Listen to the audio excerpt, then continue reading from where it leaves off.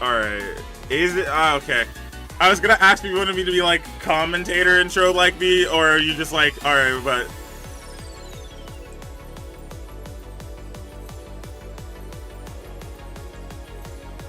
Yeah.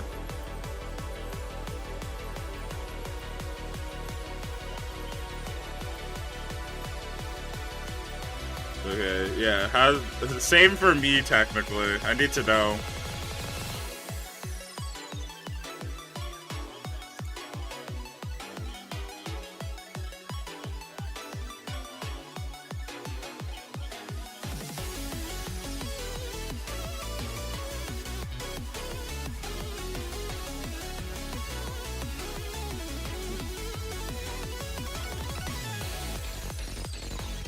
Yeah.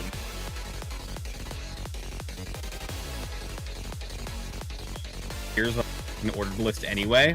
This is going to be a ranking. This is just for visual. But yeah, okay.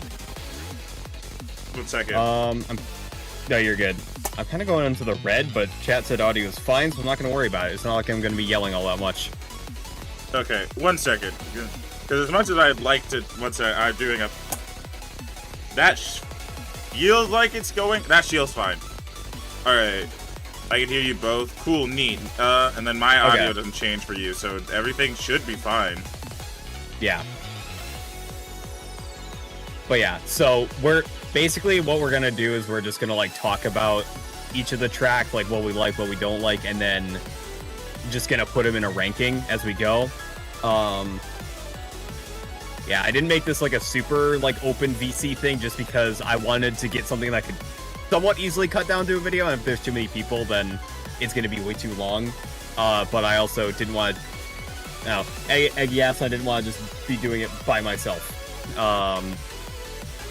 Because I think this is slightly more interesting. I requested the stream together, by the way. Yeah, I got you.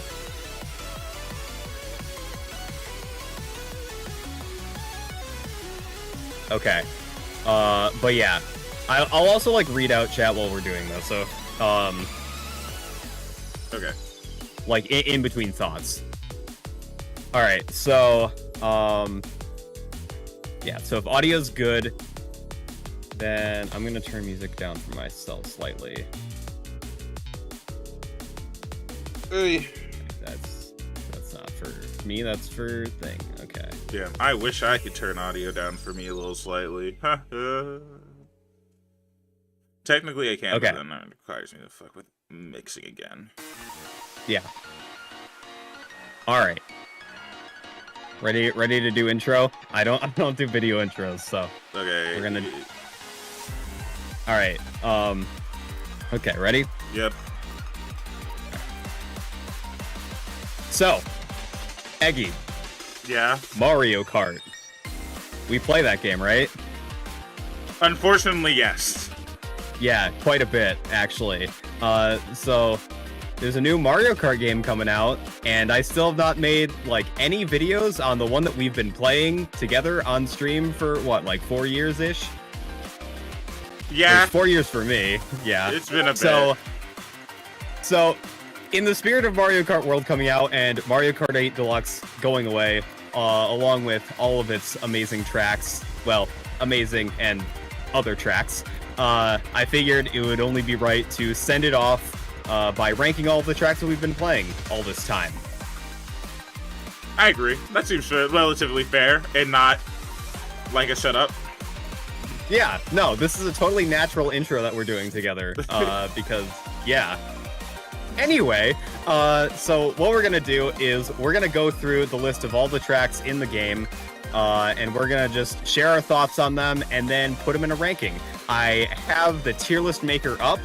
I'm not going to make a tier list per se, because this is going to be an ordered list. I'm just doing this for the visual of ranking all the tracks together. I might split them up after the fact, but yeah, we're just going to do a ranking by going in track order. And Eggy, you're going to be doing your own list. I'm going to be doing my list, and then we'll see how we compare at the very end. Okay. Oh, wait, how many tracks are there total? So there's 96 tracks in this game. Oh, boy. Yeah. So, That being said, I only have a few hours to do this, so we're gonna go through this relatively quickly, hopefully. And on that note, we should just get started with Mario Kart Stadium. I mean, there's not much to rank right here because, you know, I'm going in track order and then ranking them as we go.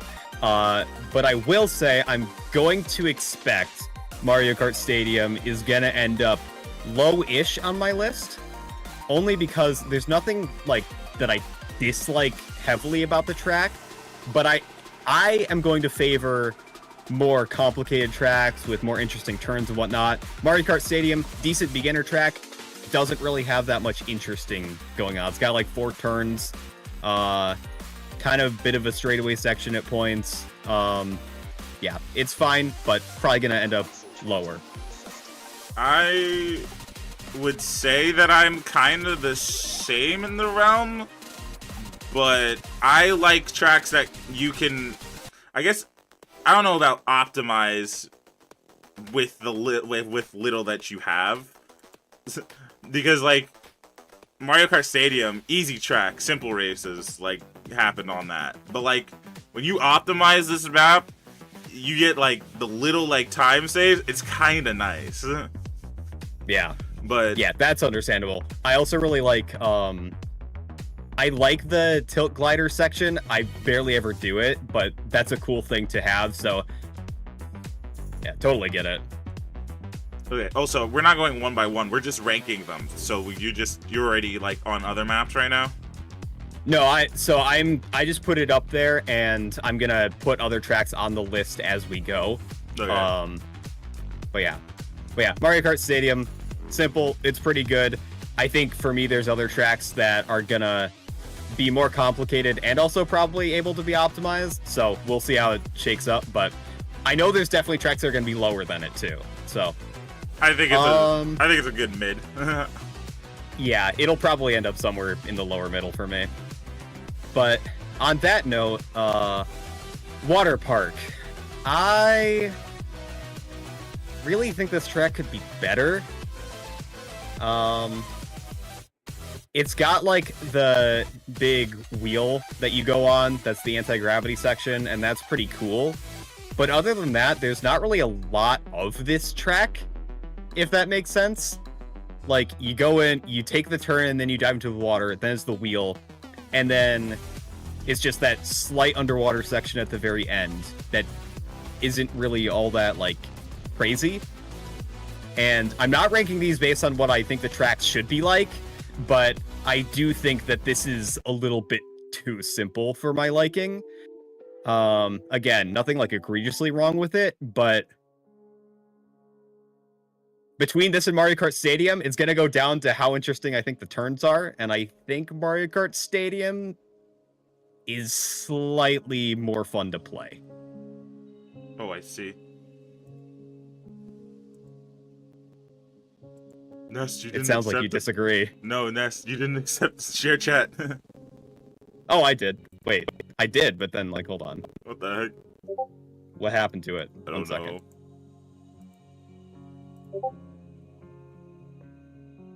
It says I'm in it. What the heck? Here, let me send an invite to you. Alright, I mean, wait. There. Ooh.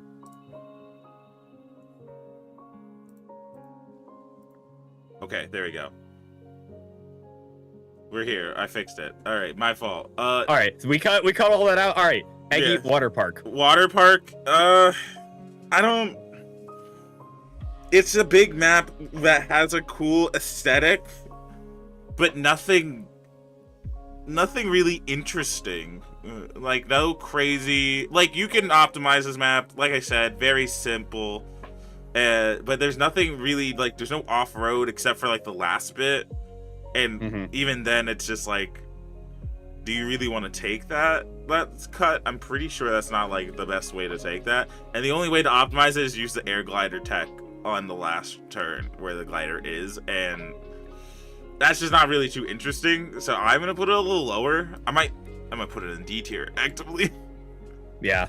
Okay, so you are doing tiers. Yeah, I'm just doing the straight up ranking, but Well, that's fine. I'm doing it as a ranking too, but like I don't know if there's any other way for me to do it like that. Yeah, no, that's fair. But yeah, again, I'm not going to judge tracks based on what I think they are, but you can see other like amusement park rides in the background of Water Park, and taking a good look at them, I kind of wish one of those was the track instead. Like, yeah, you could have tied in more than just like the going in the water section and having the loop be the thing.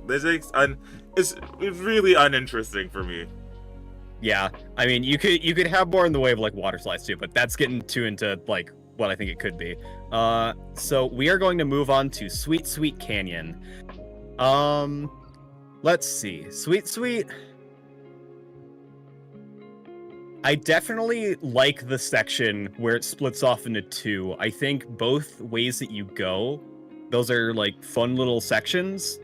Again, though, that's kind of like the centerpiece of the thing, and while I think that's better than Water Park, this is also just like, you know, Mushroom Cup syndrome, where it's like not really too much going on. Again, like a good chunk of it is taken up by like the glider cannon at the start. But yeah, again, there's not really too much that I have to say about this one, just because it's relatively simple. And while it is fun, I would put it probably above Water Park. Still deciding on Mario Kart Stadium. Still think that we're towards the lower half of the list right now, probably. Yeah, I think I'd put it in between Mario Kart Stadium and Water Park. Interesting stuff happened, and nothing crazy happened. Like you said, the split kind of adds something, and it's fun to think about. Aesthetically, I like the aesthetic because I don't want to, because how do I say it? I do like when maps look good enough for me to kind of ignore what I dislike about it. But like as you said, Mushroom Cup syndrome. All of these maps are going to be relatively simple-ish, and yeah, you're gonna have to kind of hold that. But I like the idea of the candy aesthetic enough, and like that's just kind of what's carrying it. Nothing like too crazy. I can't really say anything too much more on that. Yeah, and for me, like most of my ranking is going to be like how the track feels to play, because that's the most important thing to me. But there's a lot of these that are going to be very close together, and I'm not going to say that aesthetics or music aren't going to play into it at all, but that'll be more of like the differentiator between two very similar tracks quality-wise for me, I think. Yeah. But we're talking about Mushroom Cup syndrome and how simple these tracks are. That being said, Thwomp Ruins, I think, is easily the best one in the Mushroom Cup. Sorry, go ahead. Oh yeah, no, I am definitely putting that above that. Actively, so much can go on in this map. Yeah, because this is the first time that we have actual hazards on the track, which make it interesting to go around. I think, you know, there's quite a few more sharp turns on here. The ending section is really cool. I do like that there's a mushroom cut at the beginning of the track where it's something that's impactful, but isn't like a free win button at the very end, because that's something that I think we'll get into a lot later on, where there's some tracks where it's just like, you know, there's mushroom cuts at the end and they kind of ruin the end of the lap for me, because it's like, oh, I'm winning, but because somebody slightly behind me has an item, then I just lose. Like, there's a place for item play, but I think some tracks take bagging a little bit too far, but we'll get into that. Swamp Ruins, though, I like it at the beginning. I like the turns that we have. I think it's super sick that there is a shortcut you can take at the end that doesn't require a mushroom, where you can kind of go off the ramp that you have to jump off of. I think stuff like that is really cool, where it's like, it's kind of risky, but it doesn't require items to have to do well. But yeah, just overall layout wise, it blows all the Mushroom Cup tracks out of the water, and it's probably gonna end up much higher than the rest of them later on. Yeah, I agree. Now we get All to right. the funny haha bit. The next cup. Yep, Flower Cup. I want to put Mario Circuit. I want to put Mario Circuit higher than Mario Stadium. But you did bring up a very good point. Shortcuts at the end of the race. This game is filled with them, and some of these maps are really miserable. And as much as I like Mario Kart Circuit, that shortcut at the end of the track kind of upsets me from time to time. Yeah, and that on top of, for me, more of my issue with the track is something that is going to apply to quite a few tracks in this, and that is going to be figure eight syndrome. Like I said, I like more complicated tracks with more stuff going on. Figure eights are gonna be generally pretty low on here, only because, like, you know exactly what to expect out of them, and Mario Circuit can be pretty wide. And yeah, it does have Goombas and Piranha Plants that are hazards. So I don't know. I've historically had this pretty low in my ranking, but I might put it above Water Park just because there's like there's just more turns to have in general. There's hazards to avoid. Like there's something to pay attention to. So I think I would put it above Water Park. Above Sweet Sweet Canyon, though, I don't really know. Well, I put it above Sweet Sweet Canyon because Sweet Sweet Canyon also has a shortcut at the end of the race. I just think there's more going on in Mario Kart Circuit than there is Sweet Sweet Canyon. Yeah, that's probably fair. If I really think about it, yeah, like there are tracks that I will put like at the bottom of the list for just being a figure eight, and this is a Mobius strip, I know. I don't know, like having some hazards at least puts it a little bit higher up there on there for me. I'm just kind of doing a mental run of the track in my brain to see how active I feel when I'm playing these, and I feel like, yeah, Mario Circuit I'm slightly more active on than Sweet Sweet Canyon. And now I'm trying to think about putting it above Mario Kart Stadium. Let's see.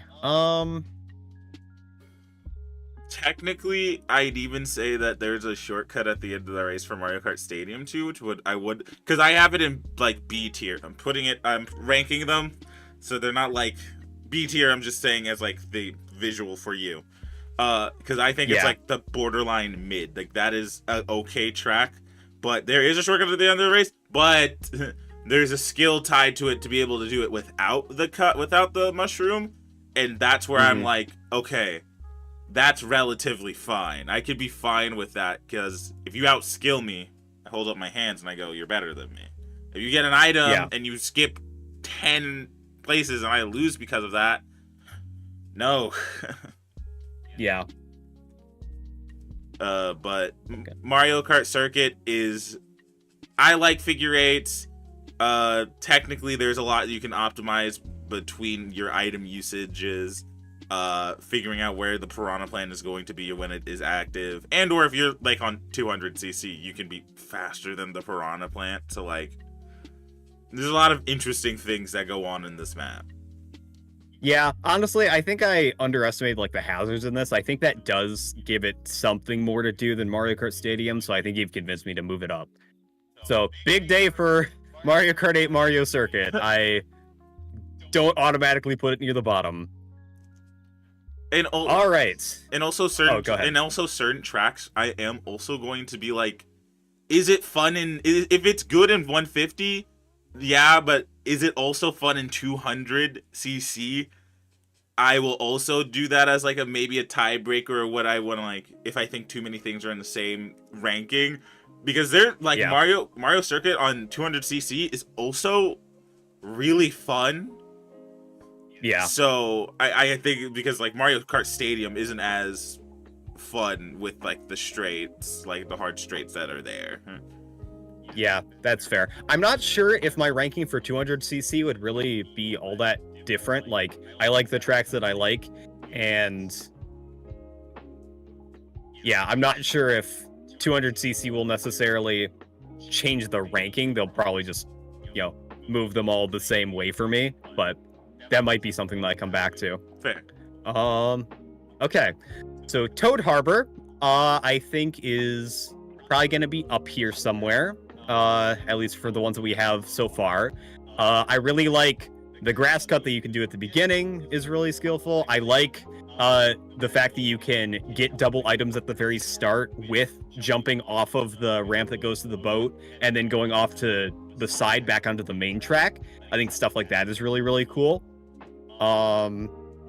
The cut that you can do like through the alleyway by taking the higher path after that is really cool. There's just a lot of like interesting decisions that you can do that don't even require certain item plays, and I like that a lot. Really the only thing that kind of brings it down a little bit is the ending is kind of a bit of a straightaway, but you still do have like the tracks where the what are they called? I'm gonna start the sentence over. Yeah, so you do have the trams that are going downhill too, which do influence your pathing a little bit, and also aiming for the dash panels is pretty cool. So, you know, that's the only like kind of thing that I have with it, but it's still like not just, you know, a straightaway, so I think it's fine. So I'm gonna put this one pretty high up. I'm just gonna decide between above or below Thwomp Ruins. Yeah, I think I'm gonna put it with Swamp. Not Swamp, Yeah. Thwomp. Actively, everything you said is how I feel about it. Yeah. So. I think I'm gonna put it above just because there are more like interesting things, interesting decisions, like I said, that you can do with Thwomps. I like both layouts just fine. But yeah, I think it just has a little bit more going for it than Thwomp. Also, before we move on, Hunt, I'm sorry I missed the message. Permission to input own opinion. I'm assuming that's on Mario Circuit. What do you got?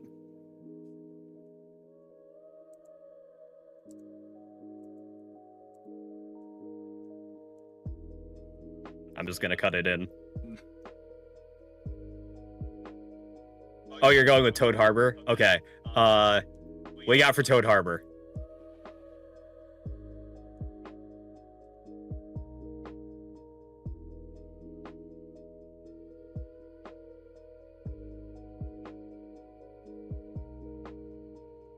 Toad Harbor is one of those maps where I feel the most calm on. Every time it gets picked, I always have fun with it. Granted, it lands on the simpler side with only branching paths and a few trams as obstacles, but it's because of its simplicity that I like it. Yeah, I do think Toad Harbor is an example of a relatively simple track that still has a lot to, you know, think about and decisions that you can make, where it's not like crazy obstacles everywhere all the time, but there's still like things to engage with on it. So yeah, I'd agree with that. I would put it highest on the list so far. Probably up there in the long run. Yeah. We'll see. There's a lot of good tracks in this game. All right. Twisted Mansion. Yeah, we both kind of had the same reaction to that. I'm putting this low. I'm putting this pretty low. Yeah. Let's see, because Twisted Mansion, I would say I'm gonna decide where I'm gonna put it, but Twisted Mansion is another one very similar to Water Park, where I really don't want to harp on what I think the track should be, but there's just not a lot of time spent in the areas where I think it could be more interesting. Like, the wavy path at the beginning is a straightaway where you just pick one straightaway or the other is not that interesting. Then you get one turn, then you go into the underwater section, which is overall pretty straight aside from the kind of Z turn that you do. But even then, it's not like the craziest Z turn in the game. Yeah, there's only like 2 real curve turns in there. And then the section at the end, the suits of armor. Let me see how I'll say this. Yeah.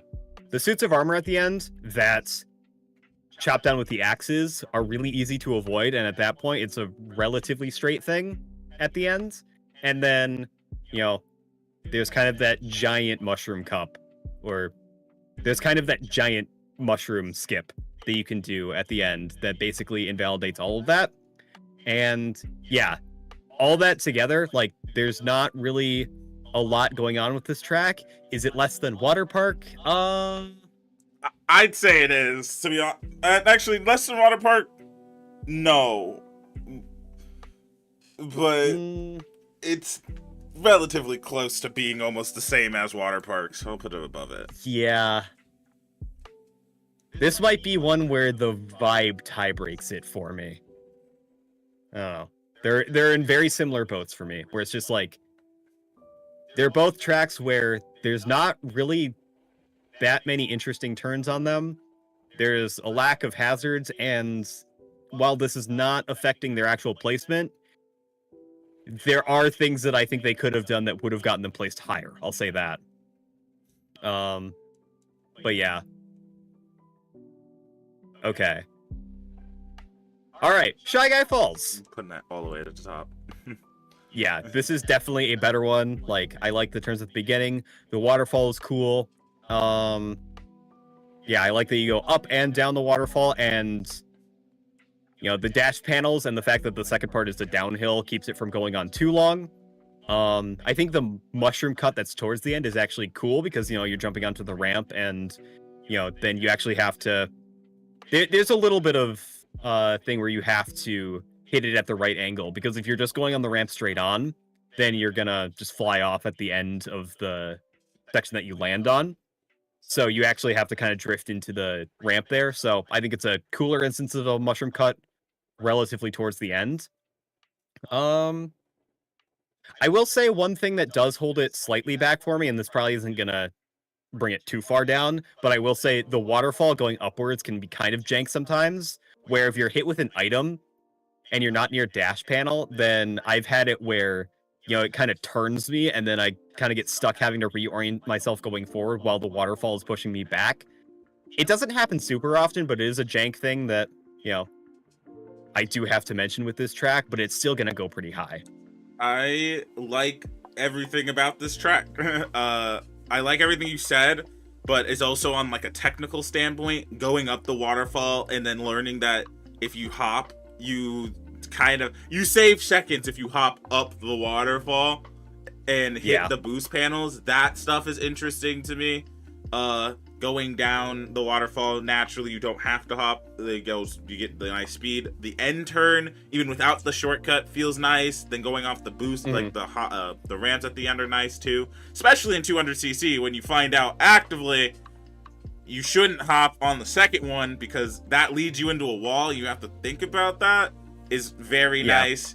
And also the Shy Guy aesthetics is so...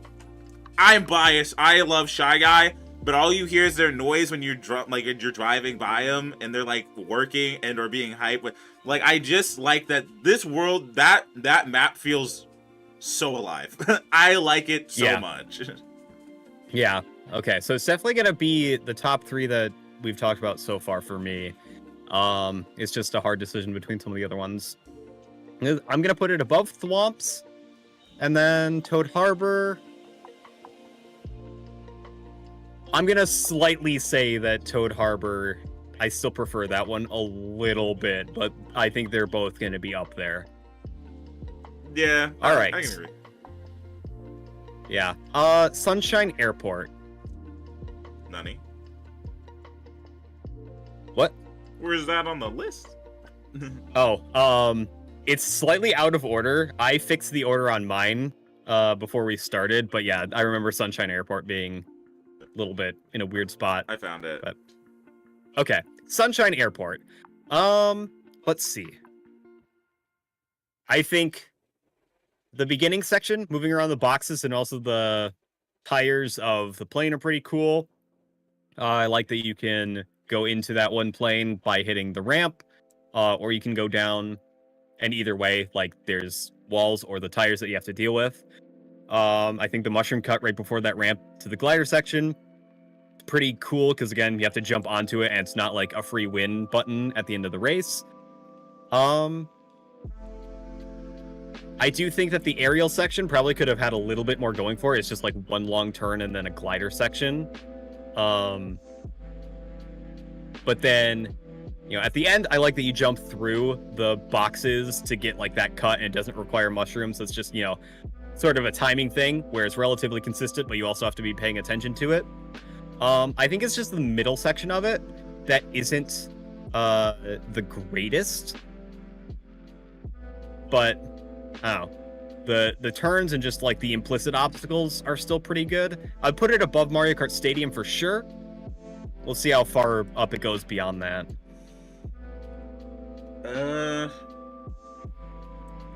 I want to say that it's fun, but when I'm really thinking about it, this map is kind of not interesting. Like, as much as I like Sunshine as like a game, and I would have wished the airport would have kind of been more of that, taking away from that how I feel, I wish it was more like Sunshine, the aesthetic.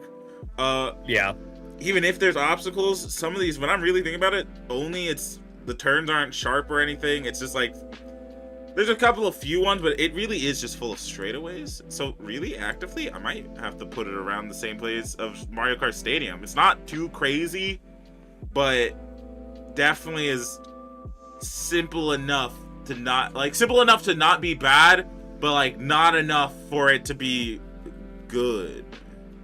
Yeah, I don't really like, I get that you kind of have to have it with this track, but I don't like how much of the time is spent on the gliding sections, only because, 8's gliding system is not as good as 7's was, because it's basically just an on-rails thing at this point. You can't really adjust your trajectory too much without, using the gyro controls, which on this point, it doesn't even really matter because there's nothing to cut based on where it drops you off. So yeah, there are straightaways that, definitely make it not as interesting as I think it could be. It's still like a more fun layout than Water Park or Twisted Mansion, I would say, but I would definitely still put it down. You said below Mario Kart Stadium. I'm seeing if I want to bump that down too. I think it's above it a little bit, just because like there's obstacles in quotation marks there, and the obstacles are the boxes, so there's a little bit more going on in Mario Kart Stadium. Also, not really a shortcut at the end of the race there, and no, there is, but it's mushroomless. You don't need that. Yeah, no, there is like the grass cut right before that, but the only time I really take issue with the mushroom cuts at the end of the race is when it's like a massive section where you mushroom and you're at the finish line, and it turns into you are actively winning because you were behind. Like there's a line between smart item usage to close that gap and use shortcuts in an interesting way. Aside from, I'm in 8th place, but I got 1 mushroom, so I can just, cut to the front. The one in Sunshine Airport isn't that bad, but there are some tracks where it is, and we'll get to them. Yeah. Okay. All right. Dolphin Shoals is definitely one that I remember ranking higher in the past, but really, really thinking about it, this is another one where there's not really too much going on for it in my mind, because you turn into the ramp section, which feels kind of straight when there's not a lot of things to avoid. And then the underwater section is a turn into another thing where it's just you take the pipes or you take the dash panels on the side, which is slower. Then, tricking off the mare is pretty cool, but again, like not really too much decision making there. You get the wide turn into the glider section. The coolest thing about this track in my mind is being able to skip the off-road section at the very end with the glider section in 200cc. Other than that, the music for this track is really cool. I don't really know if there's too much else going for it. I was going to list everything you listed as like a plus, and then you explained some of it, and I was like, dude, you're right. Yeah, it is a vibes map. It is a vibe track only for me, actively. Yeah, like it has some very well-dressed straightaways, but the turns are kind of whatever. Like, there's not too much. I don't think I'd put it at the very bottom yet. I think there's things about it that I still like more than Water Park and Twisted Mansion. Sweet Sweet Canyon, I would say it would go... I'm putting it above. Yeah, I'm putting it above Sweet Sweet Canyon only because, like, as you said it, well-dressed straightaways. This one is just dressed better. It walked into the wedding looking like the overdressed person actively. Yeah. Can't wait for Dolphin in Mario Kart World. That's gonna be a funny one. Yeah, I'm just seeing. Do I want to put it? Yeah, with the lack of hazards, I don't really think there's any reason to put it above Mario Kart Stadium either.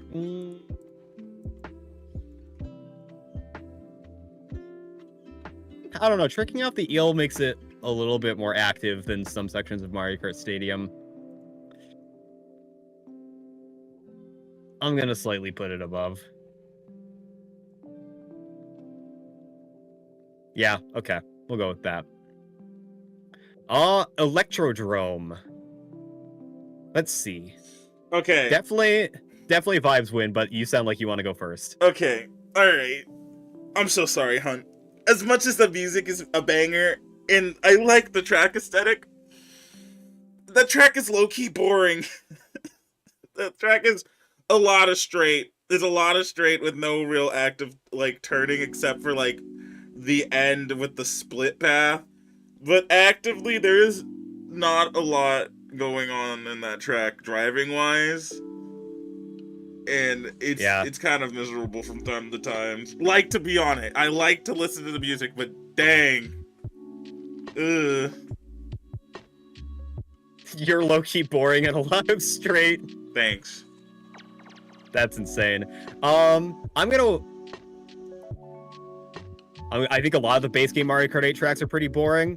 A lot of the ones that we've talked about so far are ranking towards the bottom. That we are early in the ranking or the track list, so that's kind of to be expected. But yeah, I'm kind of getting that vibe. But I'm gonna do the Hunt intermission before I say my thoughts. Electrodrome does music tracks really well. The sheer detail is fantastic. The lines that are made during the zero grav, how the environment bumps to the music, that's a banger, by the way, and the ramp up turns near the end. Granted, it has a mushroom cut at the end technically, but it's not as prominent as some other tracks. I understand there's not much going on, but I think that's the point. Just vibe with it. Yeah.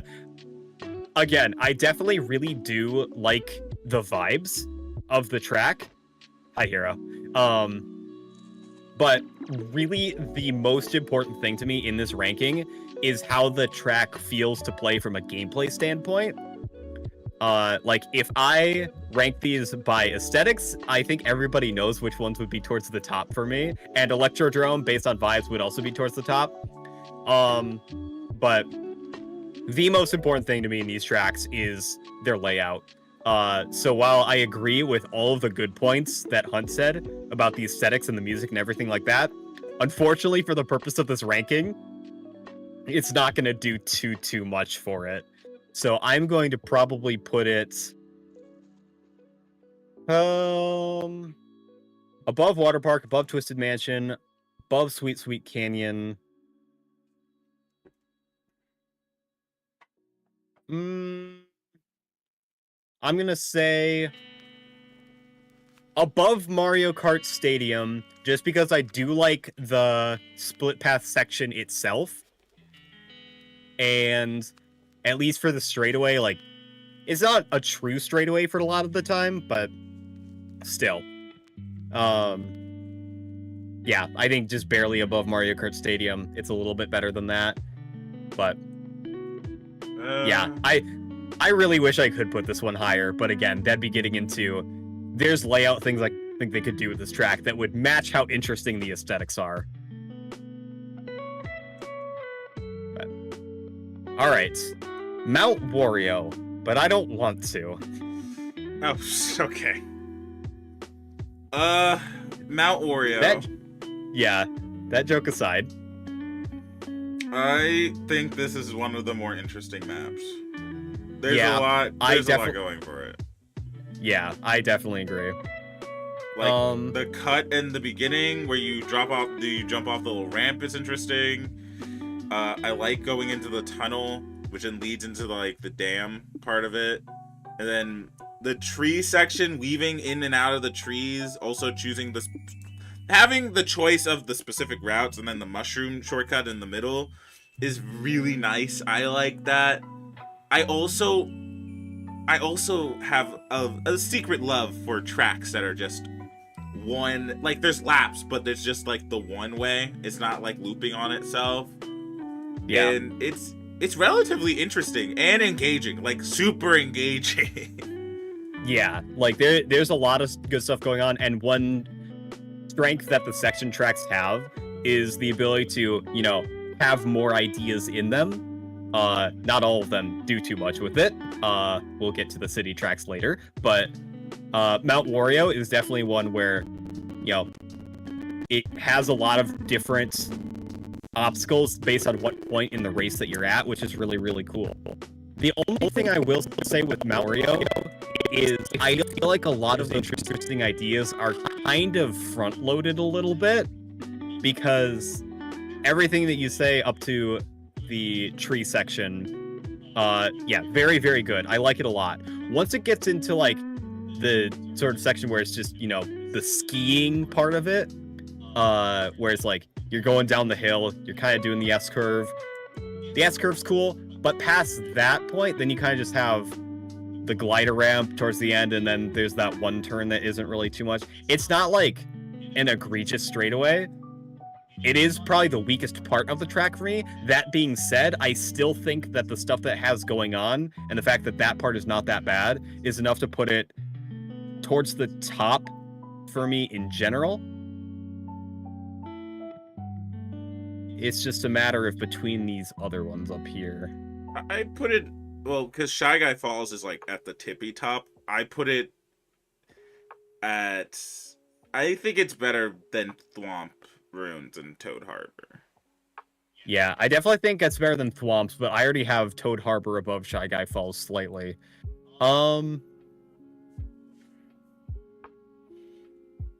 I'm gonna say, even with what I said about the skiing thing, Mount Wario is gonna be my favorite so far. Yeah, okay. Just because there is a lot going for it, and it uses the sections, for the most part, very, very well. And the part that I think is the weakest, I also don't think is necessarily super all that bad. Yeah, no, I agree. But also, before we go on, anyone who is in the chat and wants to talk about their maps and or wants to disagree with us, I think it would be okay if you were like, hey, I don't agree with you, or you know what, you're spitting, I never really thought about that, so you don't have to be quiet. This is not like, I already know how I feel about some of these maps, but you talking about it is no harm done actively.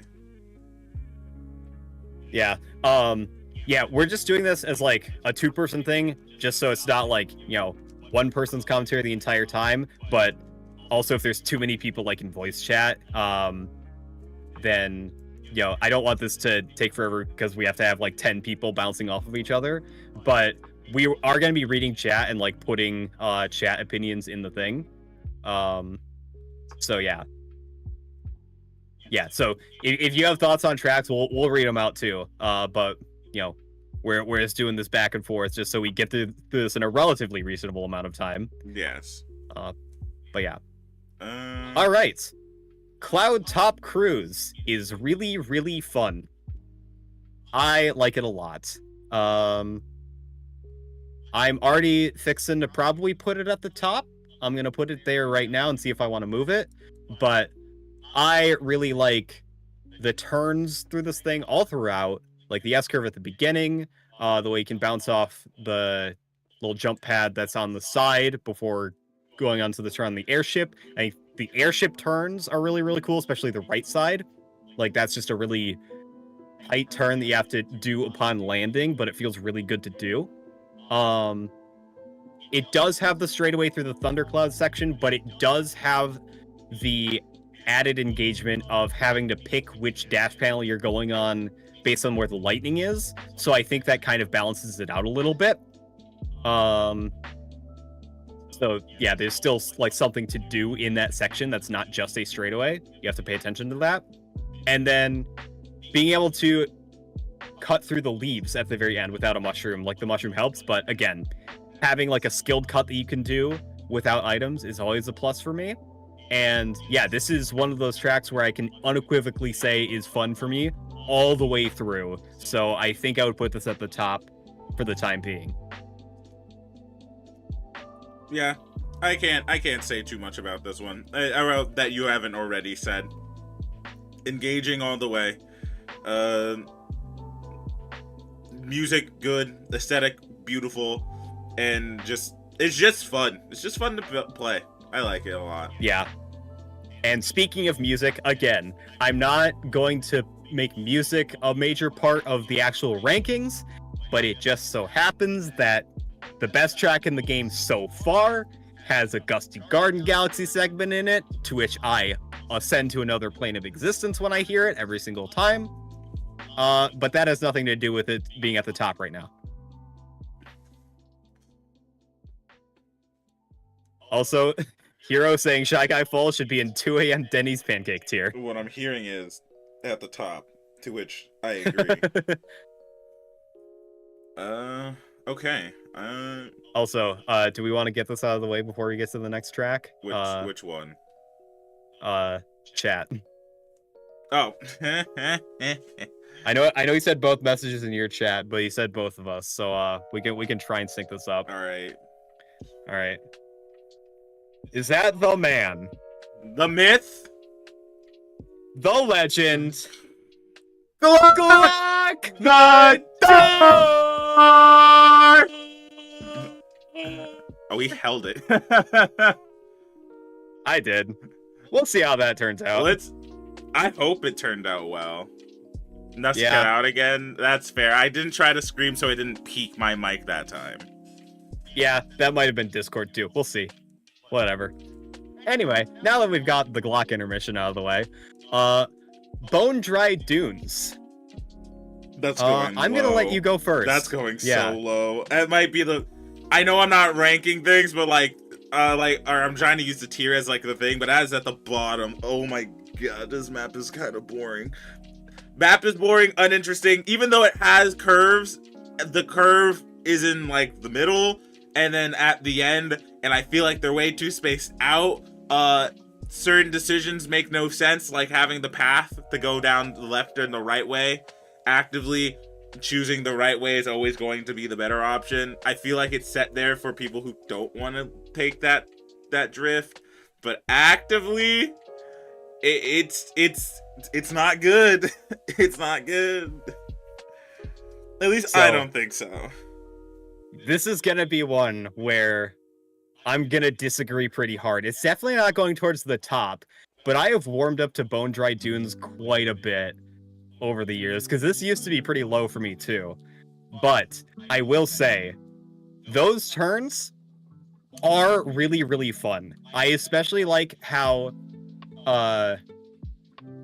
specific some of them are, in the sense that if you want to take the fastest path, you have to really hit your angles right. Like after the jump ramp that goes to the turn where there's 2 levels of it, the inside is obviously faster, but you have to then, with the split path towards the end where the left path is obviously slower, that is true. But I think what makes it interesting is how you have to path getting on the right, because the fastest way to do it is to go inside the bone piranha plant and then take a relatively sharp turn into that right segment. And if you mess that up, then you can get stuck on the left section. And the left section is way safer, yes, but it's a consolation for just how specific that one turn into the right side is. And I really, really like that aspect of the track. Again, this is not going to be one that I think is all the way at the top, but I'm going to rank it a bit higher than a lot of people probably would, just because I really like how some of these turns play in this track. And also, I don't end up being able to take it too off. Section that you can maybe get on from getting on the right side is also pretty cool. So I'm going to put this higher than I think most people would. I'm going to put it above Mario Circuit. Dang, that's... Like, it's not one of my best, but I will defend Bone Dry Dunes. Like, it has some really, really fun tracks, or fun turns in it. Yeah. I don't know. I'm kind of surprised myself how high this one ended up for me in the long run. By that, I mean, not at the bottom. Yeah, no, when you let me go first, I thought I was like, oh, well, he's probably going to fall suit, and then you hit me with I don't agree. And I was like, oh. Yeah, I don't think Bone Dry Dunes is ass. I think it's just mid compared to the rest of the tracks. Yeah, it's probably still going to end up on the lower end for me, but I do think there is stuff to defend about it. And most of my opinions about tracks are going to be relatively positive. I like most tracks in this game. I just don't have Bone Dry as low as I think people would implicitly just assume it would be. But yeah, I don't expect this to be like top half of the list at the end of this. You know what? I just think there's more going for it than people give it credit for. You know what?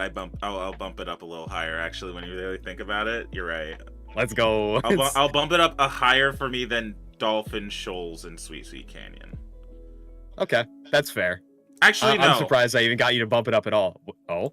No, actually, I think it's way more interesting than Sunshine Airport. It's honest mid. That is a mid map, but it has a lot going for it. I will put it where I put Sunshine Airport, Electrodrome, and Mario Kart Stadium, which is in mid. And this is why we do the co-commentary ranking, because then I get to gaslight my friend. I'm just kidding. No, you make good points. Actively, I didn't even really. I thought when I was thinking about it, I thought the turn was as simple as like, oh, you just drift into it. But then I really thought about it, and you're like, oh yeah, no. Once you're on that ramp, there's a lot to mess up there. You kind of have to like do that. You have to figure that out. Yeah, anytime there's a path where a lot can go wrong, it just makes it all the more satisfying to actually pull it off consistently. Yeah. But moving on to Bowser's Castle, this is probably one of my favorite Bowser's Castles, like in the Mario Kart series in general, and it's also another one that I'm going to easily put near the top. It's going to be between this and Cloud Top Cruise. Let's see. I would say above. I would say that at the beginning, there's, the interesting kind of like 3-point turn that you do, and the lasers at the start make the straightaway not as bad, at least on the second and third laps. Then I really like the timing of the obstacles on the jump ramps, where you have to really be paying attention to those. Same thing with the Bowser statue, or the big rock Bowser, where you have to be looking ahead and paying attention to that. Yeah, and then the end is pretty okay. Actually, I don't know if this is necessarily going to go above Cloud Top Cruise for me. It's definitely going to be up there somewhere, but it's close between the two. I might swap them. I think it's a little under Cloud Top Cruise, only because like where Cloud Top Cruise does it better, it's interesting all the way, and I like it. I have to get through a lap to make that straightaway better to get to Bowser's Castle. And also, but that's like the only issue. It's like it's underneath Cloud Top Cruise because of 1 point. Actively, everything else is very fun. Yeah, and I don't think that straightaway is that long, but yeah, these two are definitely like the best in my opinion by far so far. And they're both very, very good. All right. The first of many, but also the latest here, Mario Kart 8's Rainbow Road. I Do you want to go first on this one? think this is okay. So this one, beginning of lifespan, thought this track was garbage, was bad. I've now played it for a very long time. I think this is a higher Rainbow Road. Actively, I think it's probably, and for like I said, retrospect, I think it's like an S. Like I'm putting it like, I think it's really fun. Actively, Yeah, I'm surprised you put it that high, but I'm actually going to agree on a lot of that. I think the biggest thing against this track in my mind is it feels very, very short for a Rainbow Road, but it's not like super, super short, and there's a lot that I do like. The turns at the beginning, very, very sharp, very, very fun to pull off, especially in 200cc. I think the weakest part of it is definitely like the conveyor belt section. Again, not playing aesthetics into it too much. I think the Space Station Rainbow Road idea is cool, but it doesn't look as good as I think it could, and I think it's the most boring part of that track, also from a layout perspective. But one of my favorite parts of this track is the track jump that you can do on the split path at the end. I think it's fun to jump off of that and maybe have a mushroom to do the off-road section there, or maybe not, and you have to drift around it is cool. And then, then there's the turn at the end, which is relatively standard. I also think that this is a very active, very fun one. I wish it was longer, but I am also going to put it pretty high up there. yeah. Just Hero, I would have agreed with you if like it was like when I first played this game, but like as I've gotten better and I've played it, I'm just like, man, this is just kind of a fun track. It is really only tight turns and decision making, and the only time there's like a gap where there's not is like how he said, the conveyor belt section. Even then, like there is a bit of skill in there. Like you can drift, I believe you can drift on the lip of it, so you don't really need to do the conveyor belt section of it if you don't want to. That's also true. But again, that's probably like the tamest and least interesting part of the track in general anyway. But I'm gonna put this high, probably above Toad Harbor, above Mount Wario. I'm shocking myself too. Yeah, I'm putting it above Mount Wario. Also Toxic, I'm glad you agree with me. I like this one also. Yeah, it's very good. I am also very, very surprised at how my opinion of this track has changed over the years. But yeah, I don't know. Just having really interesting tight turns and maybe like a track jump does a lot for me. But yeah. All right. Moo Moo Meadows. How are we feeling about Moo Moo Meadows? I want to put it high. I really do. I don't know. This one's a weird one. I want to kind of put it in mid. Actually, no. I might put it above mid with Mario Circuit. Yeah, I definitely think that this track has a fun layout. Like, there's cool turns. The least interesting turns have the Moo-Moos in the way. So again, like, it's still something that you have to actively pay attention to. I think the ending this is another one where the ending section is a little bit weak. Because after the boost panel, like, there's not really a ton to do. Like, the turn is very shallow, and then it's kind of straight. But the stuff that comes before that is relatively good. I would definitely say that this goes above a lot of the other tracks so far. I would probably put it above Sunshine, I think. But probably not much higher than that. Yeah.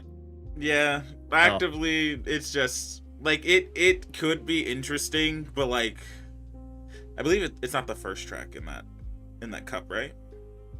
Let me see. But also, Hero says, I think the track for the Rainbow Road, I think the track looks boring to me. Don't like the station vibe, and personally, I don't like zero gravity sections. And it's all zero gravity. I can definitely see that, but again, like, for the purposes of our ranking, like, the aesthetics don't really play a role in it. I do not super love the aesthetics of 8's Rainbow Road. It, like, you know, I think it's my least favorite aesthetics of any of the Rainbow Roads, but again, like, I'm mostly just focusing on layout, and, yeah, I just kind of disagree on anti-gravity sections, because I kind of prefer the push and pull of, like, maybe speed boosting off of people rather than how bumping into people on normal sections kind of just kills your momentum a little bit. I like how that's an option, but it's not always the greatest thing to go for, like if they're trailing items or something like that.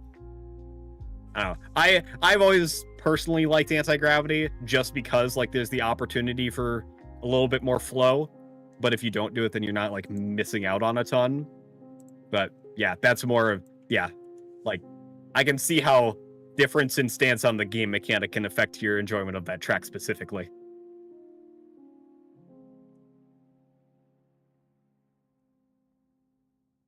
All right.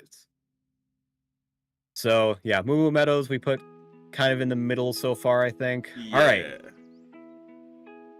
GBA Mario Circuit. Let's see.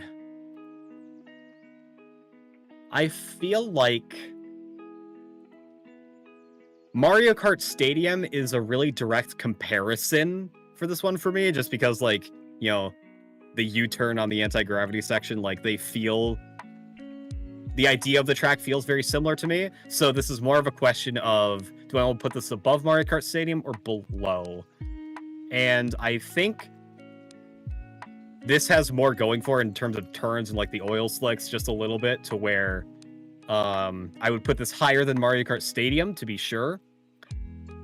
But then I still have to figure out where that ranks against everything above Mario Kart Stadium, which is more of my list. I don't know. I think it's just, it's the same thing as Mario Kart Circuit. Interesting. Not, I guess there's some small it's simple. There's optimizations on it, but at the end of the day, when you just kind of look at it from the track perspective, it is relatively just simple-ish. Yeah. It's like the level up. It's like the like you're capable of doing Mario Circuit. Now we switched it up a little bit. This is level 2 type feeling, I guess, if that makes sense. Yeah. It's definitely going above Mario Kart Stadium. Then I have Electrodrome, which I think I might put it above.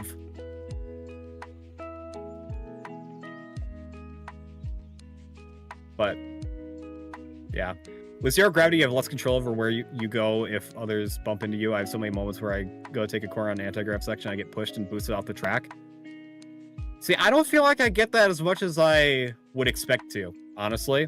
Like, there's specific turns where it happens, but I feel like I've also kind of mitigated that a lot with how much I've played the game. Like, it doesn't annoy me as much as, like, I feel like it could. But yeah, that might be a personal experience thing. But yeah, okay, so yeah, Mario Circuit, I put it above Electrodrome, above Dolphin Shoals. Yes. Sunshine Airport is probably where I draw the line. Yeah, turns are pretty cool, but actually, I have to put it, one little thing that I did find out that I think is relatively fun. At the end of the race, if you take the glider ramp, you can drive on the wall. It cuts through for a shortcut. That's relatively fun to do. Yeah, I think that deserves an above Sunshine Airport for me, actually. Like, that's one of those shortcuts at the end of the race where, like, actively I've messed it up because it kind of takes a bit of skill to not because if you mess it up, you overshoot it, you go into a kill zone. If you undershoot it, you're in the grass. If you hit it, then that's a pretty good one. Also, you have to drift out of it so you can at least get the maximum out of it. Because if you don't, then you're going to have to autocorrect heavy, and it's a little rough. I don't know why, but I just moved it up 3 spots while you were talking. It's fun. That's not the majority of the thing, but I do like the layout of it with everything else. It's kind of next to the other Mario circuit for me, just above it. And it's kind of difficult between the hazards of Mario Circuit for 8 and just the general turns of GBA Mario Circuit.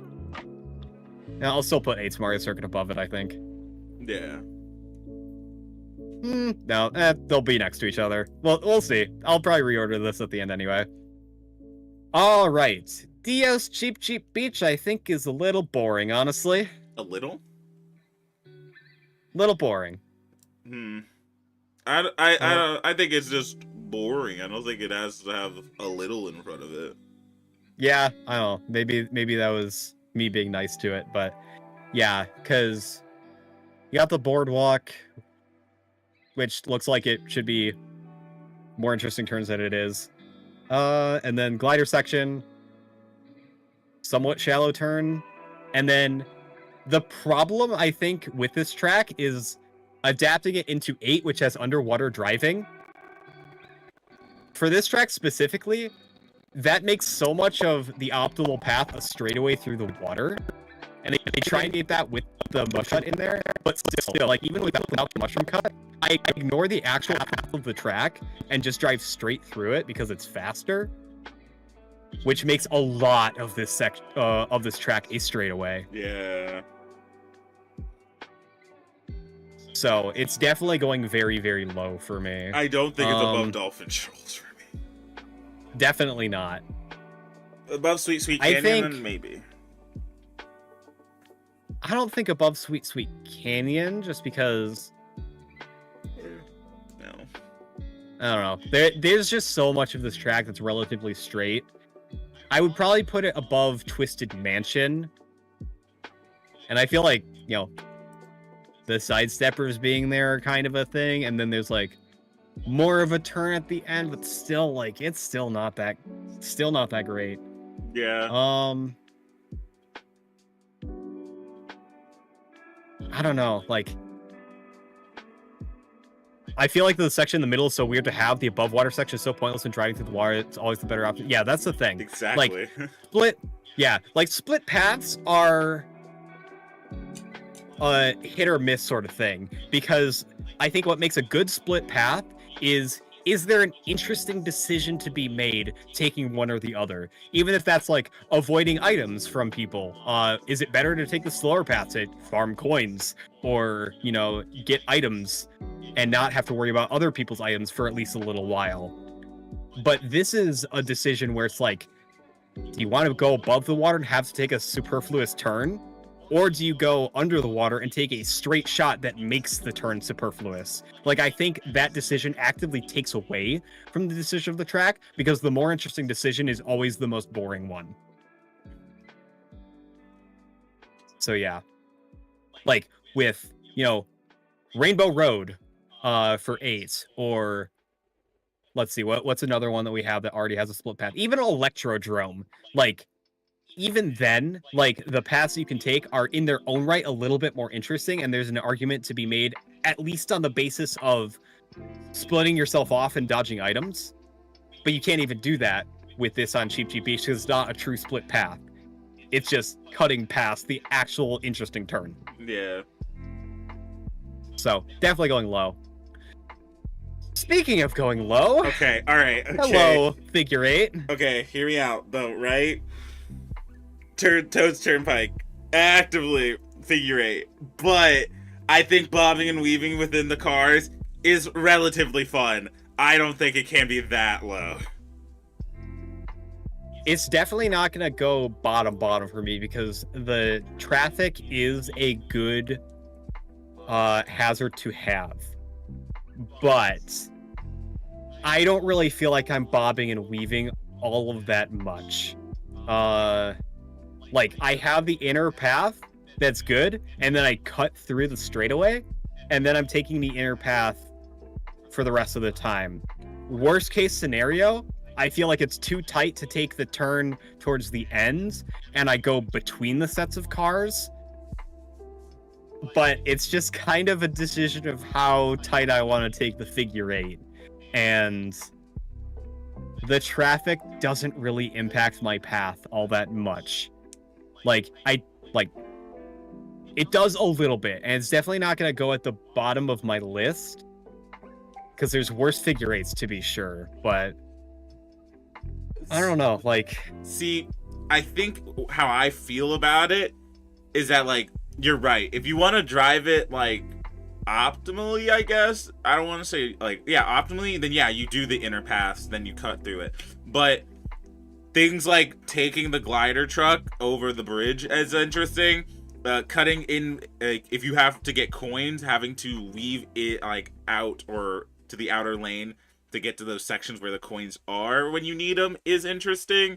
And then also, just even then, like, when you're weaving on the inner lane, other people are doing that too, so you might have to make the consideration of, like, do I want to take this line and, like, have a Bowser, or not even Bowser, speaking just online jank, like a Shy Guy who's just apparently heavier than you, bump into you and you now hit a truck, like, actively. I feel like there are some decisions I've had to make on this map, and it's nice decisions to have. Also, thank you for the subscription, Jet Set Ringo. Yeah, I don't know. Like, I just don't really feel like I'm making that many decisions here, because I go for the coins on the side, and if they're not there, they're not there, but I'm still taking that turn anyway.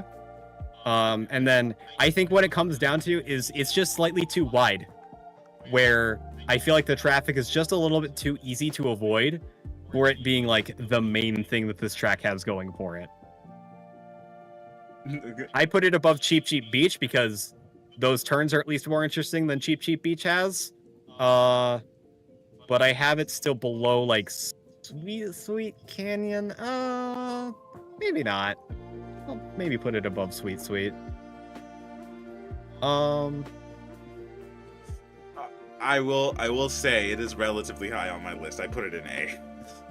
Yeah, this is making up for Bone Dry, where, yeah, I see what the appeal of this track is supposed to be, but it doesn't come into practice for me too much. But I feel like that's enough disagreeing for now. You want to rank Dry Desert? Dude, where are we putting Dry Desert? Because I could go on and on and on about this map. Towards the bottom, that'll be for sure. Let's see. I don't know. Like, there is, like, kind of the beginning section where the S curve is okay. But then I usually just mushroomless use the ramp anyway, which is kind of cool in its own right. Having to avoid the sinkhole is all right, but then, like, there's just so much of this track where it's just kind of nothing, and it's one of those where it's like, okay, actively bagging is too intrusive on the ending section of this, because you can just skip so much of the end of that track after the Oasis. And also, the Oasis doesn't really feel that good to drive through. Like, you would think I would want them to break up the monotony of the sand, but then the geysers being in the way kind of breaks up the momentum a little bit. So yeah, no, this is definitely going relatively low. Is it going at the very bottom so far? I would say so. Yeah. It's just, do I want to put it in F? Yeah, this is just like, this is everything wrong with desert courses that you could have, where, you know, it's just not aesthetically pleasing, which, again, is not factoring in my ranking, but it's a symptom of the fact that there's not that much different going on in this track. And then, yeah, there's like the track itself is invalidated in a large section of it. Yeah. And even then, like, you could fix this map. You could have fixed this map easily by putting like death planes in specific areas.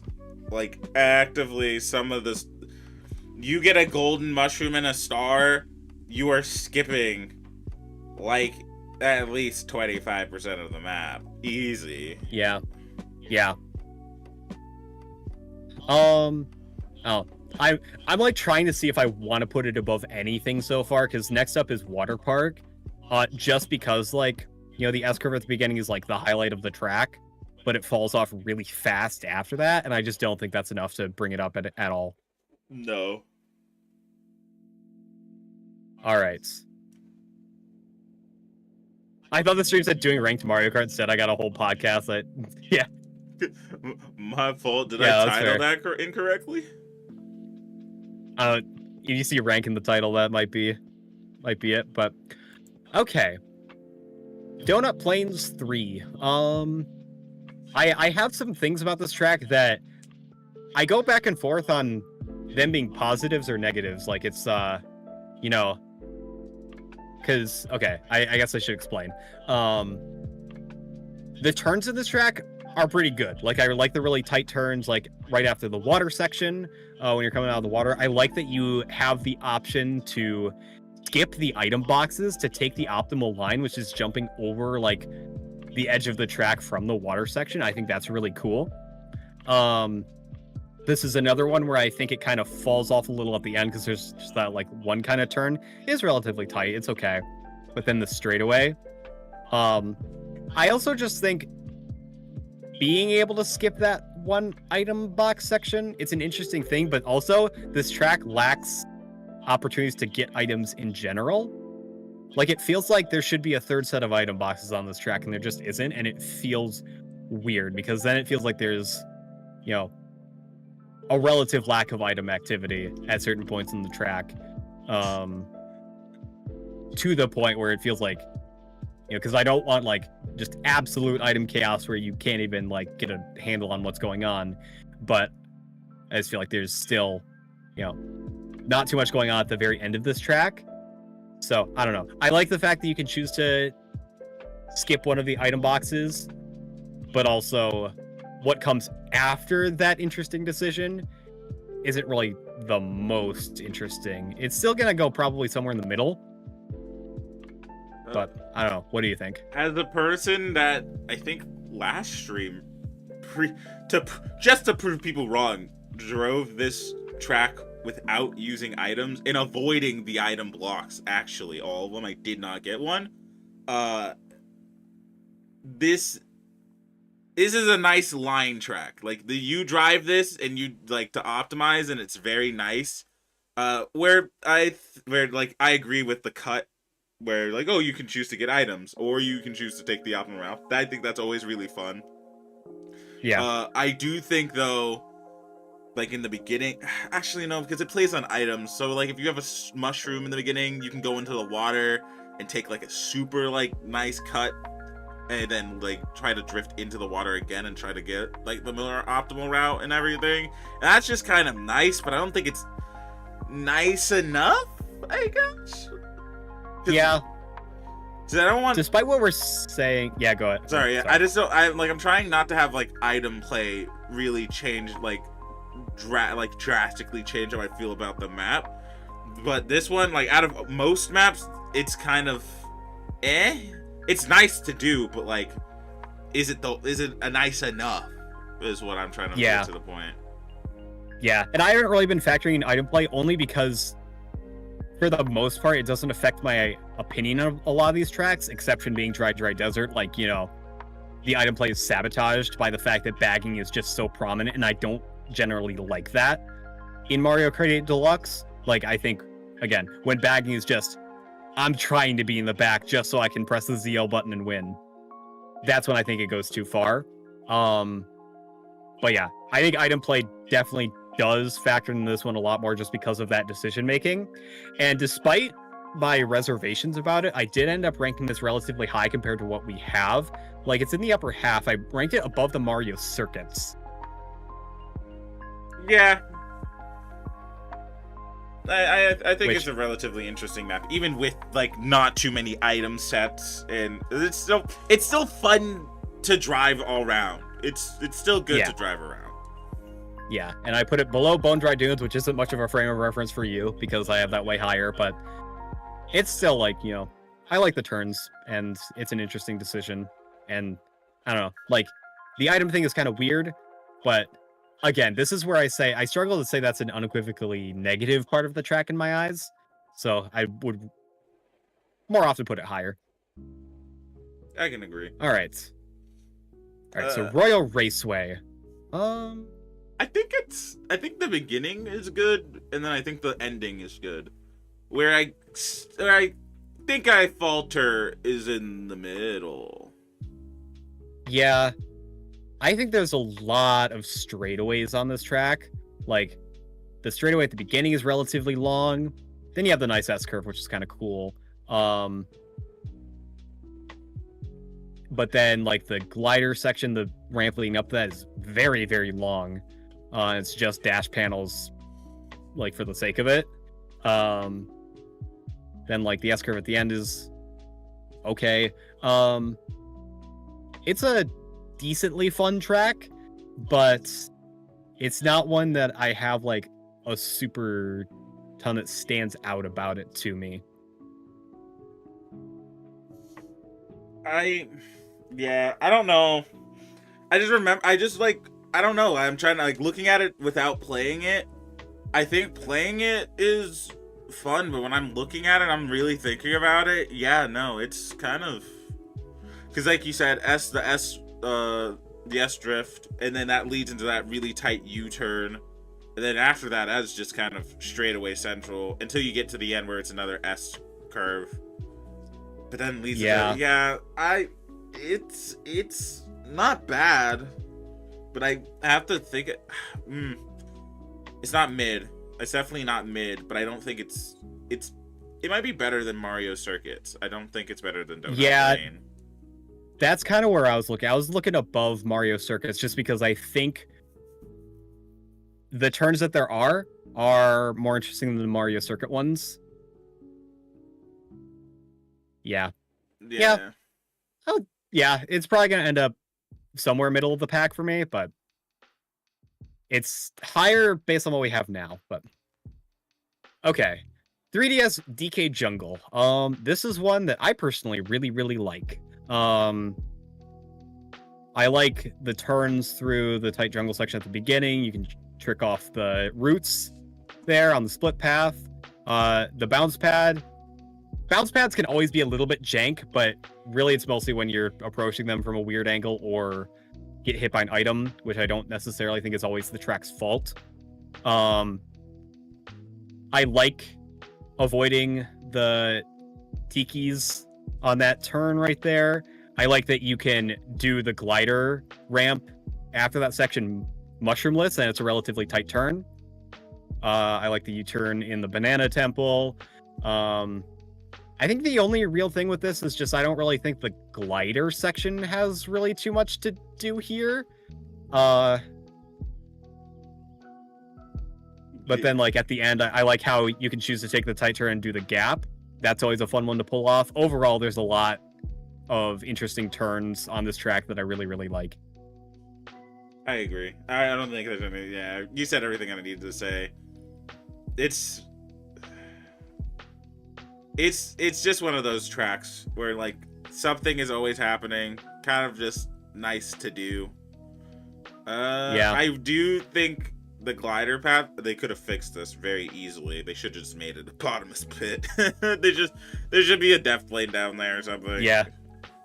Yeah, because, like, if you fall, then the underwater section is not interesting either.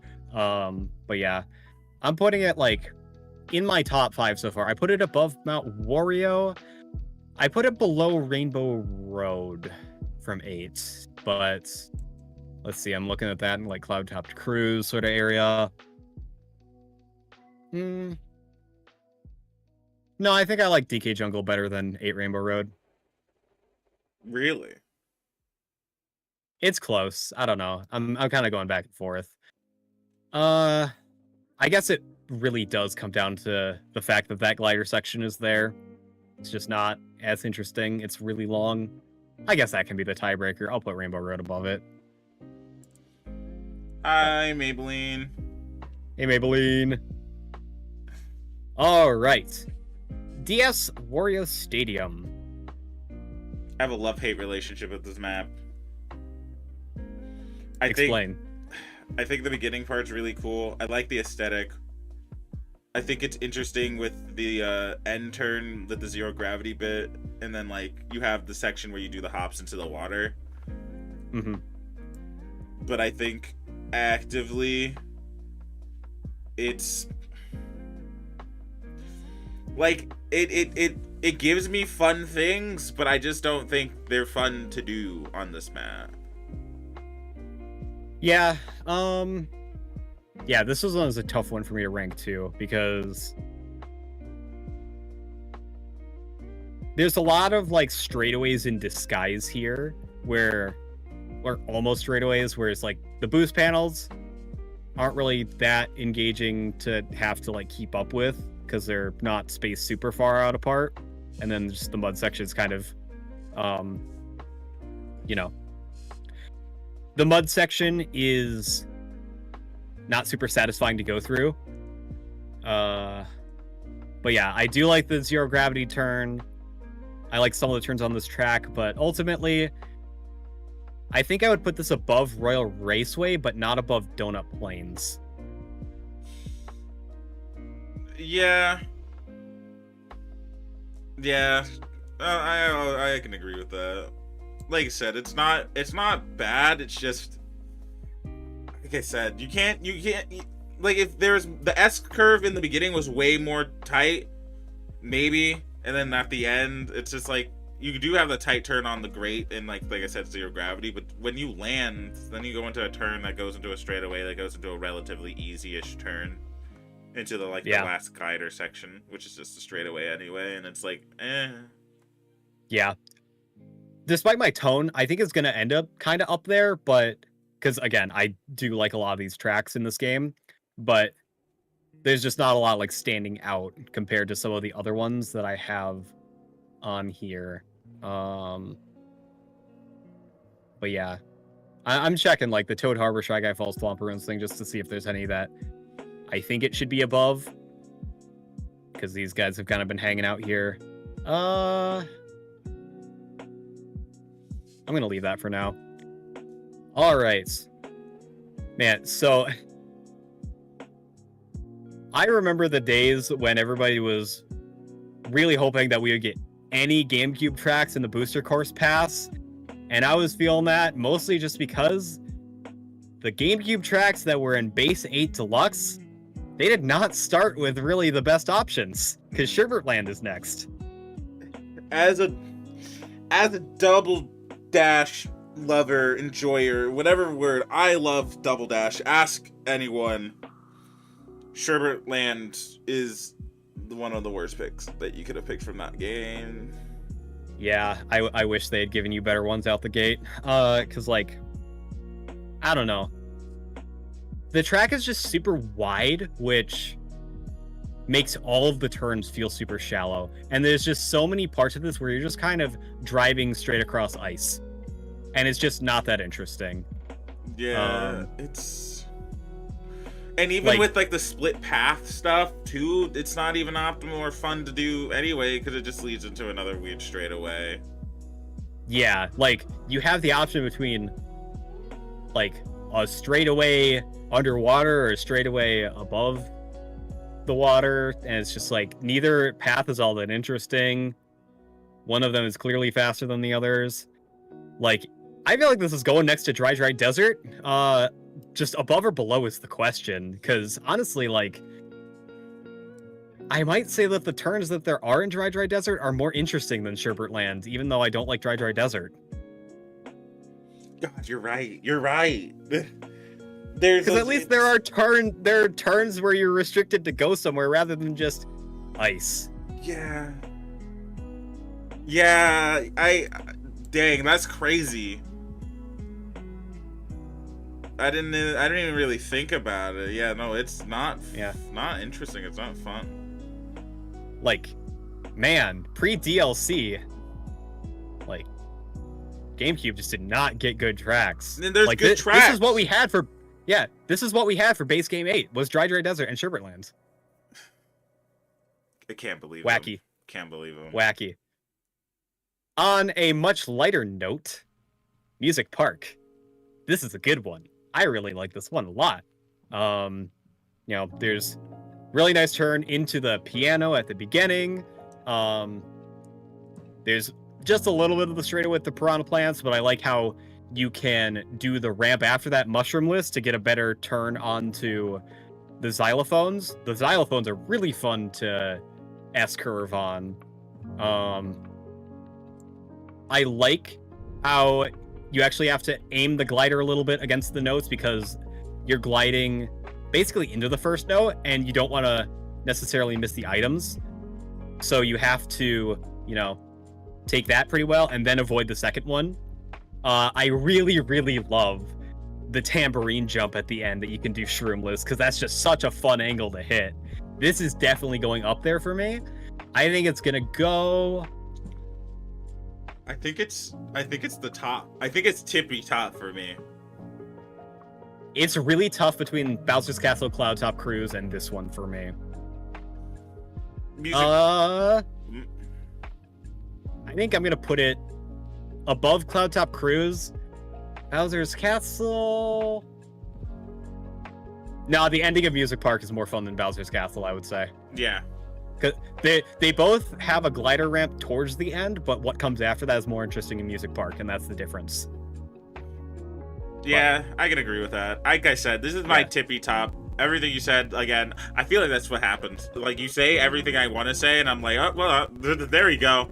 But it's just, this map has just so much going for it. I also like at the last lap that the notes jump jump faster too, and it's just like, it's just nice. This map is just nice. I've never paid attention to how that works online, actually. Yeah, because think about it, like everybody reaches that at different points. Like the music gets faster for them at different points as they cross the finish line at different points. How does that sync up? I never looked into that. You know what? That should be a thing we can test out before Worlds. Yeah. Also, Maddie says that curve you take with the piano keys is peak. Yes. And then Hunt has this thing. Music Park has the same things as Electrodrome, but it has a nostalgia factor for me. Plus, I like the song more than Electrodromes. It has curves to not be boring, and riffing on the piano and xylophone are really satisfying. And the music notes are not so much an obstacle as they are really adorable. I think they're enough of an obstacle where you have to pay attention to them, but, you know, they're not, like, annoying. I'm guessing the notes speed up when first hits third lap. That might be it. But that, like, also then they might be out of sync for people in the back, which I never felt like they were, but I don't know. That's something that we can actually look into and pay attention to. But yeah, glad we all enjoy Music Park. Also, Maddie, we are going in order for these, but oh, trust me, we'll get there. But I like what I'm seeing. Is the next one? All right. Is the next one's Yoshi's Valley, huh? Yes. Okay. Okay. Go ahead. Yeah, go ahead. I like Yoshi's Valley a lot. Is it the best? Is it higher than like Toad's Turnpike level for me, which is A tier? I think maybe it takes over its high A, but like I really wish that Yoshi's Valley made more of the split paths more optimal, because I kind of would have liked to be able to go the canon route more times than not, but it's not really my choice, because in N64 it was like that too, so I didn't want to really change too much. It just kind of sucks that like you have the one path. You technically have two paths. You have the one path that takes the bridge, and then you have the one that goes underground where you collect coins and or cough mix up placement so you can dodge blue shells. But like, not everyone knows that. Not everyone does that. But it's still fun. I still enjoy it. Yeah. This was definitely very low on my list for a long time, just because I was mostly just in the mindset of, yeah, there's only really one optimal track, and it's kind of the most boring when you just go left the entire time. But I think I put that super low just because of that. Even when, like, some of the turns towards the end are a lot more fun. Like, it's not the craziest thing in the world. It's still not one of my favorites. But I also think that there is something more interesting when we kind of started figuring out that it's worth taking the second fastest path, at least on the first lap, to go for coins, because everybody's taking the first or the leftmost path. That is the type of decision making that I wish applied to all of the paths. But that in itself is actually pretty interesting. And I do like, going on the bridge. I like the turns that are on the second fastest path. I definitely think that the turns in this one are more interesting than, say, like a Mario Kart Stadium or an Electrodrome or even like a Dolphin Shoals. But I don't know if I would put it much higher than those. Well, higher than that. Yeah, I don't... It's not... I can't... I'm not putting it in B. It's definitely gonna go high A. Yeah, I am probably gonna end up with it a bit lower just because, like, I'm looking at these other ones that's turning into a... There's like a turn difference for me. I'll put it maybe above Sunshine Airport. Moo Moo Meadows. No, I don't think so. All right. Moving on to TikTok Clock. This one I think is pretty good. I feel like my opinion of this one has dropped a bit just because, like, there are cool things like, avoiding the clock pieces and, driving on the gears to go faster is pretty cool. I like the turns at the end of the track. The beginning is kind of standard as you're going around the clock. There's not really too much going on there. I would say this is a good one. Probably towards up there in my list. I think general fun factor, I would maybe put it above Toad Harbor. I don't know. I think it's relatively mid. I don't find it too. I think it's wide. I don't like saying it, but I think most of it, well, the beginning part's wide, the ending part's kind of wide-ish. I think the gears are pretty interesting.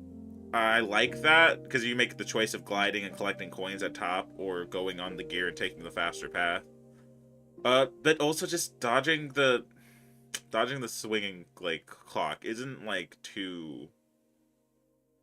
It's not too engaging. It's not, like, really interesting. You see it swinging and you just go, okay, I just go other way. And it's just like, that's it. So, like, I don't know. I don't think it's too... It's not boring. I can't say it's boring, but I can't say it's too good for me either. Yeah, I'm actually, like, turn diffing it on a lot of the tracks that I had it above, and I'm, like, slowly moving it down. I think probably below Shy Guy Falls. Swamp Ruins, let's see. I think I like it better than Swamp Ruins slightly. Because I do think the cut that you can do with the clock hands is pretty cool. Pretty situational, but pretty cool. But yeah, it's kind of in this section where it's just like, turns are pretty good. I just generally have fun playing on this track, but there's not like a ton of stuff that I really have to point out about it. It's one of those tracks where, like, I can play it once, but if I see it on the list again, I don't want to play it again. Yeah. Yeah, that's very fair. Yeah, it's kind of going in this middle section somewhere for me. I'll probably split these into tiers after I know where they rank, just because then I'll get a better idea of which ones I just have a similar vibe on. But all right, 3DS Piranha Plant Slide. I really like quite a few of the 3DS tracks that they put in this game, and this is one of them. I think the beginning section with the water, Like, it's tight enough, and the piranha plant's in the way where you have to, like, be on top of it to stay on the water current and then get the most speed. And then you can kind of cut in through the within the water current on that one turn before you jump on the blocks. I really like the tight turns that come after that. Those are really, really fun. Again, weakest section is probably the underwater section, but it's also not the worst because you have multiple decisions that you can make about getting around the piranha plant, and it doesn't last too long. Like, you can go above with the water current if it's blowing, or you go around with the dash panel, or you go on the inside. I just like having those decisions. And then, yeah, turns at the end are pretty fun. Mushroom cut is maybe a little bit prominent for my taste, but it's also not the worst that I've seen. It's definitely going pretty high in general. I would probably put it around TK Jungle area.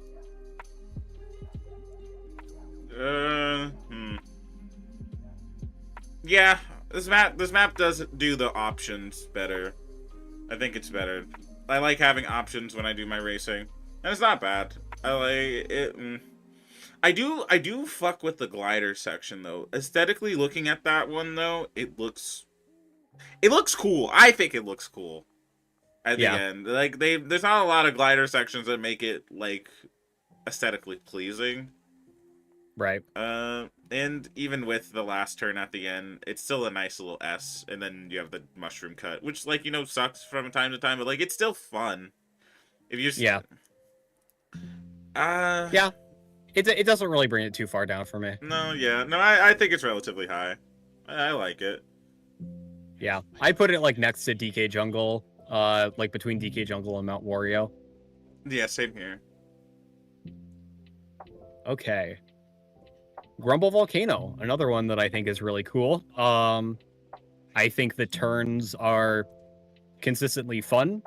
I think I'm trying to think about the glider section is probably again the weakest part, but I think that's kind of a trend. I think that has more to say about like how you feel about gliding in 8 Deluxe in general. Like I said, it's not as good as it was in 7. But even then, like, there's a lot of really tight turns. Like, I like how they get tighter as, you know, it falls away. This is overall just a really, really fun one again.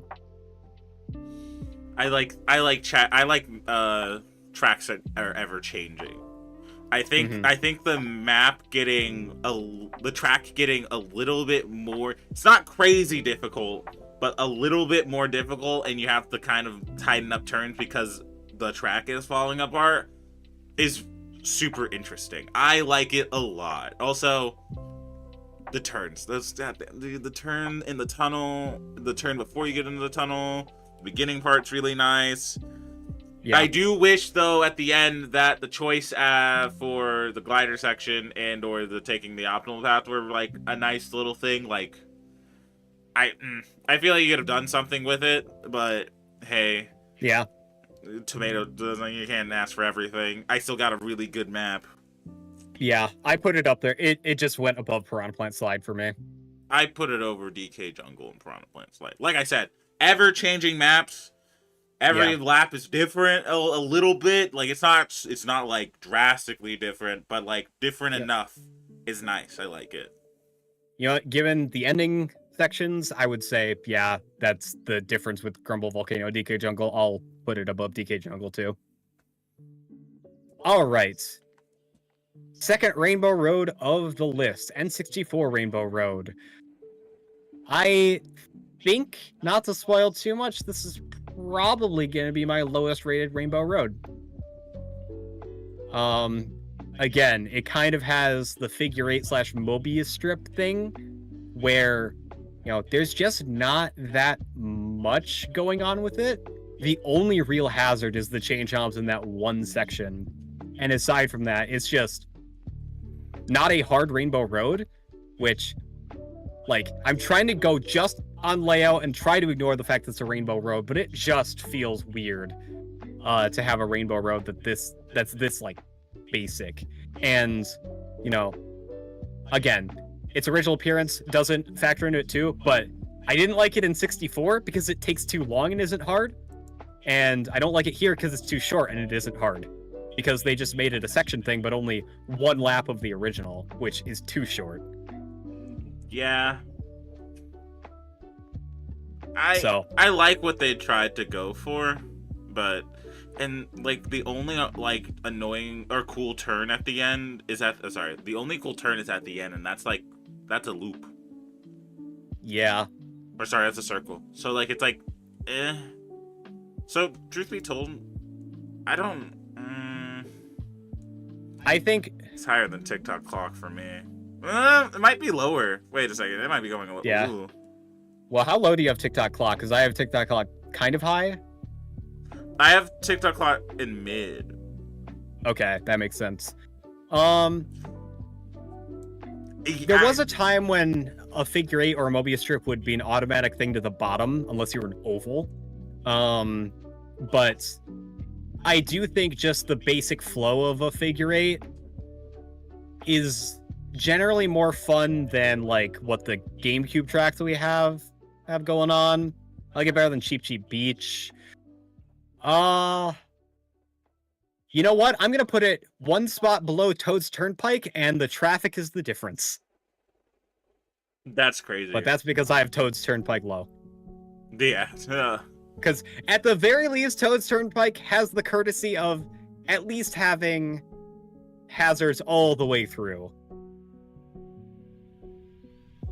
Yeah, that's fair. But lucky you, we got DLC in Wii U Mario Kart 8, and they remembered that Double Dash has good tracks. It's Yoshi Circuit time. Yeek! It's so good. Wait, yeah, no. Sorry. As a Mario Kart enjoyer, Double Dash enjoyer again, it was almost peak. It's still going really high on this list, but they should never have taken off the shortcut where you had to drive off and go into the tunnel. I refuse to forget that. But good turns, very fun shortcut. Actually, yeah, the waterfall shortcut just in the beginning is very sick. I like it. It's simple and it's cool. The turns are fun. Cutting through the piranha plant, if you know how to do it, is like with your boost is sick. Then cutting through the tires, if you know how to do it, is also really sick. This track is just all turns, and there's only one straightaway, and that's at the end. And even then, that leads into a shit ton of things too. It leads back into the fun stuff of the map. Yeah, I do think that again, this is one where the ending of it is the weakest part of it. And I think that will give me the difference between this one and DK Jungle. No, I think I'm gonna put it above DK Jungle. Yeah. I think it's above Rainbow Road for me. Low key. 8's Rainbow Road? Yeah. Yeah, that's fair. Like this is like top tier for me right now. Yeah, I love everything up until the ending of this. Like it's all really, really good, but I do not have such reservations with the tracks that are above it. Yeah.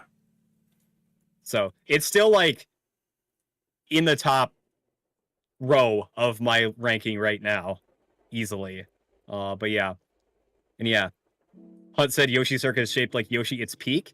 And like, just based on gameplay, like, it's a cool idea, but I wouldn't rank it high on that idea alone. The fact that Yoshi just happens to lend himself to having a lot of really tight turns makes it work for me. Like, there's not a lot of characters that you could do the outline of and have a good track, but Yoshi is one of them. Also, I love this skip in this map. This map is just so good. It's so interesting. It's just so neat. I like it so much. Also, I was sad when they took it out as a GameCube player. And when I saw it, I was like, oh, and I went for it in the track. Yeah. And I was like, oh, this is going to be sick. And it wasn't there. And I was like, where'd it go? And they were like, they took it away. I don't care if it was useless. It was fun. It was cool. But yeah, still driving the normal track. It's still fun. It's still interesting. I like it a lot. Too good. Yeah. And to be clear regarding that shortcut, I don't think it would have affected my ranking too much. And also, I am not ranking it based on how the track originally was. I'm ranking it purely on how it plays in this game, irrespective of what is or isn't there from the original. Like, I'm ranking it as a Mario Kart 8 Deluxe track. Oh yeah, for sure. Speaking of Mario Kart 8 tracks. All right, everybody already knows the meme. Excite Bike Arena, we put you at the bottom. This would have been. This is a cool idea, right? It's a cool nod. It's a fun idea on paper. In execution, this map is way too large. I don't think there's enough variance of the map to really do anything too much. And also, did I mention that this map is way too large and they make me do it 3 times? Yeah, no, I've alluded to it, but there is one thing that is definitely worse than being a figure 8 or a Mobius strip, and that's being an oval. Because, like, especially with how wide this is, like, I don't know. The only thing that's going for it is the fact that I'm just pressing the trick button a lot, but that's not super engaging to me. Like, all this has going for is avoiding items on a straightaway. So there's not really all that much to do with, like, wall bounces or anything like that. Like, I don't know. Like, as much as I don't like the GameCube tracks, there's at least variance in the turns there. This is really just, like... Again, I get what this is supposed to be based off of. Like, I think it's cool to have an Excite Bike themed track. I don't think that you needed to have it be just a flat straightaway with ramps. Like, I feel like you could have had an Excite Bike themed track that had, like, the iconic shape of those ramps, but still have it, like, go in different directions, literally. Yeah. Like, it's the same thing that I feel with, you know, stages in Smash Bros. That try to be a 1-to-1 of a retro game. Like, it's a cool idea, but it comes at the cost of a gameplay experience a lot of the time. And, you know, with like 75 meters or Mario Bros, it's like too intrusive and annoying to play on. Excite Bike is the opposite. There's just nothing going on when you make it a 1-to-1. Yeah. Also, Hero, we'll get to that. All right, I'll get to that one. Yeah. But we'll move on to Dragon Driftway.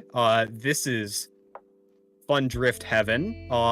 This is going to be another one that I think is going to be very high just because I am always doing interesting corners on this one and I really like it a lot.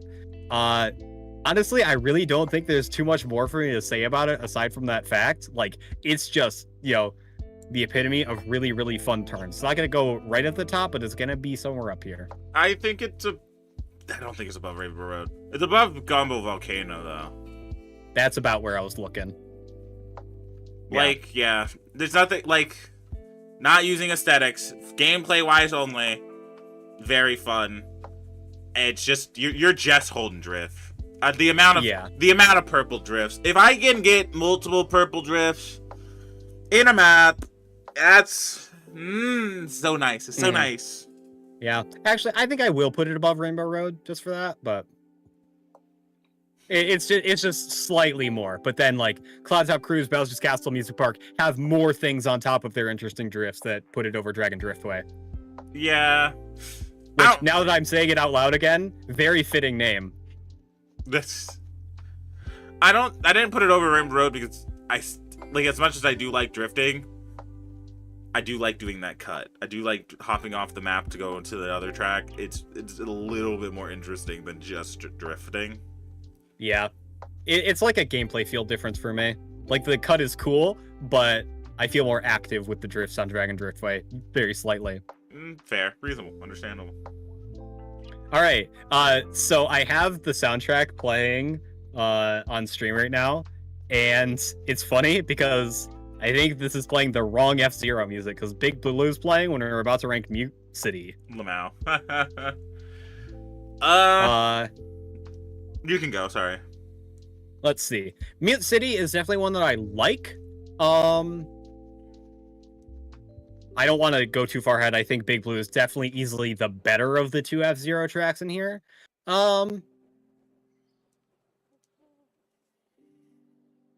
Honestly, this has gone a little bit down for me, only because there are a lot of straightaways on this one, where I don't really feel like it's doing as much with, you know, the F-Zero speed as it could. Like, you have dash panels on the thing, but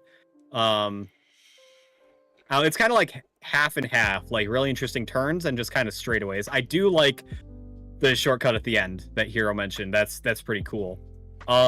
It's definitely one that I like a lot. It's gonna go towards the top, but I'm gonna say probably I'll give it above Mount Wario. Yeah. I was about to say below Piranha Plant Slide, which is just above Mount Wario for me. Like, it's like everything Mount Wario and above, I would probably say is like my S tier so far, even though I'm not saying tiers. But yeah. Yeah, like it's fun to play, but it's definitely just straight away heaven sometimes. Like, you just kind of are hitting boost pads and that's it. And then at the end you can skip it. You could do this, you basically could skip it, and it's like, dang. Yeah.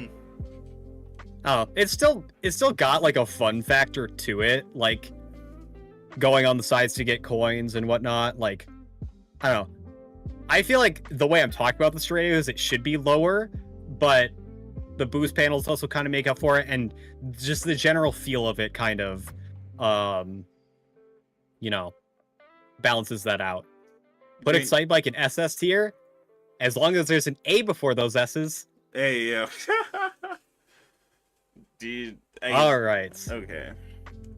Wario's Gold Mine. This is also a very good Wii track, I think. This is, I expect, going pretty high. I might have to disagree with you on that one. It's... I don't know. I like the turns at the beginning.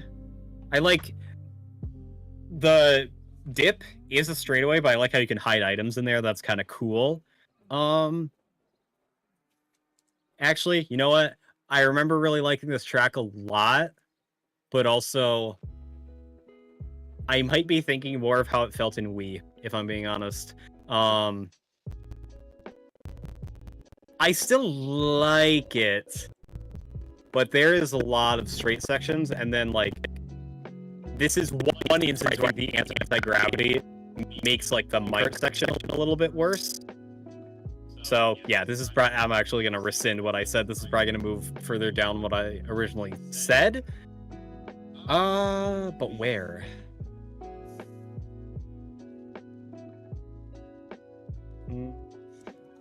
It's coming. Oh, what do you think about it? I don't want to compare from Wii to 8, so I won't. Actively, it's just straight. It feels like even if the straightaways are hidden with the dip, there's still a lot of just uninteresting turns. Like the turn before you get into the cave, before you get into the mines, is pretty good. You can hop off the little lip to get a trick, and I think that's pretty fun.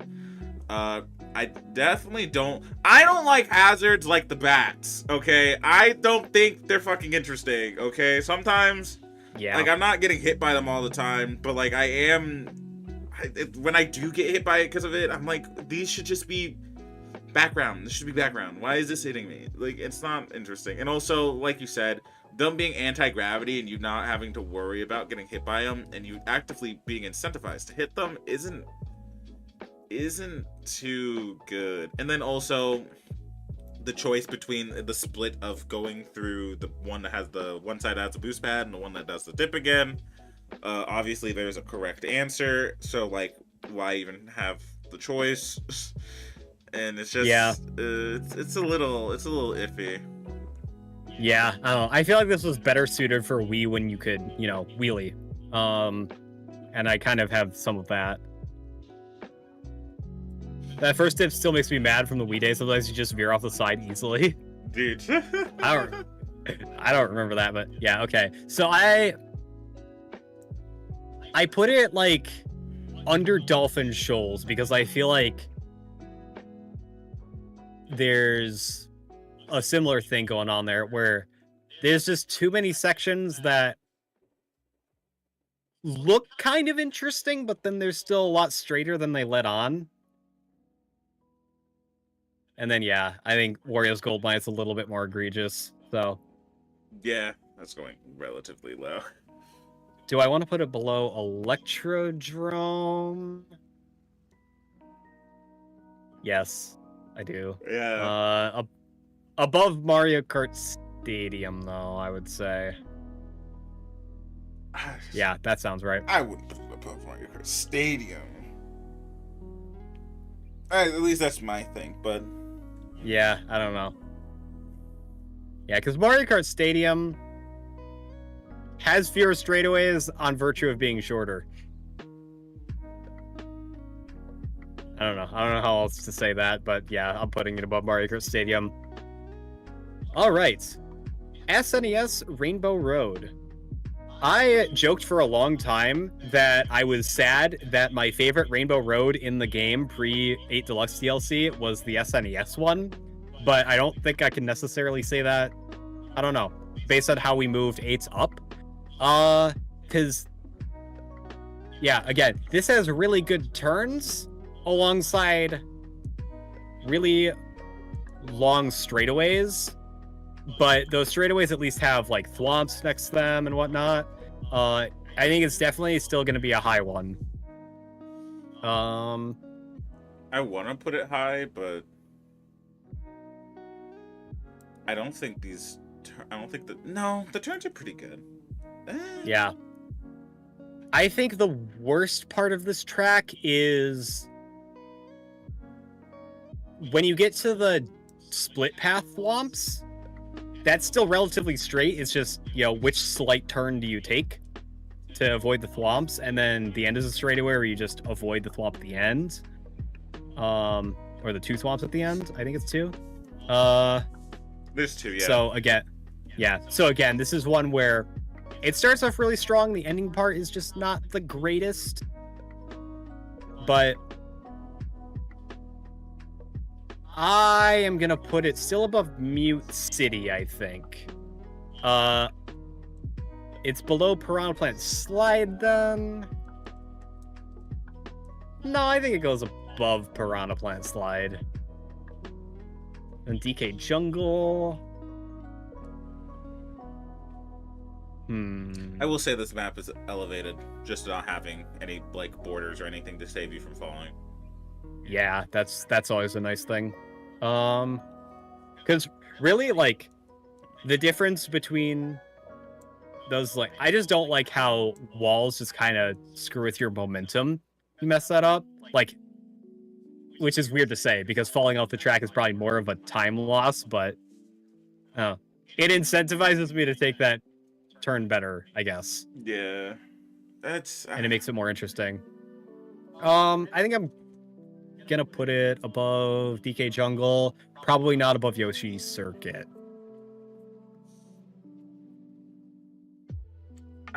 Though it's cool, I do think it's a little uninteresting. It has cool turns, but it is just rainbows.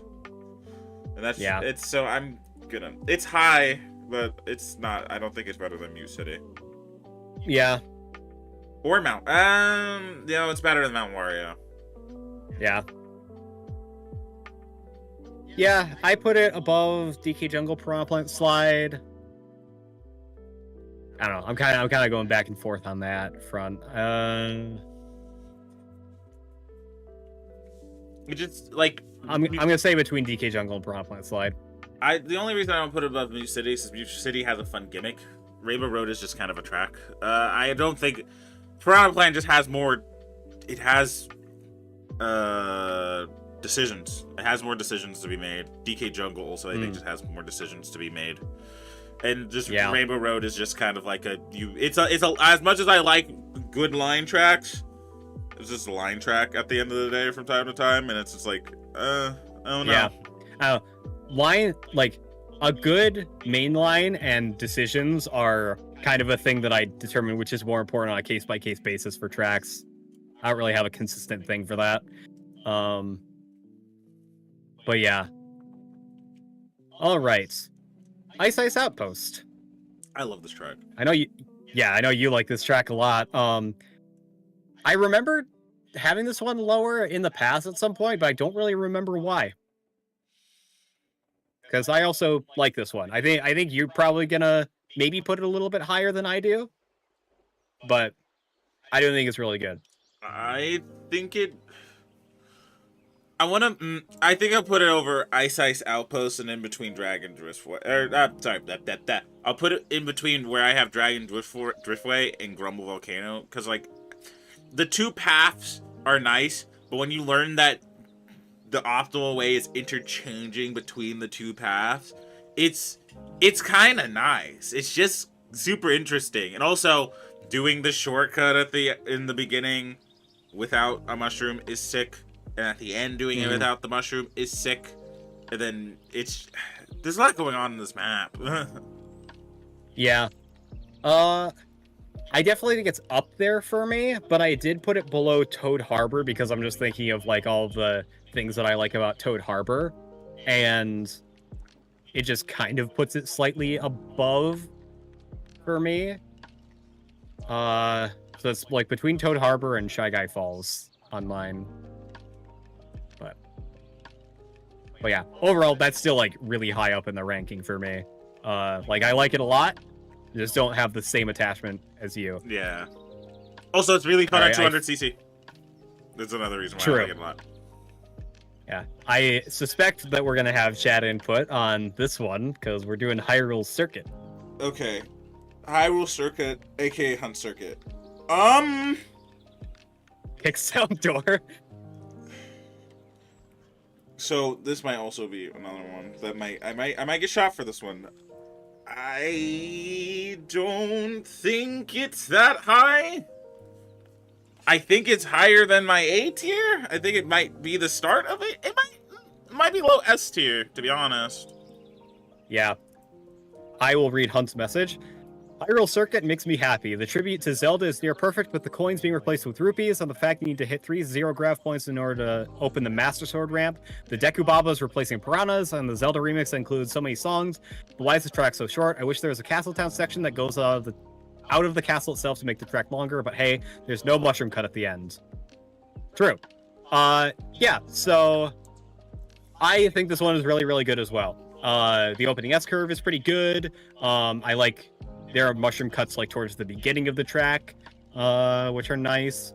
I think the little puzzle section of just hitting the anti-gravity things is really, really fun. And it's on a nice, satisfying curve. Then the kind of S curve getting out of the castle where you can then do that cut mushroomless is really, really sick. And there's another really fun S curve.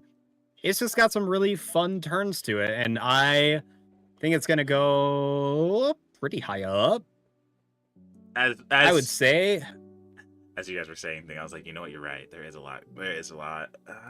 Yeah. I could put a high S tier. I'm gonna say above Mute City, and you know what? Above Piranha Plant Slide, just under SNES Rainbow Road for me, just because I like SNES Rainbow Road. But yeah, that's a good track right there. Thematically, yeah, I do kind of wish it was more than just like the Castle Town, because I feel like there's more you could represent from Zelda, but layout-wise, yeah, it's really, really good, and that's what's important to me. Yeah. Speaking of layouts... Okay. Baby Park... Alright, okay. To go back to what Hero said, right? It's just not bad, alright? I like Baby Tark, okay? This is coming back. This is coming from the guy who played the original one, where there was not a border in the middle, where you could throw things across the middle. I will say, though, why this is better than Excite Bike? Because there's a lot more dealing with, like, as much as I hate dealing with people in this game, Baby Park makes it at least bearable because of how small and how wacky this track is supposed to be. That is fun. I said, like, it's side-by-side. I'm not interacting with people too much, and I'm not interacting with the track other than doing tricks. That track, I am interacting with only people, and that track is way too small to be having that many people to interact with, and that's what's fun. Also, doing the cut through the grass with drifting to optimize line, very good. It's simple, but good. At least I think so. Is it going to be high on the tier list, on the list for me? Maybe. I don't think it'd be too high, but it's fun to interact with people on this track, okay? Yeah, I definitely think that the smaller size of the track makes it so that, you know, item play becomes like the track's hazard, which is cool in its own right. This is a weird one for me just because it's like, it's fun like the first time I do it in a session. I like it. But it's one where the joke has to have time to breathe and reset itself. Because there are some people that like only want to play on Baby Park because of the item play. It's just like, the bit isn't that funny. Like, it is fun to do every once in a while because it's a unique thing. But then at the end of the day, the layout's not like all that super interesting because it is still at the end of the day an oval. I will say that from my own personal experience, there's a weird phenomenon I have with this track where it's way easier to front run than I feel like it should be, because we talk about like having to deal with people's items all the time. But when I get to the front of the pack and I'm a decent ways before seconds, I feel like I'm not interacting with items at all. Like, I have to dodge the occasional banana, but green shells don't really reach me because they're in the pack with everybody else. Red shells, I usually have something to block in time because I'm constantly cycling out items because of the item boxes that are moving. And then, like, all I have to do is not stay in the middle so I don't get hit by somebody's bullet bill that I'm lapping. And then it's really down to, like, does the person next to me have a star? And it feels weird because it doesn't feel like how that track should play out. But I don't really feel like I'm actually interacting with items all that much unless I'm already in the item spam zone, which then just makes it kind of like any other track for me. So Baby Park is fun every once in a while for me, but I just don't really think the gimmick comes into play in practice as much as I really feel like it should. Like I said, actively, Ness, I'm telling you, you remove the barricade, that goes out the window. I agree because I've played Baby Park on the GameCube, but unfortunately this is not how the track is in this game, which is how I'm ranking it. Yeah, so. I know it's just like Hero, you're right. Like, I do not, like he says, I do not agree. Baby Park was good in GameCube, but Mario Kart 8 system mechanics do not complement it at all in his opinion. I straight up think it's just the change of the map. Like, as soon as they put the barricade in 8, it went down because you're not interacting to the maximum capacity that you would have been. And it's a little annoying. It's a little sad. Yeah.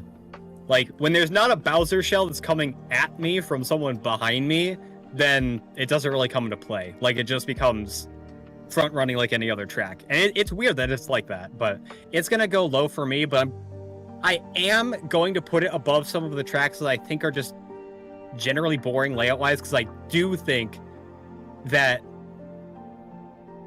you also have to account that in Double Dash you're getting back up much quicker from getting hit. Yeah. So... True. Yeah, so I'm going to put it above the tracks where I just feel like I'm not really interacting with anything. So it's going to go above, like, Cheap Cheap Beach. Or, like... I'll put it above N64 Rainbow Road. Just for, like, the fact that the item play becomes this course's hazard, which is more engaging than, I would say, even Toad's Turnpike, maybe. But past that, like, it doesn't come into play enough for me to put it much higher. I have it above... Well, technically in my A, I have it above Toad's Turnpike. Because, like... I think even... I have it above Toad's Turnpike too, but they're both low, so. Yeah, fair. I think for the sake of like explanation, real quick, the only reason is in A is because even if it is an oval and it is just like it's just going, it's NASCAR. You're doing NASCAR the opposite way. Yep. Like how Ness put it, the interacting with people is the track, and that is way more interesting than driving in a circle because of it. Right. Yeah. All right, moving on from that one, we got Cheeseland. So, we've already said a lot on this track, haven't we? Yeah, but it's not going to be as low as I would want it if I wanted it before, because, right, as much... Shortcuts. The shortcuts are miserable. The bill extension, miserable. Alright? Yep. But I can agree with some people. When you take that away and you actually just play the map and it's pretty good. Yeah. So I can't put it low. Yeah, because I had that little intro because I figured that we were just going to talk about the shortcuts at the end of the race, because I do think that Cheeseland is one of the most egregious when it comes to that, where it's just like, you get like a triple mushroom. You're getting first from like 8th sometimes. And that is a scenario where I do think bagging is too prominent. Because I just don't like when it goes that far. But for a desert track, those are some really fun turns throughout the rest of the track. So I'm trying to figure out how much it really docks it by having that shortcut, because like that doesn't really change how it feels to play for me, and I still use it sometimes. So like, I don't know how much I want to bump it down just from the disappointment of somebody else taking the boring path. I have it above Sunshine Airport and below where I put Bone Dry Dunes, because like it's still interesting. And right, Bry Guy's right. Frontlining on this map is so nice. It's just only ruined by that bit of the shortcut, and it upsets me because they had something going with this one. No, like remove the mushroom sections at the end, and this is like easily super high for me.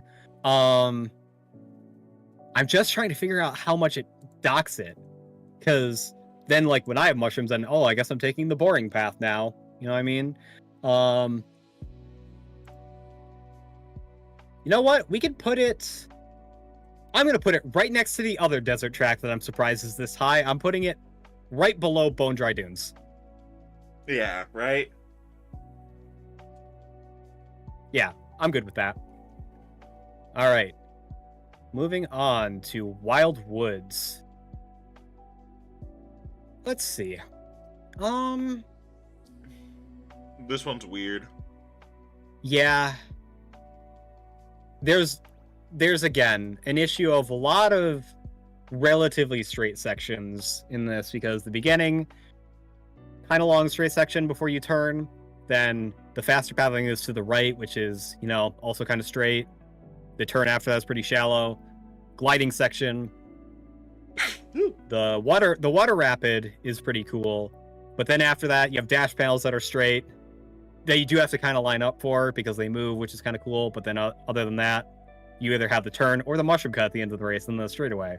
So the composite of all of that doesn't really look too good for this one. I don't know. Yeah, it's aesthetically beautiful, but looks really good. But the track is pretty. Like you said, it's pretty straight away. Yeah. I think I put it above Sunshine Airport though. Yeah, it's definitely above Sunshine Airport. I think I'm putting it above the Mario circuits, but below Royal Raceway for me. It's And weird you, because there's so much that could go for this track. Like maybe like a couple bit of more obstacles, an enemy here or there or something. But like mm-hmm. nothing is really changing up. Like my issue with some of the tracks is that they have an idea and it's pretty cool. It's just they decide that they're like, all right, we're gonna play it safe and not add too much to it. Like Yeah. Like this is one of the later tracks that you added, and it's like, all right, Yeah, because this was Wii U Mario Kart 8 DLC. So, yeah. like The vibe, have faith with the people. Like I think they could have dealt with a dodging around more obstacles at this time. yeah, and like the turns that are here give me the impression that this track wants to be windier than it is, because like, oh, you're like going through like a really dense forest with a lot of trees or whatnot, but then you're like going up and down a tree, so it doesn't actually come into play. So yeah, I don't know. It's kind of mid for me. All right, let's do Animal Crossing next. I do you want to go first on this one? Yeah, this is also one where I kind of go back and forth on it. I think it's kind of high, but yeah, I like the section drifting through the trees that goes into the S curve. But then there are still a lot of straightaways on this track, because you have the beginning, the glider section, which at least you're going for item boxes there. The beach is straight.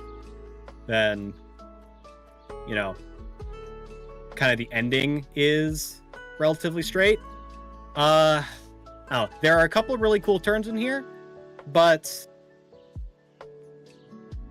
I will probably put it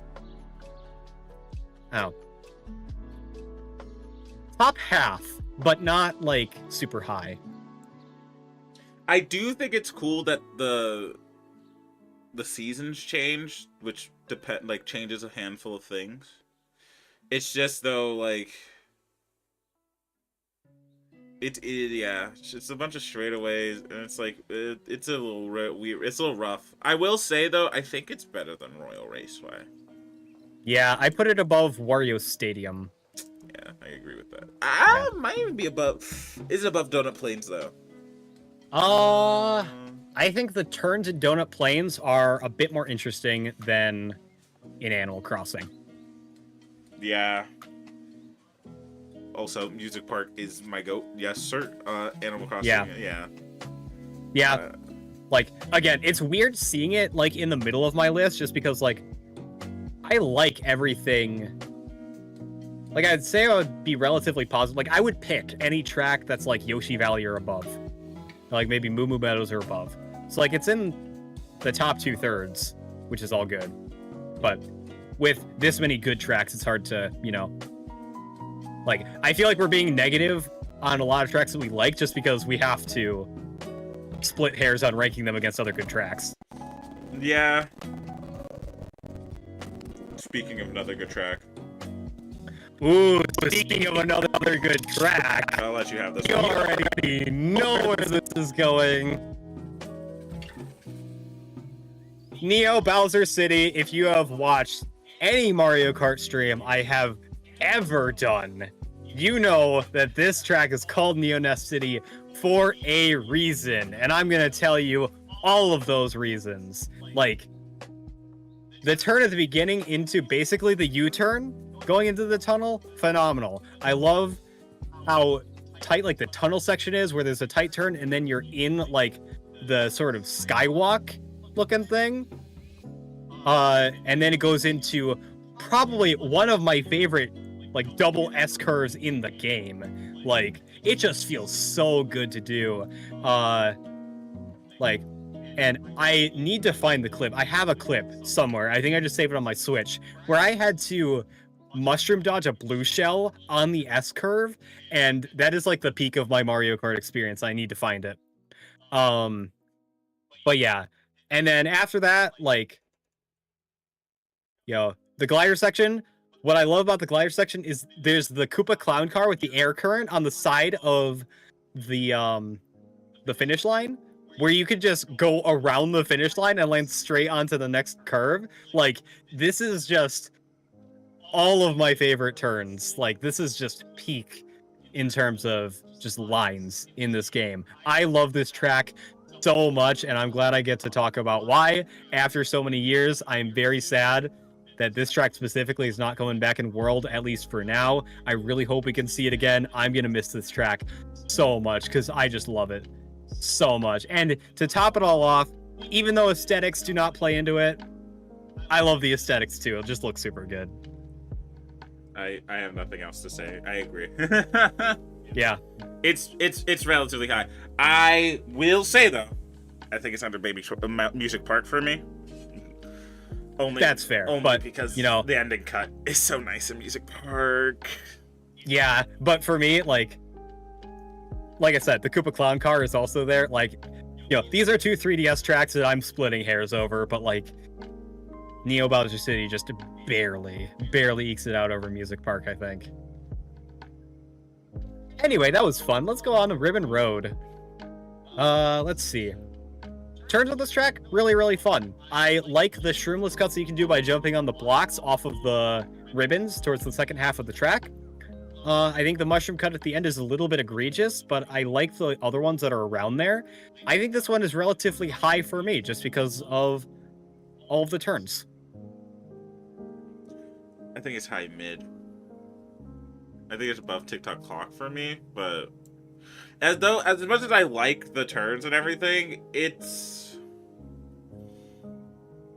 weird to, I don't know if it's weird to explain. I just don't think it's interesting. It's one of those maps again where like they gave me fun things. Is it fun to do? And it's not really for me. Yeah. I think what I like about the turns on this track is so many of the interesting turns are like you're landing onto them and then you gotta drift right after landing from like a ramp. Like the green section and then right onto the wavy section are both after like ramps. And then you go into like, you know, there's the skill expression of being able to take the blocks, like I said, shroomless, and take really tight corners that you can fall off of. I think really the only thing is the mushroom cut at the end that brings it down for me. But even then, I still have this in like my second row right now. That's right. Like I put it above Mute City, but below Piranha Plant Slide. Also, TikTok clock being low, I'm sorry. That track is like, okay, so you kind of came in a little late, Pickle. Actively, the aesthetics and the music and all that is cool. I like the idea, but we're looking at it as like a gameplay from the track and really that being the main thing. And that track is just not interesting. It's not interesting. I don't think it is. But that's just so you know. I will, if you say music is good, the aesthetic is cool, it's not like I will agree with you there. But as a thing to play, I am not trying to play this multiple times during a session. Yeah. But no, Ribbon Road is just like I'd like to do it. I like you said it, just like landing into like off a trick into a drift. It's nice. It's cool, but like it's like yeah. I actually moved it above Piranha Plant Slide for that, but yeah, I don't know. I just really like it. All right, Super Bell Subway. This is also a track that I think has gone up quite a bit for me, just because I do think that the presence of the subways does make the turns a lot more interesting than they would normally be. Like, I feel like the subway is an obstacle that you have to respect a lot more than, like, say, the cars on Toad's Turnpike, because, you know, it takes up so much space. But then there's always that little bit of space where you get to cut in on the inside of the corner. And, you know,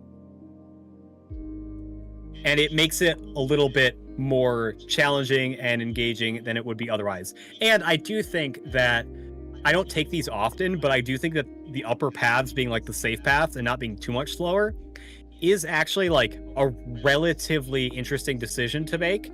And they are plenty windy on their own. Like they're not like straight paths above the rest of the track. So I think that's pretty okay. Um, Mushroom cut at the end is a thing, but it's whatever. I remember not liking this track that much when it came out, but it's definitely gone up there quite a bit for me. I think there's always something going on. It's it's interactive in the way, like you said, with the trees, with the trains. The pathing is like you can really. I like my options. I will say I'd put it relatively high. I have it underneath where I have Yoshi's Circuit. Yeah, I have it between Shy Guy Falls and TikTok Clock, which is higher for me. Yeah, it's just fun. I think it's just fun. And even though, like you said, like, just, this is one of those tracks where when I'm front running, I know it's because I'm just in those fucking lines. I keep cursing. I'm so sorry for you having to edit this. Earthbound's damage sound effect. Go. But it's just so fun. I like it, weaving in between the train station. And then I have the points where I'm like, I'm not trying to deal with that. So I have to go wide or go in and go around, and I get to go over the trains. Also, driving on top of the train sometimes is pretty interesting. Oh, yeah. Yeah, I don't often end up doing that because I'm either taking the top path and then jumping off or on the bottom the whole time. But that is a cool thing that I forgot about. But all right. And rounding out pre-booster course paths, we got Big Blue, which is definitely somewhere in this top row for me. I think the turns are much more interesting than Mute Cities are. I really, really like the track jump that you can do right before the final section. I think the straightest part of this track is like on the conveyor belts, but you still have to like weave between the conveyor belts to find the boost panels as they come up, or go on the faster conveyor belt, but you have to cut past the slow ones in order to do it. So that timing is pretty cool. I love the turns on both of the split paths at the end, the S-curve at the end. The final straightaway is maybe a teensy bit longer than I would like it to be, but other than that, this track is like a big highlight. I think it's gonna go. It's under Neo between Bowser's. Dragon Driftway and yeah, definitely. I put it between Dragon Driftway and Rainbow Road. I have it at the top. I have it at the top underneath Music Park and Neo Bowser City. I think. Yeah. My difference here is Dragon Driftway. I think the drifts are more consistently fun throughout the entire thing, just slightly. And then it's above Rainbow Road because the track jump is more fun in Big Blues. It's so fun. The track jump. Yeah. So good. So that's going to be my difference there. Okay. But yeah. Big Blue, very much up there.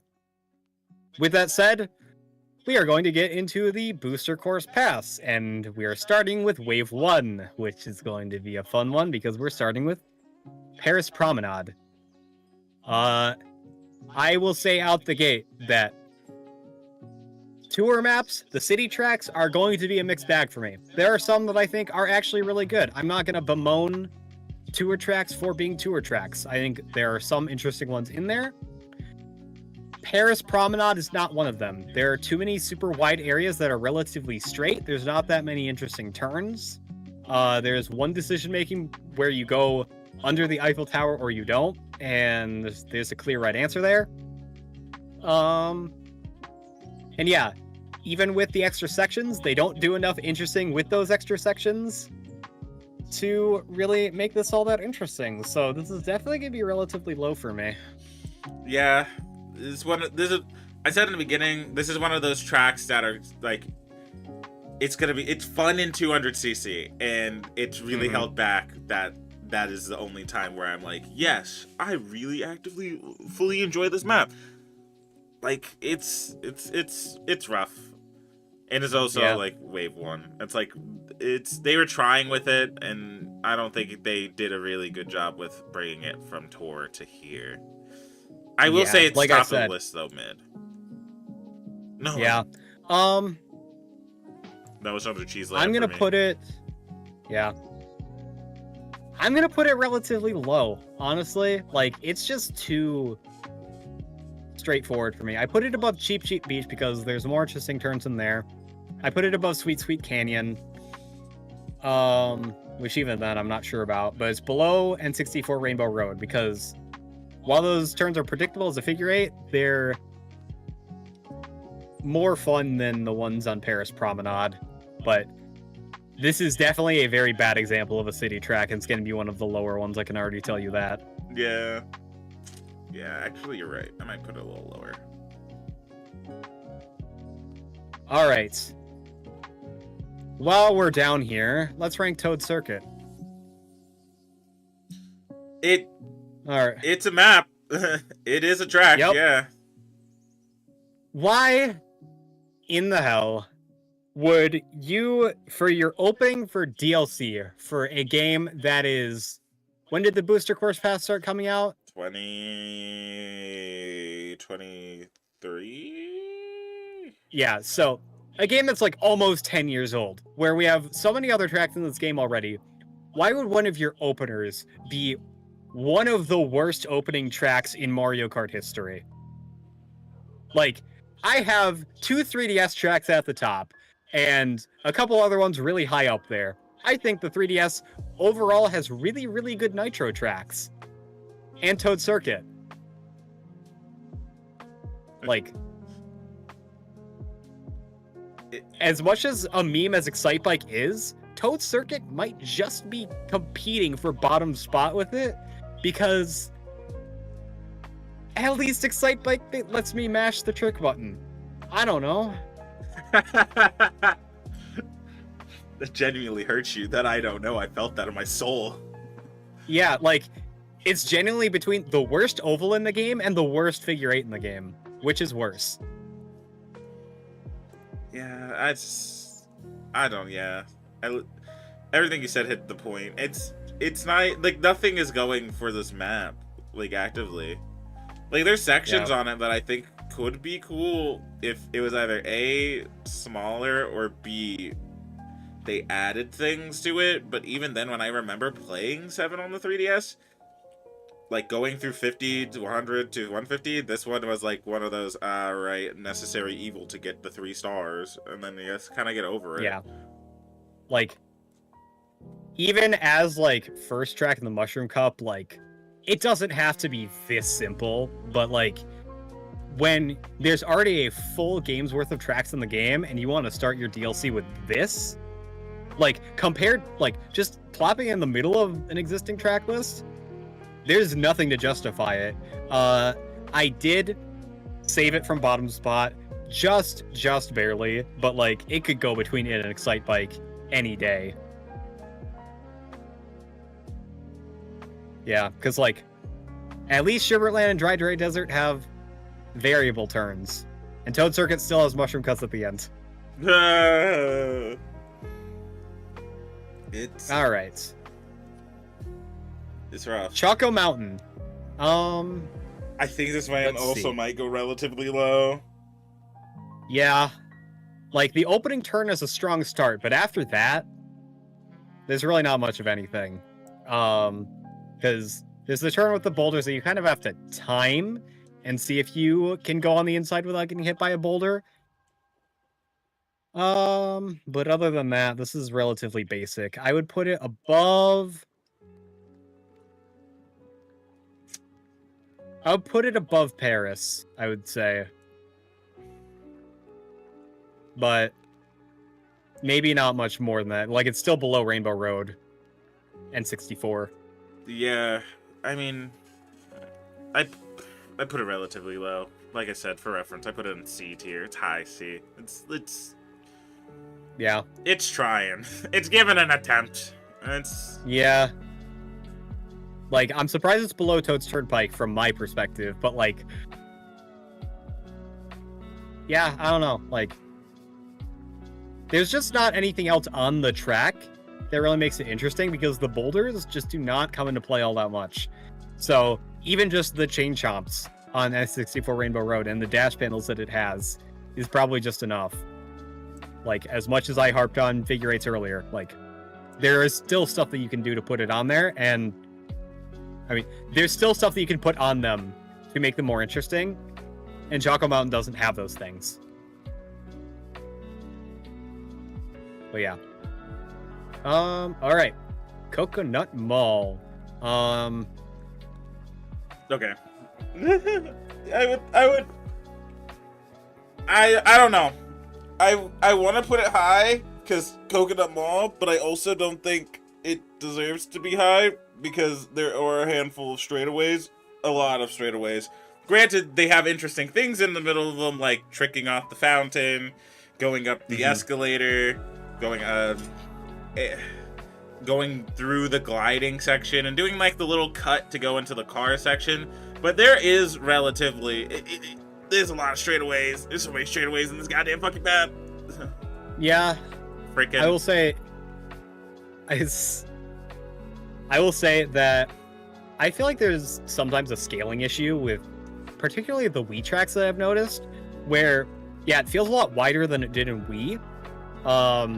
And I think as a result, it's not as good as it was in Wii because like, yeah, obviously Coconut Mall in Wii, very good track, very fun. I still think it's good here, but it's like slowly gone down every game it's been in. Yeah, because I think the escalators are interesting. They break up that straightaway by you can trick off the ramps of the escalators, which is a little trickier, or just pick the right one. I like the mushroom cut through the shop at the beginning because you can kind of do that first lap sometimes, and it mitigates the straightaway that would be the fountain below it. And then, yeah, the second escalator into the turn is cool. Yeah, that second fountain is the most egregious straightaway, but even then I kind of am swerving to trick off the trees and then the fountain. And then I do really like the glider section at the end, how you can basically... This is a situation where I think the glider section makes it a little bit more interesting because you can, shroomless, go over the corner of the track and not have to glide straight. If you had to glide straight there, yeah, it'd be really, really bad. But the way you can skip over that in 150cc without a shroom, and then you're basically landing on the cars, which makes it more interesting to avoid those, I think is really cool. So I still think Coconut Mall is going to be pretty far up there for me.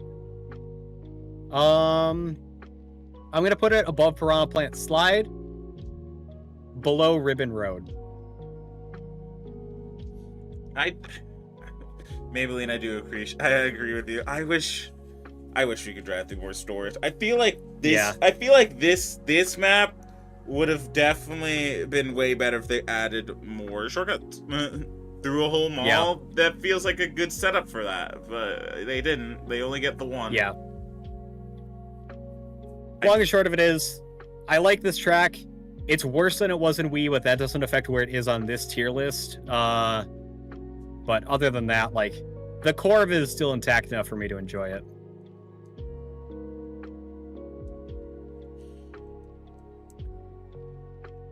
All right, let's see. Tokyo Blur. Once again, not a strong opening for the tour tracks, because this one is really boring. I think this one is even below Paris. Like, yeah, it's below Paris, because the track is so wide, the turns aren't necessarily all that interesting. The only real turn that I enjoy in this one is, like, the U-turn at the very, very end right before the glider, but other than that, it's just so wide that there's not really, like, cool lines to take, because I'm just kind of more so cutting across to get to the other side of the wide track. You know what I mean? Yeah, I get it. It's a little rough. It's a little weird. I'm gonna put it below Sweet Sweet Canyon. Yeah, because at least, like, I think what's moderately saving it, and not by much, is, you know, having sections means there's more different turns than something like Twisted Mansion or Water Park or Cheap Cheap Beach. But they're not that interesting. I think it's a little higher for me because, like, even though the tour track's a little rough right now, I still like the mechanic of switching laps. It does kind of add... It adds a point. Not a lot, but it adds points. Also, this is going to be funny. Thank you, Satan, for following. Welcome to the culture hunter where we try to solve world peace with anime and games. I would do my whole spiel, but this is going in a video, and I respect my my friend here. No, you're good. I was waiting so I could cut that out. Oh, understandable. But yeah. But yeah, no, again, I think having sections has the potential to make tracks more interesting. I just don't think Tokyo Blur does anything all too interesting with the extra sections. It's just kind of more of the same. Yeah. All right. Sorry, do you have more on that? No, I was just agreeing. Sorry. Yeah. All right. All right. DS Shroom Ridge. I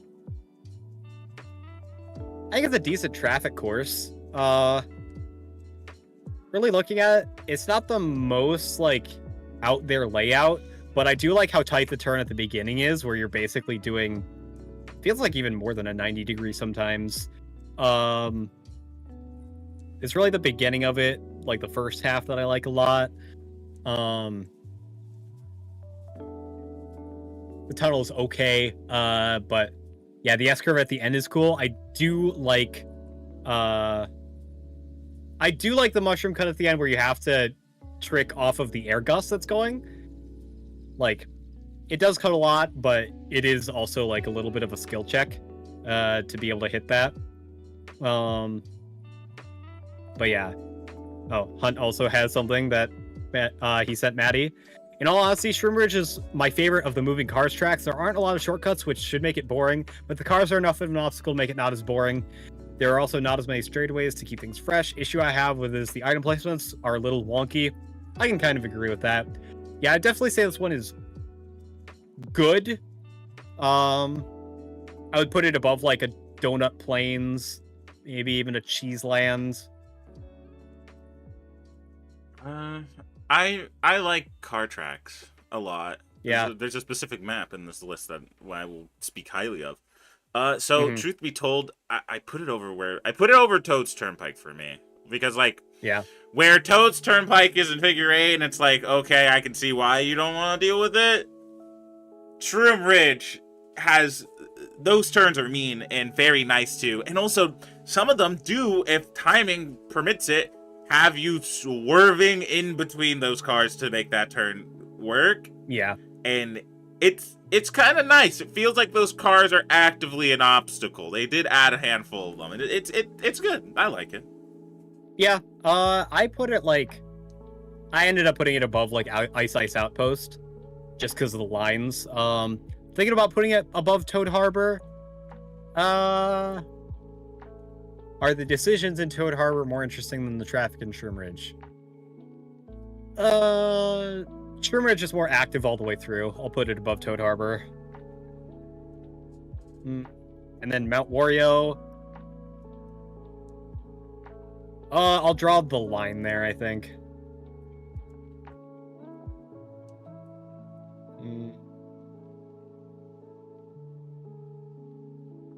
Yeah, I'm just kind of seeing for reference.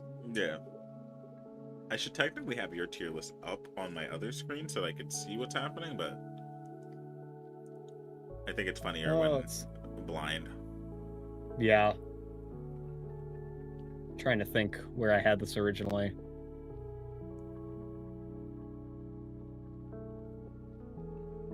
Okay, yeah. Yeah, I think it goes above Toad Harbor. Alright, Sky Garden. I know that this is not really the original GBA Sky Garden. I am going to rank it as it is in the game and not think about what it was. Let's see. It's, again, it's a map. It's not a lot of crazy turns, except for in the middle part where you hop off the shroom. Which, even then, if you don't have a mushroom, taking the drift is just faster most of the time because the bounce slows your... Or I'm talking about the leaves, but yeah. Bouncing off the leaves slows your momentum so much that it's just faster to take the drift. But yeah. I think the main thing is this track, as it is just too short to have a mushroom cut like that. Oh yeah, that mushroom cut. Well, you could do that shroomless too, but that mushroom cut at the end is like rough. Yeah. Yeah, I do kind of like being able to glide vector by just doing a purple drift, but I don't know. There's not that much to this track. It's not really that interesting. I'm gonna put it below Choco Mountain, above Paris Promenade.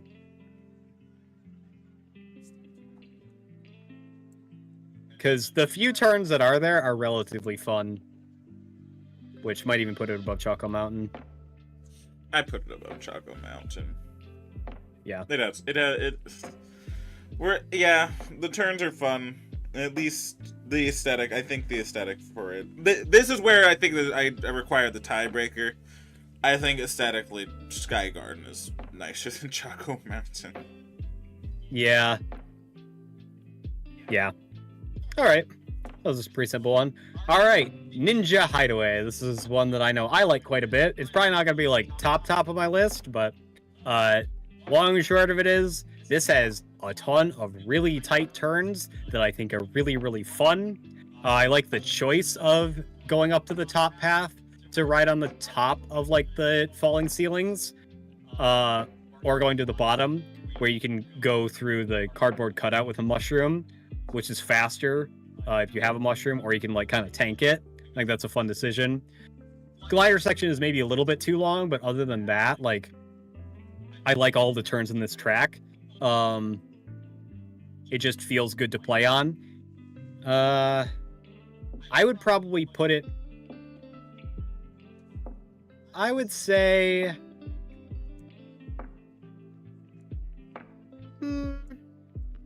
maybe just slightly above Yoshi Circuit. Slightly. There's a lot of good tracks up here. Okay, so if you know me, I don't think I'm the #1 hater of Ninja Hideaway.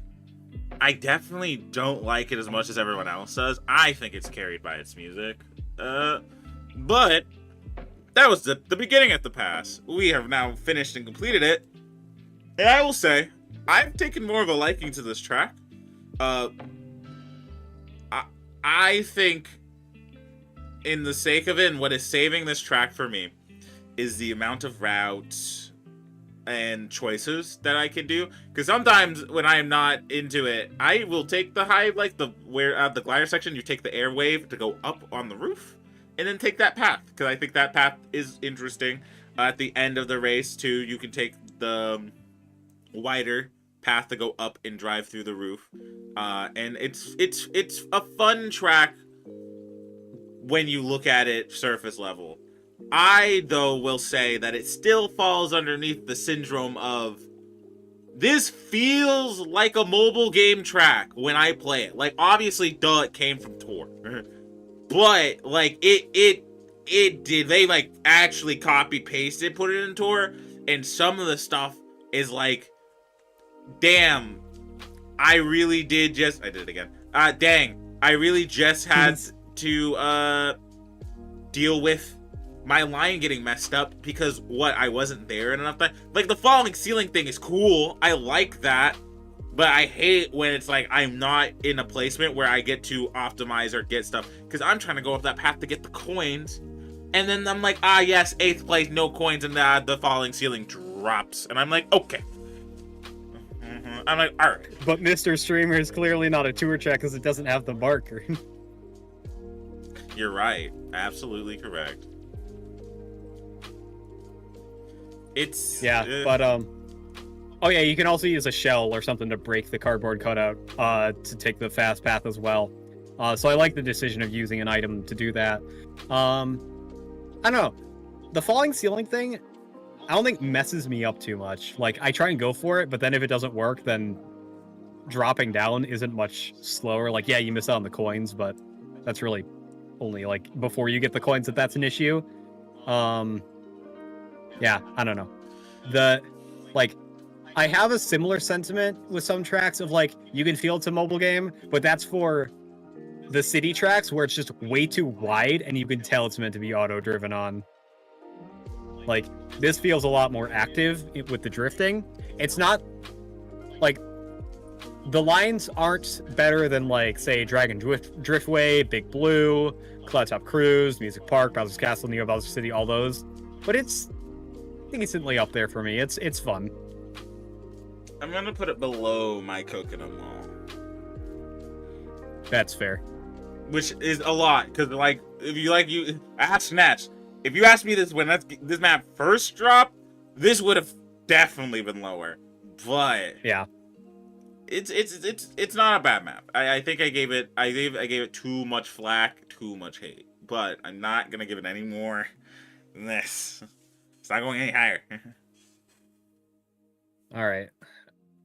I'm kind of zooming out a bit as I go so we can see all the ranking. All right. New York Minute. I'm going to start by deciding if I like it better than the other ones or not.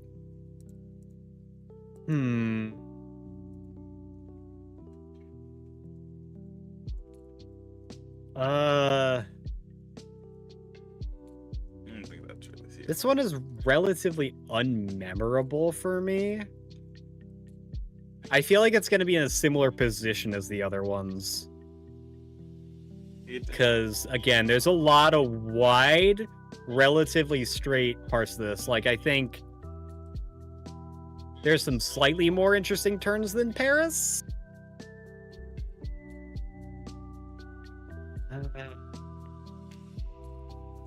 Funny.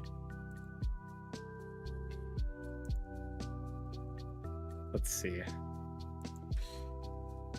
It's fun for what it is. I think it has more interesting turns than Paris, Tokyo, and a bunch of other track maps. But it's still Maddie's right. It still falls underneath. It feels like a mobile game. Yeah, and this is where what I just said comes into play, where it's like, yeah, the tracks are too wide. Like, it's designed to like corral you into it, but also like not really be that hard to stay on, like that sort of thing. Like, you can tell it's meant to be auto-driven on and not actually like actively played on. You know, I'm gonna put Sweet Sweet Canyon above both of these, and then New York Minute, Paris Promenade, Tokyo Blur, all kind of next to each other, which I didn't intend. But yeah, I promise there's city tracks that I do like quite a bit more, but these are just not it, and they just happen to be the first three, and they're all next to each other now. Right.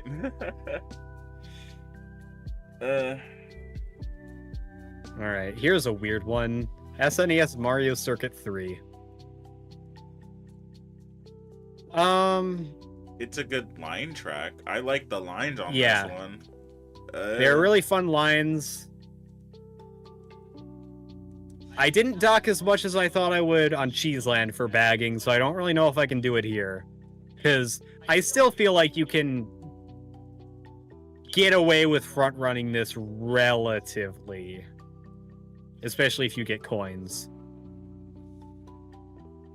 So I don't want to say it is maybe a... Sorry, go ahead. I said I don't want to say it's mid, but like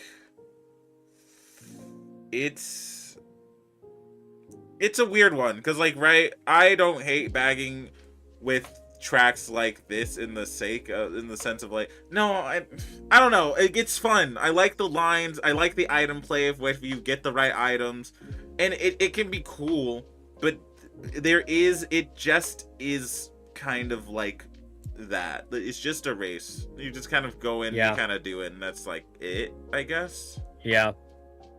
I'm gonna put it probably mid somewhere because I think the lines are more interesting than, say, like Royal Raceway.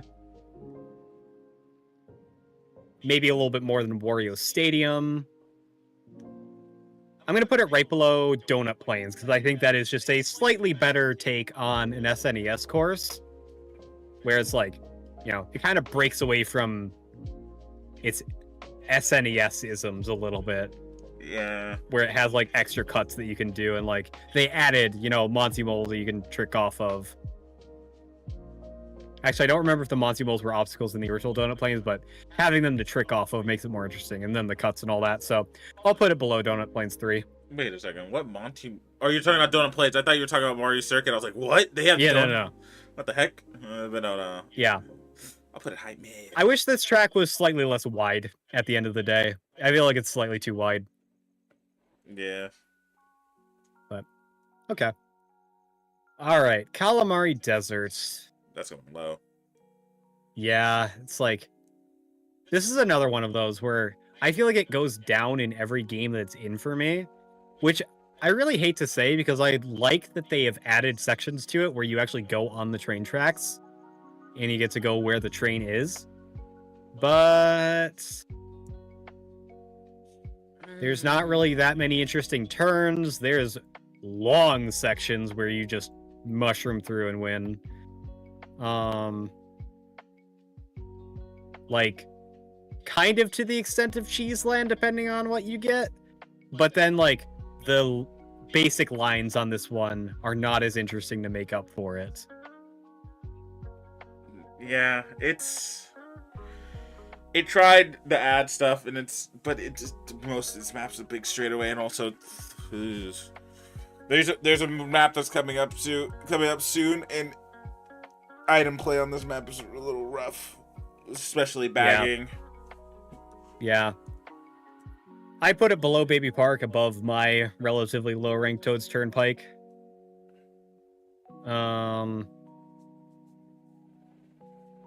Yeah, because looking at the map too, like, it looks like there's more to it because of the extra sections, but then it's just like a couple loops. Honestly, that might bring it down a little bit more for me. I put it underneath. You know what? Yeah, I think it will.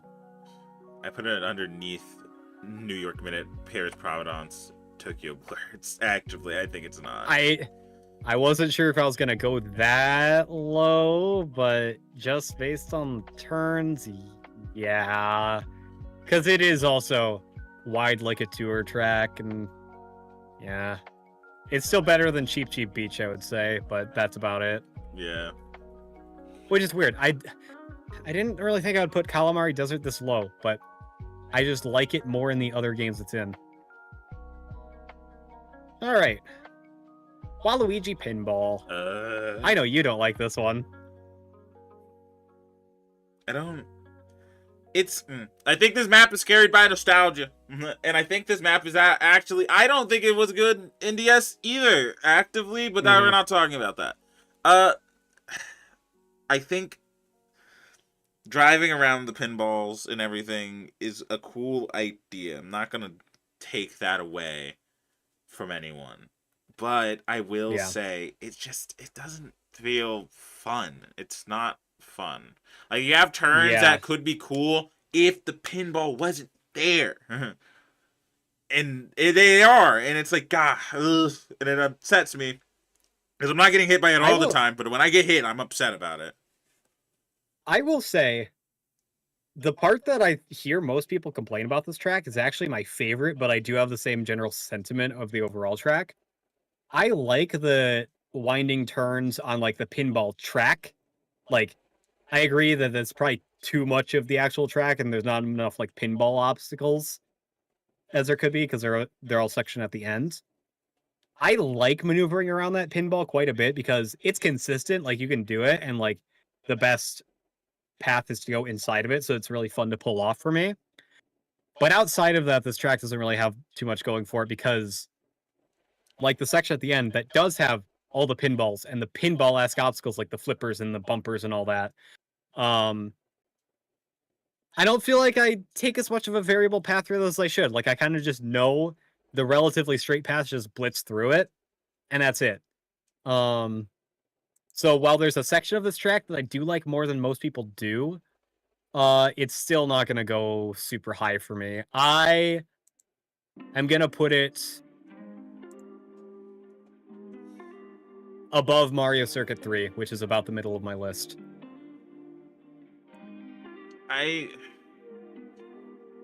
It'll be under. I'll be under. Because it's interesting. It's interesting as a map. It's just like the hazards and everything feels a little too... it's just too much in there, I guess, for me. And it's never been fun for me. Yeah.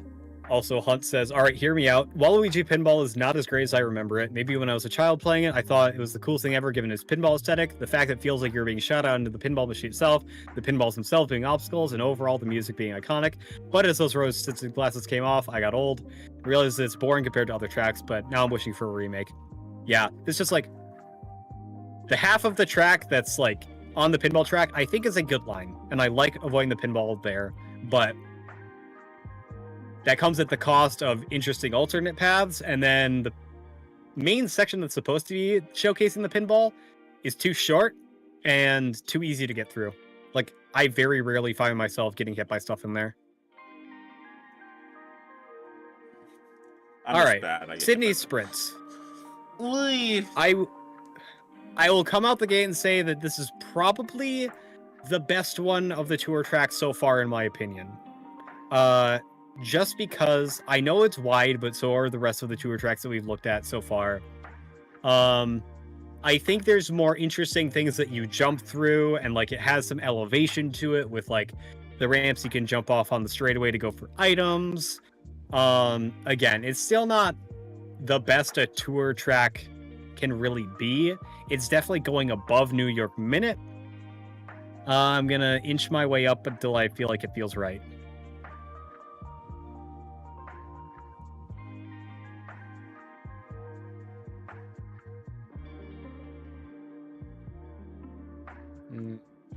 Actually, I really do. I kind of do like Sydney Sprint a lot. It sucks that there's a handful of just big straightaways, but I think it's fun. I like it a lot. Yeah. When the turns happen, and I think they're interesting and engaging, but yeah, it's actually going somewhere in the middle for me. I think I would put it above Royal Raceway.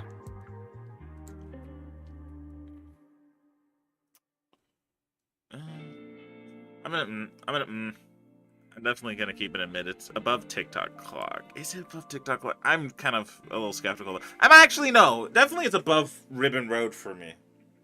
Yeah, it's not for me, but just because the extra cuts on Ribbon Road are just way more interesting to me. Yeah, that's fair. But yeah, it used to be higher for me, but I don't know. I don't know how much of my bias is just the fact that this is like the one city track that represents at least part of my heritage, because I am partially Australian. Unfortunately, there is no Poland track. Lamau. I'm so sorry. All right, Snowland. As much as I like this track and I like doing the cut with the mushroom in the beginning, not a lot going on in this map. Yeah, there really isn't. It's kind of a bog standard ice track, which is to be expected considering it's from GBA, but like compared to everything else here, I think I like it more. Like the turns are more interesting than I would say in like Tokyo Blur and Paris Promenade. Maybe New York Minute is where I draw that line. Split up those tracks a little bit. Yeah, that feels right to me. It's pretty low. Dang. Issues. I don't know how low it's gonna be for me. It's above Mario Kart Stadium. I'll give it that. Electrodrome, I don't know.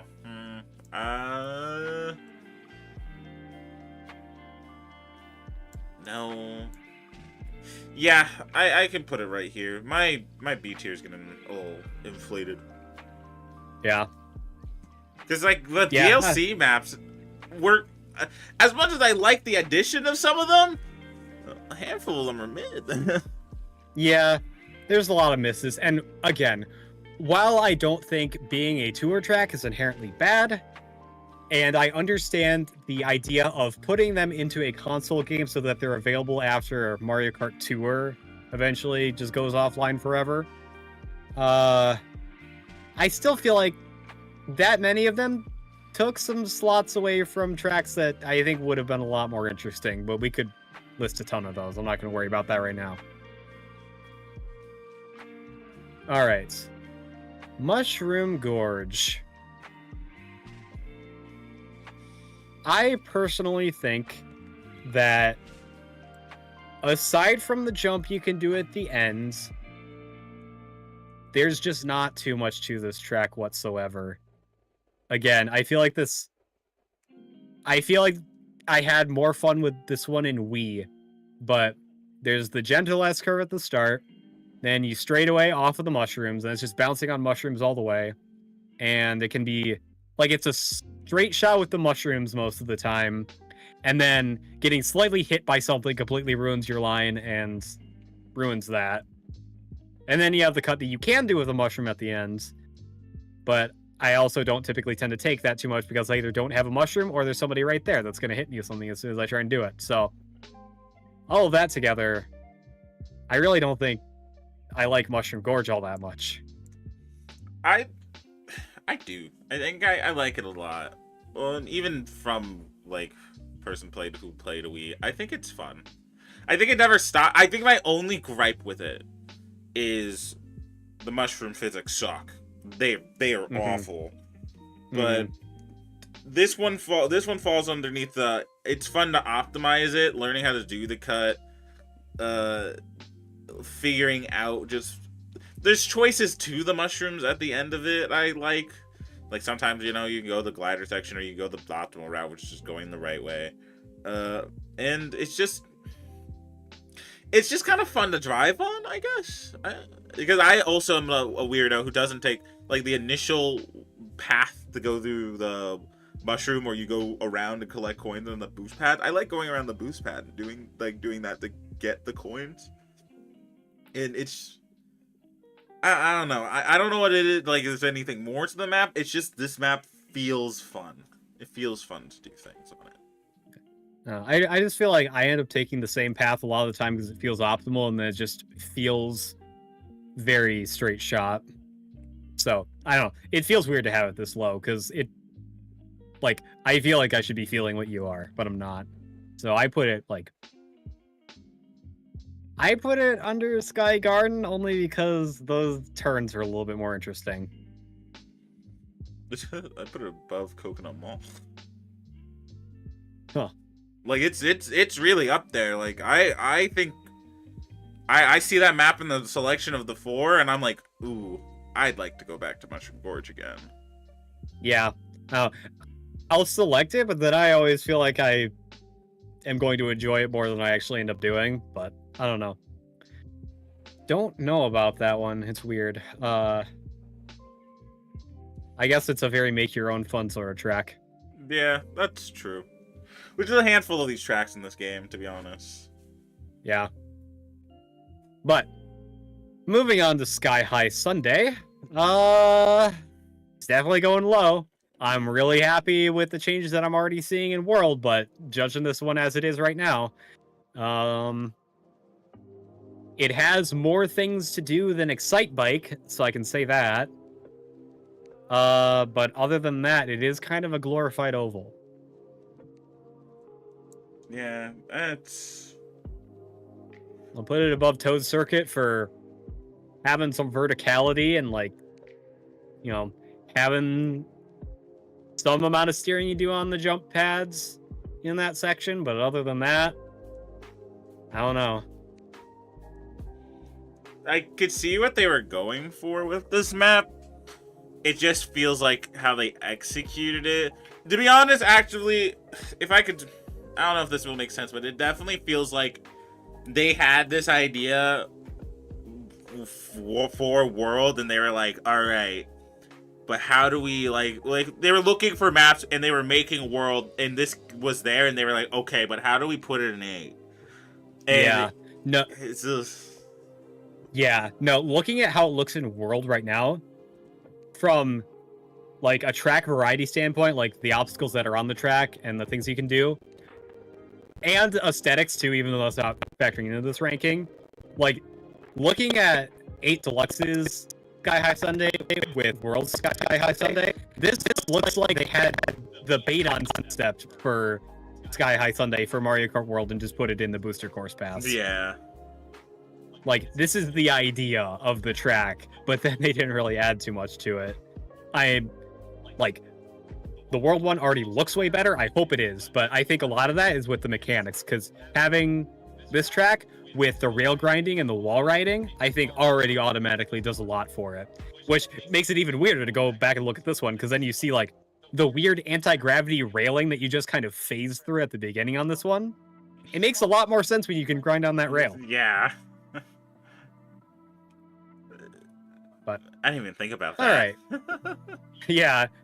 Like, it definitely didn't go down because of the comparison to World, because it's already going to go down here anyway, but it's just weirder the more you think about it. All right. London Loop. Still not one of the better city ones. It's better than... I think it's better than the city ones. It's not that high. Yeah. Because I think there's a having lot going on for it, and there's a lot more interesting things, but... Having change ups is hazards a thing. There's a few tighter turns than you'd see in like a New York minute, so I'd probably make it my second highest city track so far. But I don't know. The other thing with this one is it just feels like it goes on forever, which is probably like, it does have some like change hops and whatever, but like they're very sparse and far between. Actually, I might not even put this above New York minute, because those are just not really all that impactful. Like, it just feels so long in a bad way. Yeah, I agree with it. It's under New York minute. I still think it's better than Paris and Tokyo, but like, it's... Yeah. I'm putting it above Paris, under Snowland, which is splitting up that New York minute. But yeah. I like how I said I wasn't necessarily going to rank these low, but 4 of them are practically right next to each other. At the bottom, or near the bottom. They keep messing up these maps. I promise there are a couple that I think I like, but we'll see. All right, Boo Lake. I have always said this one has really, really fun turns. It's just a little too short. So it's probably going to go somewhere upper mid, I think. I'll put it above TikTok Clock. I think this map is fun. I think it's actually fun. I think it's perfect. Not perfect in the sense of like, I've never had the issue of it being too short. I do think item placement would be, more items would be a little bit nicer, but it's fun. I think it's gonna be relatively, I think it's better than Royal Raceway, to be honest. Yeah, I have it above. Wait, do I? I think I do. Where's Royal Raceway? Mine's is high. Oh yeah, it's above. Yeah, mine's lower, but I still have it above that. I have it like above TikTok Clock, Thwomp Ruins, all that. Goes under Super Bell Subway and Shy Guy Falls, just because like there's some more interesting things there. Actually, Shy Guy Falls. I'm gonna reorder these a little bit. There we go. Okay. And then other stuff just has more going on for it throughout. Yeah, if there was just like more to this track in terms of just length, like I complained about London Loop feeling way too long.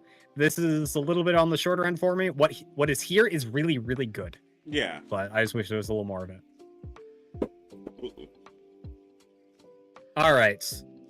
Rock Mountain. Okay. Already, again, didn't really like it in 3DS. This is another exception to the good nitros, but yeah, this is mostly a glorified oval. With a super invasive item game plan of just cutting through the whole wildlands. Yeah. It's good. Yeah, it just feels like they forgot that part was there. All right. Here's the thing, though, is like I have to determine between like Excite Bike, Toad Circuit, Sky High Sunday, all those. There's at least some turns at the beginning that I think put it above Excite Bike.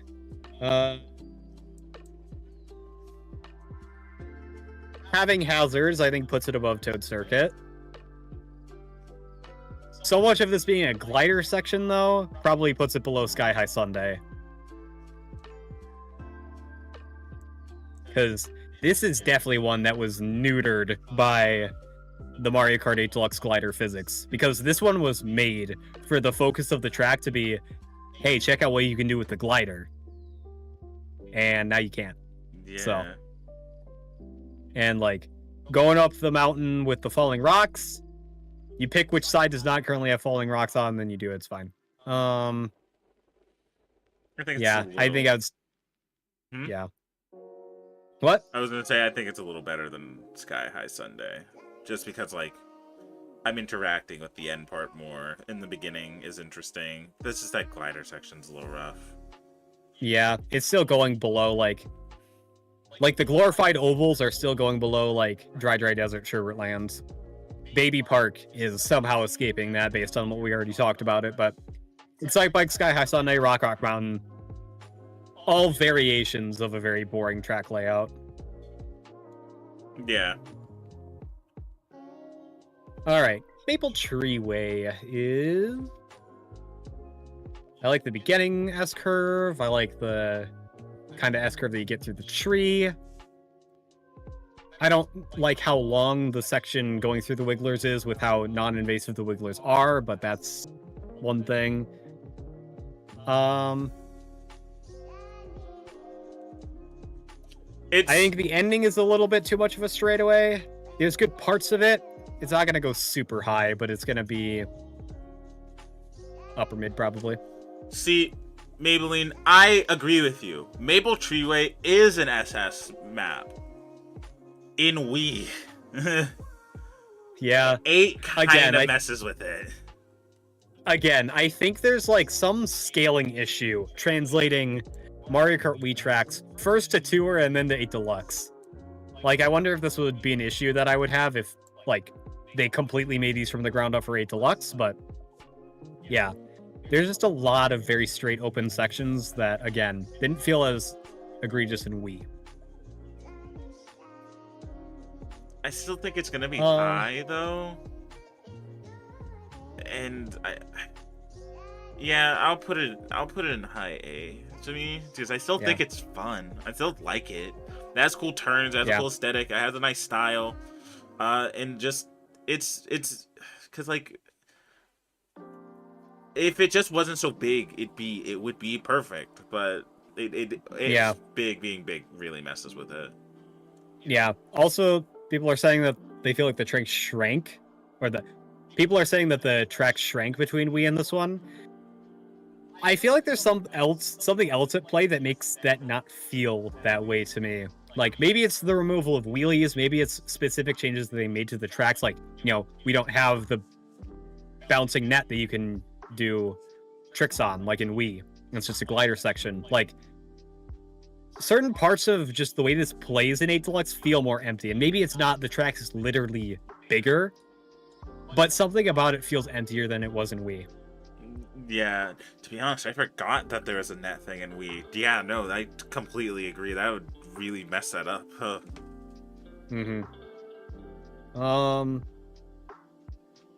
Where do I put it? Because I still kind of like it. Like, there's turns that I like. But there's so much of it where I feel like I'm just going straight now. This might be a fairly low one for me, but I'm putting it like below Yoshi Valley, above Sunshine Airport.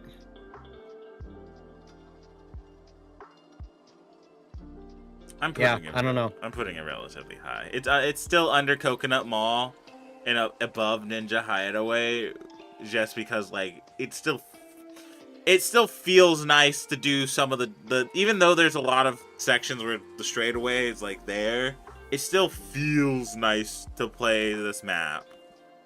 There's still something that I have to deal with, and it still actively is fun to play it. Yeah.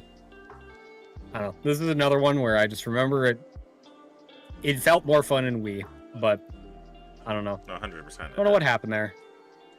All right, Berlin Byways. I think this is going to be a higher up one because of the traffic.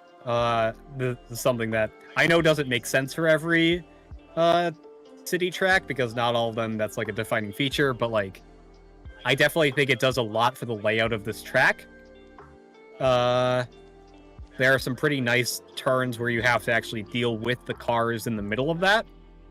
I like having the womps there as optional, like, jump panels. Yeah, the turns are overall more interesting than the other city tracks. This might go somewhere around where I have Sydney up here in like the middle area. I'm just trying to see how far. I hold this track a little higher actively.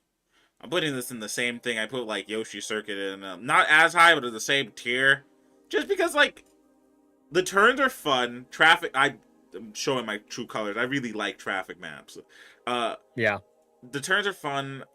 Even though there's handful straightaways, you have the cars that are there in the way, just to kind of make you have to do something within the straightaways.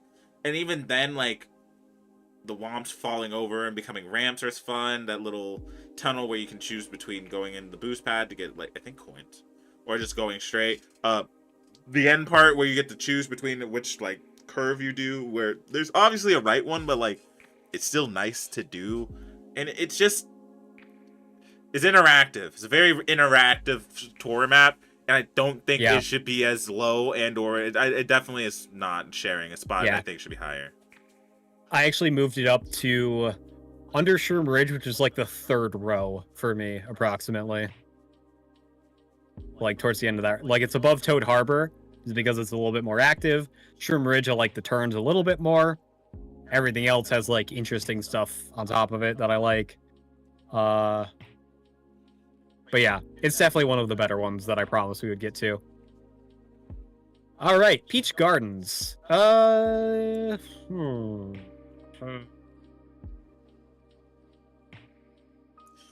This is another one where you can go ahead on this one. I want to put it in mid. I want to put it in mid. But I feel like it doesn't deserve it because it's a lot of straightaways, but like. Nah, the change home really doesn't actively really add anything to it. And the Piranha Plane doesn't add anything to it when you have to go around. Huh. Like, it's not perfectly like this, but it feels very square to me. Where it's like, there are turns, but it feels very clear-cut, and there's a lot of very long straightaways that you're doing. Because when you're going through the gardens at the beginning, it's just faster to go mostly through the middle of that. The change downs aren't really in the way, neither are the decorations. The Piranha Plant, you kind of go around, but that's not too much. That S-curve isn't super long. Then you have the straightaway through, like, that terrace area, which is long. You do that again. And then, even with the reverse track, it's just kind of more of the same of that. So, I would say I actually don't really like this one that much. There's just a lot of very, very straight paths that I would probably even put it below, like, the lower tour maps, just because, like, those ones, at least there's more variety, I feel like, in where I'm going. Yeah, I put it under N64 Rainbow Road, actually. I did too, but it was already going to be below that if it's going below the tour tracks. But yeah, it's just another one of those where it's like, it's much more of a straightaway than it feels like it should be. Yeah. All right. Merry Mountain. Welcome to another oval in disguise, and a thinly veiled one at that. It's only carried by the joke of it being the Kingdom Hearts map, which I completely forgot which one it was. Yeah. Nightmare Before Christmas. Yeah.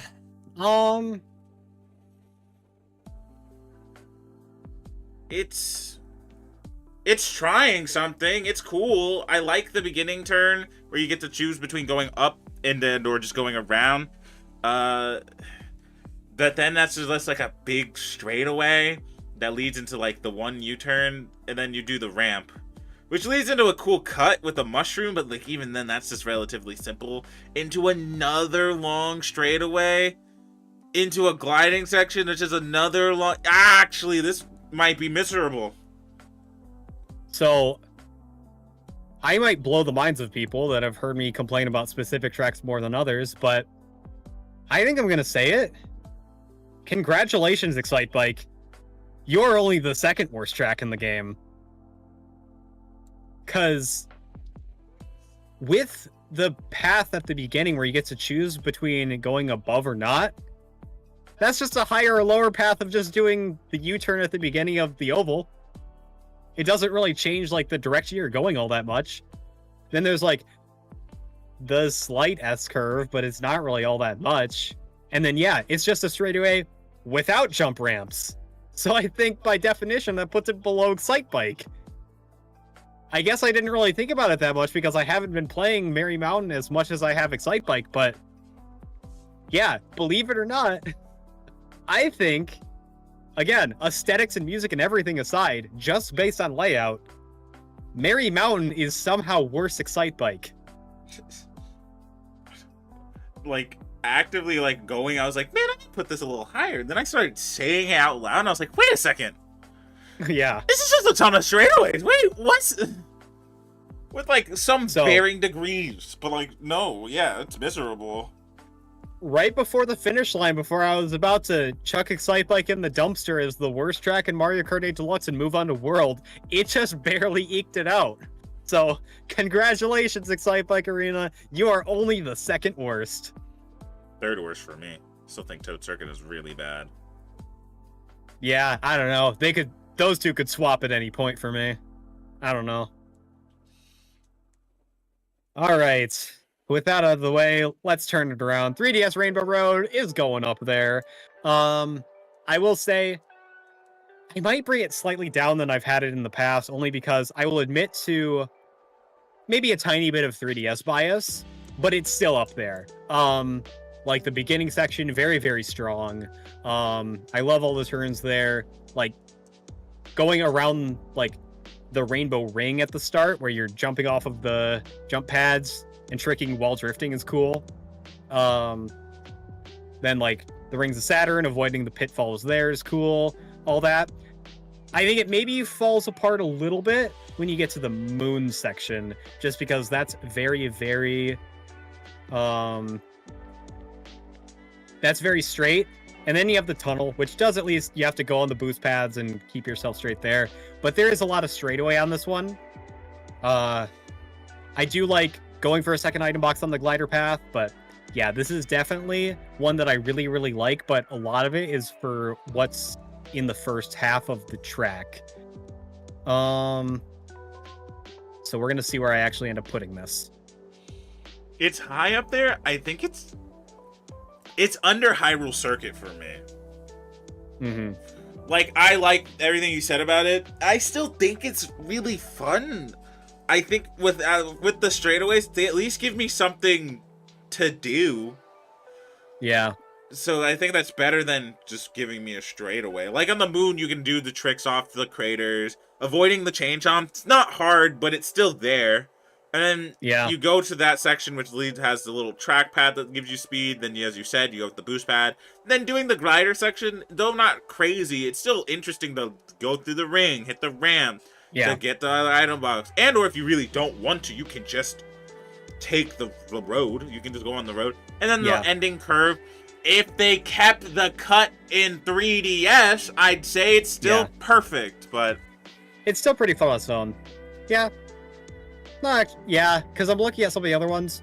Big Blue, I also have maybe some similar straightaway issues at certain points in it. But I would say I would put it... Well, let's see. I have 8's Rainbow Road up here, and I have SNES Rainbow Road below it. I think it's definitely better than SNES Rainbow Road. I think I'm going to put it above 8 Rainbow Road, so it's still my top-ranked Rainbow Road so far. I don't think it goes above Big Blue, however. So, still really good. Still my highest rated Rainbow Road.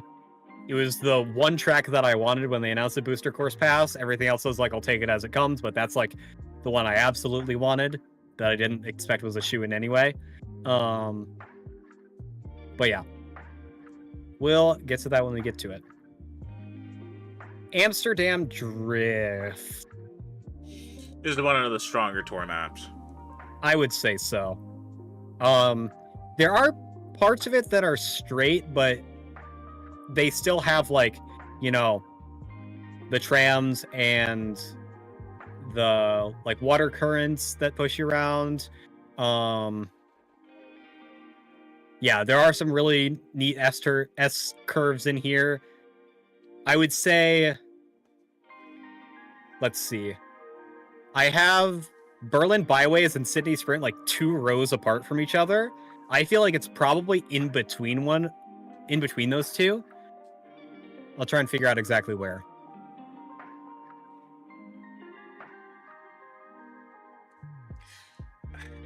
It might be in between Shroom Ridge and Toad's Turnpike for me. No, because actually no. They've been saying that it's way more interesting. Actually, I think it might go underneath Ninja Hideaway. Let's see. I think I'm gonna put it below Donut Plains 3, above Waluigi Pinball. Just because I think there's more interesting turns on all the tracks above it, but there's more like stuff to avoid than some of the tracks below it. I think that's fair. So that's my second highest ranked city track so far under Berlin. They exist. High tour tracks. Yeah, that's relatively good. All right, Riverside Park. This is a nice lines map, I think. All of the turns are relatively interesting. It's just pretty good all around. Mushroom cuts are not egregiously at the end. Is there anything that makes it great though? Yeah, I don't know. Like, I think very comparable. Boo Lake, I would put it below Boo Lake. No, actually, I think I would put it right above Boo Lake. Under Ice Outpost. I don't know. I think those ones are interchangeable. I think these one... Actually, to be honest, this one might be the rare one where like they're both next to each other, but these two are definitely interchangeable because I like both of them. Which ones? Boo Lake and Riverside Park. Yeah, they have very similar things to where they're just fun to drift through all the way around, but they're just a little basic. Yeah. Outside of that, and a little short, but still very, very solid. Also, I'm going to cut this in later, but I missed Hunt's thing on Rainbow Road. 3DS Rainbow Road is my favorite out of all of them and the most iconic. Name one Rainbow Road that gets mentioned more than this one. Each of the sections don't overpower the other. The actual road design is my favorite, and there's not a lot of dead space compared to other Rainbow Roads. Plus, I love the iteration smash. Yeah, side tangent, I miss the 3DS Rainbow Road stage in Smash. I think it was a fun traveling one. And I know they only put it in 3DS Smash because they could just port the model of the track from Mario Kart 7. But if Smash Ultimate had come out after the Booster Course Pass, they could have done the same thing with this version of the track, and it could have been an Ultimate, but it's a timing thing. Oh well. All right. DK Summit. Do you want to go first on this one? I love this track. I like it a lot. I'm gonna put this relatively high. I think it's interesting. There's not a lot of nothing happening. Plus, with like the first turn being like right there, that goes into the cannon, which goes into that one turn, which you can do a trick off the half pipe there, which is still very interesting, which kind of cuts a bunch of that off. And then that leads into like the one with the little rock, like little bumps there, and then that leads into the cut, which I don't know about you. I go for that cut all the time because that cut is sick. And then which leads into like the straightaway, but the straightaway still has half pipes and stuff to do, so you're not really even not doing anything on that because you're not even going straight away on that because it's the snow, so you have to weave in between that. But like saying, most people go on the half pipes, which then leads into the turn, which then you then rinse and repeat. To be honest, yeah, no, this is a relatively good one. Yeah, I like this track a lot. I'll put this up in SS. Yeah, I don't find myself taking the cut too much online, only because, like, I hate the feeling of, trying to do a cut like that and somebody's just in the way, and it's just not worth going for. I have that happen sometimes, or, like, somebody's waiting for me to do it so they can red shell me type beat, but yeah, the final turn on the half pipe is cool. I definitely also like this one. It's probably not like as high for me as some other people because like I feel like the glider cannon lasts a really long time. The bumps are cool, still relatively straight. S-curve with the cut, definitely the main set piece of the thing. The half pipe section at the end is kind of hit or miss for me, depending on like the positioning of the Shy Guys and where people are at, that sort of thing. Sometimes it does feel kind of like a straightaway, but even then I'm still drifting around the snowbank, so it's not like the most egregious thing. I'm gonna put it relatively high. I'm gonna put it, for me, it's kind of between this and Mount Wario for me. I think I'm gonna put it right below Mount Wario. Put two very similar tracks together again. Actually, no. I think you know what? It's gonna be the third highest in the SSS. It's Music Park, Neo Bowser. My top three right now is Music Park, Neo Bowser City, and DK Summit. Actively, I think it's better than Big Blue. Just because like it has the cuts and it's like it's cool to do. It's cool to do. Big Blue just also has cuts that I really like, and like the things that I like about Big Blue, I like more than the things I like in DK Summit. I'll say that. Fair. Eggie's spinning right now. Crazy. I do that. All right, Yoshi's Island. I think the turns on this one are also really good. I like right out the gate. There's like kind of the S-curve where you have to avoid the stilt guy and the other Yoshi enemies. The water section isn't very long. It goes straight into a turn. Then you got that really fun like turn all the way up the mountain that you can then do like the drift glide off of, which is really fun. And then cloud section also is a good turn. The shortcut is really, really sick. I love the idea of hitting the cloud and like being able to skip over it with that. So this is also one that I think I'm going to enjoy a lot. Yeah, I think this is another SSS. Another SS. Yeah. I mean, it's really high up there. I just don't know if it's higher than... Yeah, no, it's going to go up there. I'm struggling just because there's a lot of good ones up here, but I'm going to put it between...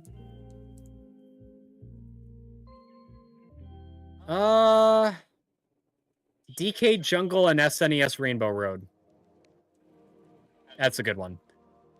Also, again, not having anything to do with the actual ranking, but I always kind of wish that they put more like existing Mario locations in as tracks. Like, I like that the majority of them are original ones, but like, I think it's just really cool to adapt something that already exists into a track like this, and I like that it's centered around the mountain. That's like the prominent thing that you see on Yoshi's Island. So yeah, I just like that it does that. Again, it doesn't make it higher for me for anything like that. It just does something that I wish they did slightly more often, but not too often. Yeah, for sure. All right, Bangkok Rush. I think I'm gonna do the same sort of thing where I'm gonna look at the tour tracks that I've already ranked and compare them, because I'm gonna say maybe not as good as Berlin, but better than Amsterdam. I like how tight some of the turns in this one are. There are some that are kind of shallow or a little straightaway-ish, but there's always like, I feel like there's always something coming up with the turns in here. But yeah, I think the traffic does more for Berlin here. I'm gonna put it maybe... I'm gonna put it above Amsterdam Drift, but maybe only by like one spot, because they feel very similar to me. Yeah, it's nothing crazy for this one. Yeah, it's just kind of pretty good. Like, yeah, not too much there, which is good because we're almost at the 4-hour mark. Right. All right, DS Mario Circuits. Again, I'll start by comparing this to the other Mario Circuits just to have a frame of reference, because they're kind of in the middle. I think this one is higher than them.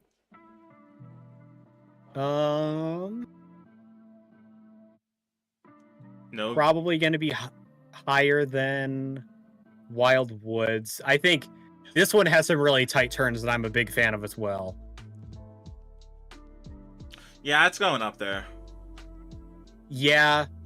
Yeah, I'm kind of moving it up above like Bone Dry, which I already had pretty high, Thwomp Ruins, TikTok Clock, Shy Guy Falls. I think there are some parts of this that are a little bit too straight for my liking. Like it feels kind of like the Piranha Plant section. The Fire Piranha Plants is a little bit too much. And then like right after the forest area, but then there's some really good turns in there. So it's going to be up there, but... I don't think it's better than Donut Plains. I have it above Donut Plains. I also have it above like Shy Guy Falls and all that. The track's good. The track's... Yeah, the track's good, and then the hairpins at the end, I think. Yeah. Also, Dark, probably not any gaming from, at least for me, because like. No, this was the plan for me because I have to go in like an hour max. So we're gonna finish this up, but I wanted to get this done today so that I can edit this starting tonight and maybe like Monday night too. Yeah. But yeah. Okay, yeah. DS Mario Circuit's up there. GameCube Waluigi Stadium. I'll say definitely a step up from base game 8's GameCube ones. I'm gonna also look at the other GameCube ones just for comparison, just because we're getting to that point. It's kind of a letdown. Yeah. Like, I do think the beginning turns are cool. I think it's cool that you can go on the inside of the off-road section right after that one ramp. But then there's a really big straightaway section where, yeah, you do a half pipe to get an item, but then even that's not too much of a thing. The obstacles aren't that hard to avoid. I like going up onto the top path at the very, very end. That's a cool addition. But again, this one just feels a little bit too open for me for a lot of it. Not for like the whole thing, though. So it's probably going to be middle somewhere.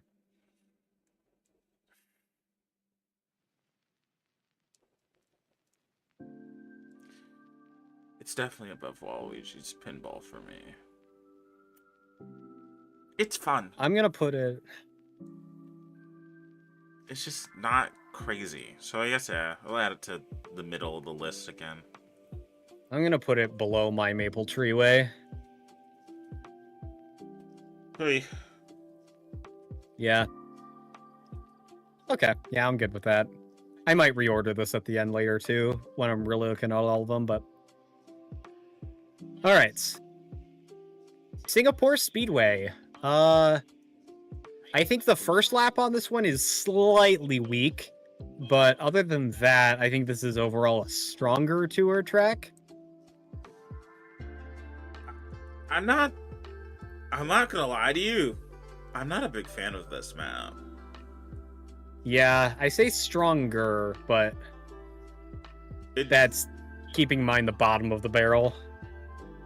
Like it's higher than definitely New York, London, Paris, and Tokyo. But I don't think it's leaving the tier of it. I don't think it's leaving the ranking of it. I think it's cool. I like it. A lot of interesting things happen. It's just still like though it's long and not a lot of interesting, super crazy turns. Yeah. Yeah, there are actually more straightaways now that I think about it, because, like, right after the conveyor belts, which aren't that, like, crazy on their own, there's a glider section right before that. And then after, there's the tunnel that's kind of straight. Then there's another glider section right after. There's a lot of glider sections on this one, which I guess is cool for verticality, but it's not really verticality that you interact with too much. So, yeah. I don't know. Aesthetically, really love it, but also this is one that I expected to be kind of higher. I'm gonna put it... Gosh. Man. I don't really know where I want to put this one actually now. Yeah. Hmm. Like, I'm trying my hardest not to make the middle of the list really big, but like there's so many of these maps where I'm like, yeah, it's cool, but like, Yeah. there's cooler tracks. Yeah, I'll put it above New York Minute and see how far I want to put it up.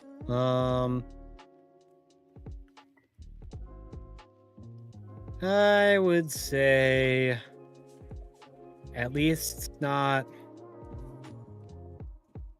a figure 8 or anything like that. So, I'm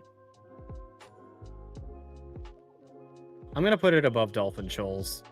It's kind of middling because there's more stuff to do in the track than in Dolphin Shoals, I would say. Yeah. Actually, I would move it above Waluigi Stadium, even. Yeah. I think I'm fine with that. Alright, Athens Dash. This is one that I think is actually one of my favorite tour tracks in the game, surprisingly enough. I think it's got a lot of really fun turns all throughout. I like the mountain section. There's quite a few hairpins, especially like going uphill as well. Like this is a lot more dynamic for being a city track that doesn't have traffic, I would say. This is going up there for me. I'm going to compare it to Berlin. I think it's higher than Berlin for me. Yeah, I was thinking that too. Yeah, I'm probably gonna put it above my DK Summit. Mount Wario. Yeah, I'm gonna put it above Mount Wario. I have it in between my Piranha Plant and Mute City. Just because it is a fun one. Like, yeah. Actually, I'll put it between my Piranha Plant and Mute City too. Just because, like, there's not as many... There's, like, some straight sections. Between it and Mute City for me, I don't know. It's just... Put it up there. There's a lot, like...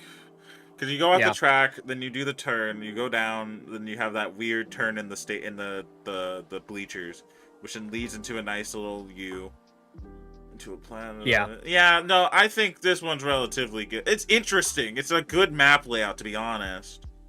Yeah, not being like, you know, more of like a modern metropolitan city does a lot to make it stand out from the other ones, because there's a lot more natural verticality to it that you actually get to interact with. Alright, Daisy Cruiser. This doesn't quite go to glorified oval tier for me, but as I think about it, especially with the change they made to the pool, to where you can go in it now, there's a lot of straightaways on this one too. It's a little rough. It's a little rough. Another GameCube ruined. Yes. Let's see. It's probably gonna go at the bottom if I'm being honest. No, it's not like bottom, but it's better than Sky Garden to me. It's high C for me. Like it's the worst thing because in GameCube it's so interesting. A lot happens. And you're dealing with a lot, but here it's just with the addition of being able to choose the path. And then you're right, not being able to drive through the water completely cuts out like driving around it, which would have made a really good, which makes a really good S turn, by the way, in Double Dash, which is like okay. Yeah. And then just like going through the dining area feels a little just easier. Like, yeah. And then I put it above the trio of my lowest tour tracks, but not much more than that. Maybe, yeah, it's definitely higher than Detroit. It's definitely higher than this. Not much higher. New York Mid is the first one that's higher than it, just because like there's more like turns to it at the end of the day. Yeah, that's fair. All right, Moonview Highway. We were going that one up to the tippy top. Let me tell you about fucking Moonview Highway. I am again sorry, but I love this track. This is the track from the beginning that I was asking for. Ask anyone that heard me when we watched this direct. It is a ton of cars, a handful of cars actually in this version. A ton of cars, but weaving and driving through them is fun. And then you have to transition through outside of the city into the city, which just has booster pads for, like, they added booster pads around it, which I think is very good. And then on top of that, it's just a nice line track. Also, bomb cars are godlike. I don't care if you don't hit them a lot. That's just a nice thing to play around. It's so good. Yeah, no, this is definitely up there for me too. Probably not to the same extent, but like the beginning, super strong because I love the tight turns with the traffic. Those are really, really good. Sometimes in this version of the track, the boost pad section can feel a little bit easy to get through.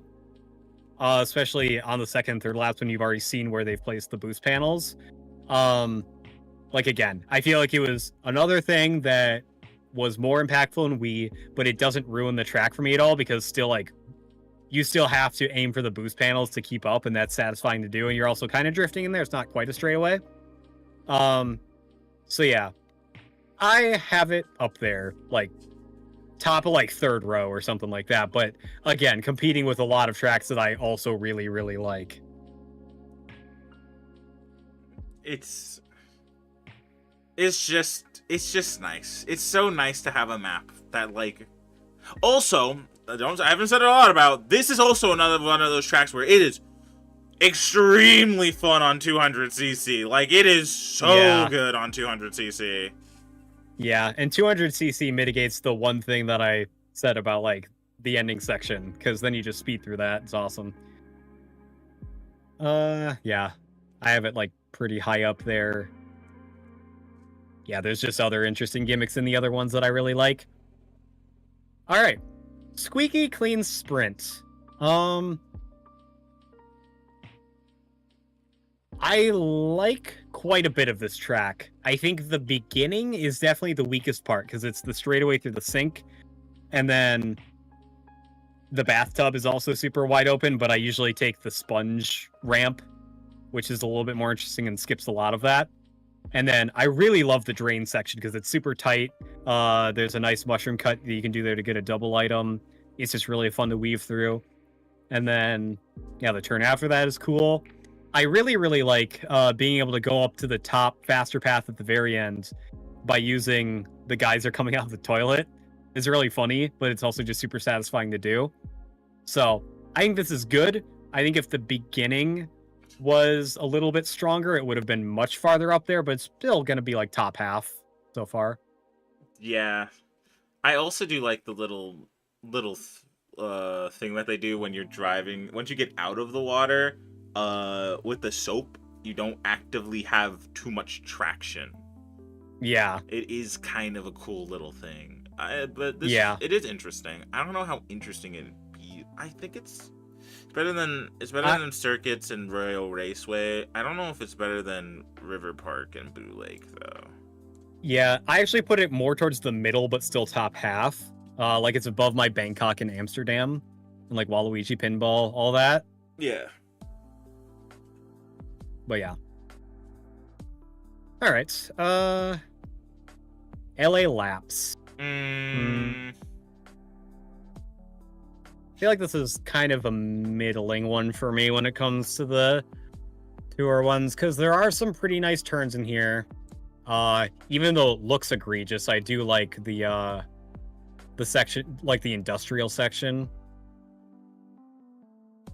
It's kind of fun. I just don't think that is enough to I'd carry it. Like, I think it's pretty low for me in the mid. Because, like, there's not a lot, and there's a lot of straightaways in this map. There are a couple of good S-turns and stuff there, too. And the Industry Plant one is very nice, but, like, ugh. Yeah.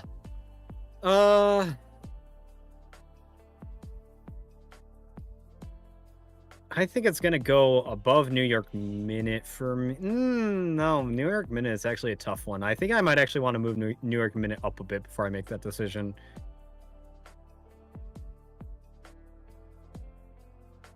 Yeah, you know what? Yeah, this one's actually not going as high as I thought it was going to. Yeah. It's above Snowland, just for the variety. Maybe above Sweet Sweet Canyon, too. All right, New York Mid and LA Laps just ended up next to each other. That's karma, by the way, Dark. Lol. All right, Sunset Wilds. Going kind of low for me. Yeah, this one's not that great either.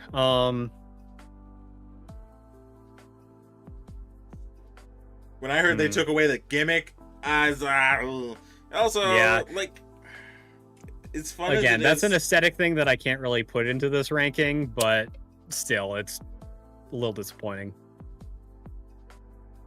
It's cool. I like the turns, but it falls underneath it's kind of wide, so some of these turns don't feel like crazy nice to hit. Yeah, I'm gonna put it below Snowland because I feel like they're both pretty wide, but the turns in Snowland are just a little bit more fun. That's fair.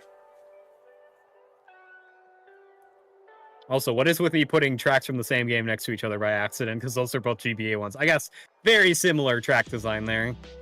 And GBA wasn't really crazy when it comes to variety because it was all flat, and these are more faithful than like Ribbon Road, which I think had a major glow up. That's true. All right, Koopa Cape. I think Koopa Cape is overall pretty solid. Again, there's stuff from Wii that I don't know why they removed, like, you know, the spinning electrical shells that shrink you. Though that section in the tube is still fun just based on like the turns themselves.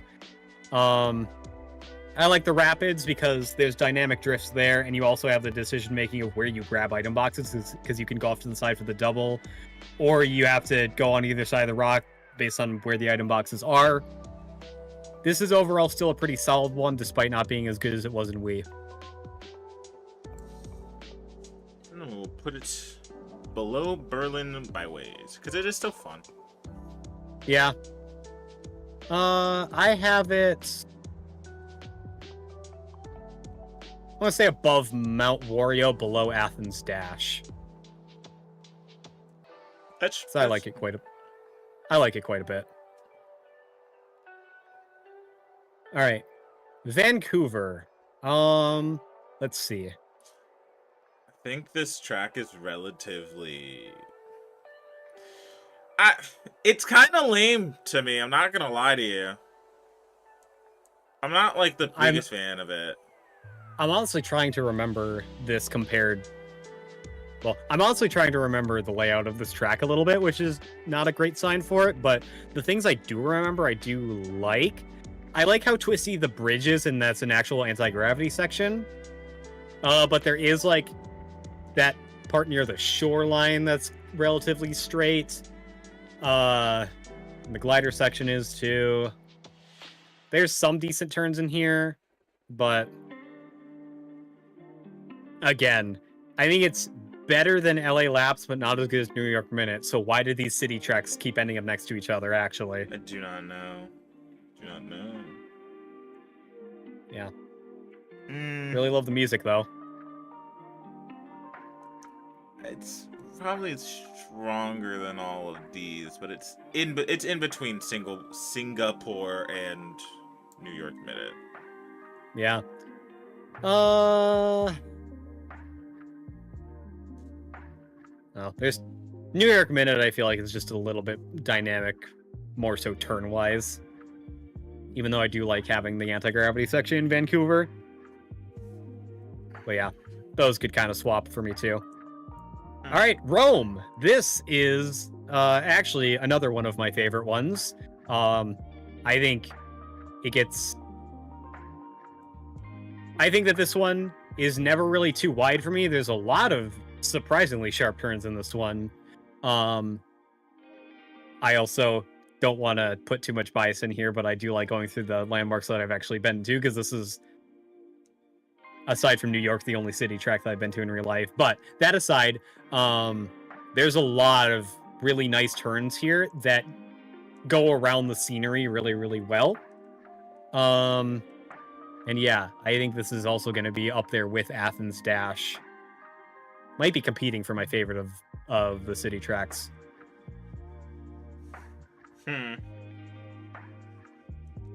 It's funny. It's just like be honest, I don't really remember Rome too much.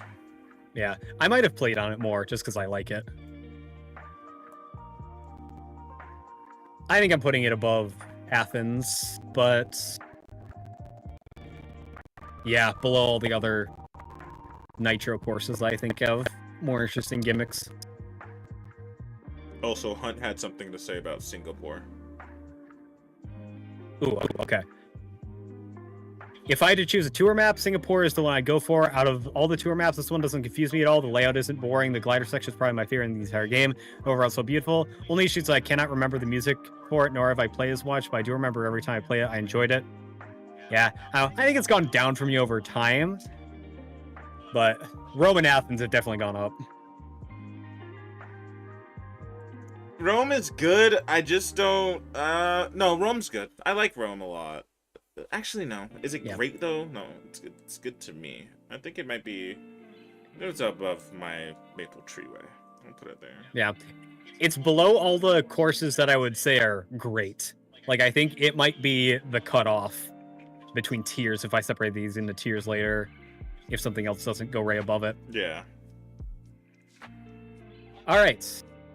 DK Mountain. I'm a little bit mixed on this one, only because I feel like parts of it are very wide, but I also like the S curve on it. I think that has more to do with the track in my eyes.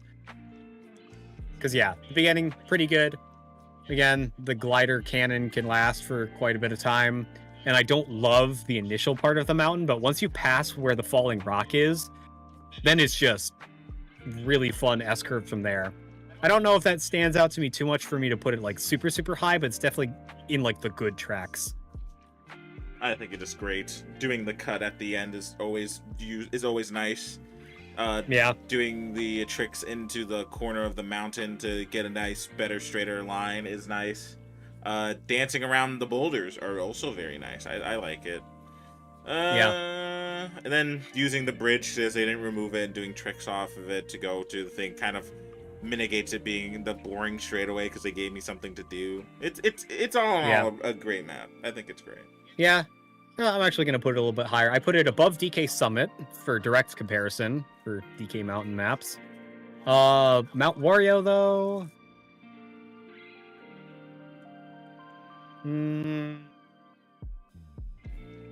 I'll say Mount Wario stays above it for now. Okay. Daisy Circuit. Yeah, once again, not a great day for Daisy tracks.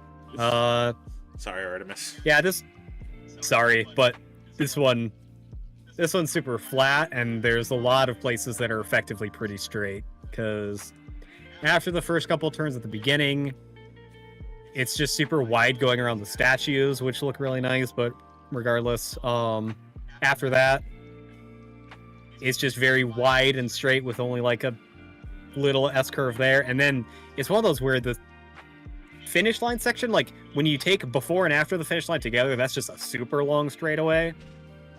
So I would say I'm a little bit more engaged than Daisy Cruiser, but how much more? I'll put it above Sunset Wilds, but not Snowland, which is still relatively low. Yeah. Put it above my Sky Garden, to be honest. It is the outlier before you get to mid. I think it's not really strong, period. It's okay. Yeah. All right. Piranha Plant Cove. Honestly, this is one that I just have not played all that much, considering, you know, it was in the last wave, and then there are other tracks in the last wave that I pick more online, so I just really don't have that much exposure to this one. I will say it's another one of those that I think is kind of a mix between straightaways that I don't like and turns that I do. It's relatively big-ish, and it's not fun to be in, to be honest. Yeah. I think it's one that gets better as it goes on, because then they add like thwomps and sharper turns, and there's more going on at the end, but the beginning of it is just not that great. Because it's just long straightaways with then like some 90-degree turns, but like, you know, you see them coming from so far away, it's not really like all that engaging.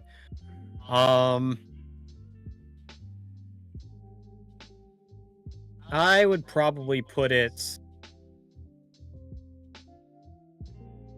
above Dolphin Shoals. Actually, Singapore Speedway is one that I kind of feel relatively similar vibe-wise about. I'm going to compare it to Singapore.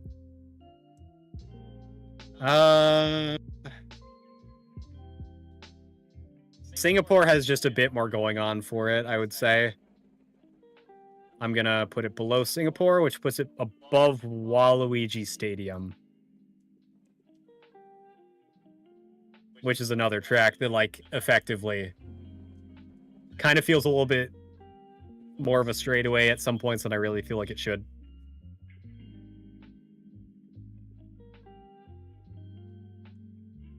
Actually, I'm going to put it below Waluigi Stadium. I have slightly more fun than Waluigi Stadium.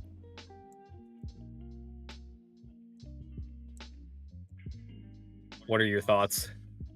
Piranha Plant Cove, it's... I don't know. I already said what I thought about it. I think it's cool. It's a cool idea, but like you have the straightaways, and then you go in the water. And the water, I already don't like driving in the water in this game. Sometimes it kind of feels a little, and like it just feels long. It feels too long. Yeah. For a lot of nothing to happen in the beginning, and then some to happen in the middle. And then, okay, there is a lot now in the end, but like I have to get through that to get to the end part where they're doing a lot, and that's kind of miserable sometimes. Yeah. I'm gonna put it below Dolphin Shoals, I think. Even though like there is more stuff in Dolphin Shoals, like it takes longer for Piranha Plant Cove to pick up, really. And even then, it's not like as memorable. Yeah. But it at least has some variety that keeps it from being the first lap over and over again, in which case I would really not like it. All right. Madrid Drive. I think this is another stronger one. Cheek. That one's up high. Yeah. I'm going to have to directly compare it to Rome Avanti and Athens Dash, because that's probably mostly what it's competing with. I like it a lot. There are some sections that I think feel very straight sometimes, so I'm going to put it maybe...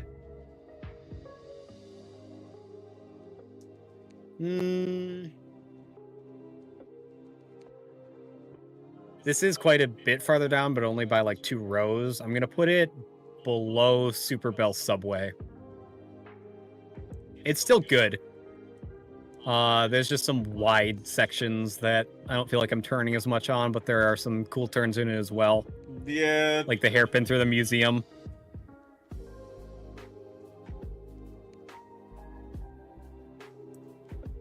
But yeah, it's just pretty all right. Yeah, to be honest, I put it relatively high. It's not a fun turns, a lot of fun interactions with the map in that one. Then it's, I don't know, for the tour tracks, how it changes lap to lap is actually relatively interesting. Yeah.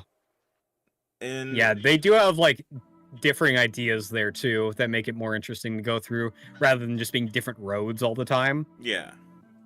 Which is a problem that some of the tour tracks have. But yeah. All right. Let's rip this Band-Aid off. Rosalina's Ice World. This is the one track my girl gets, huh?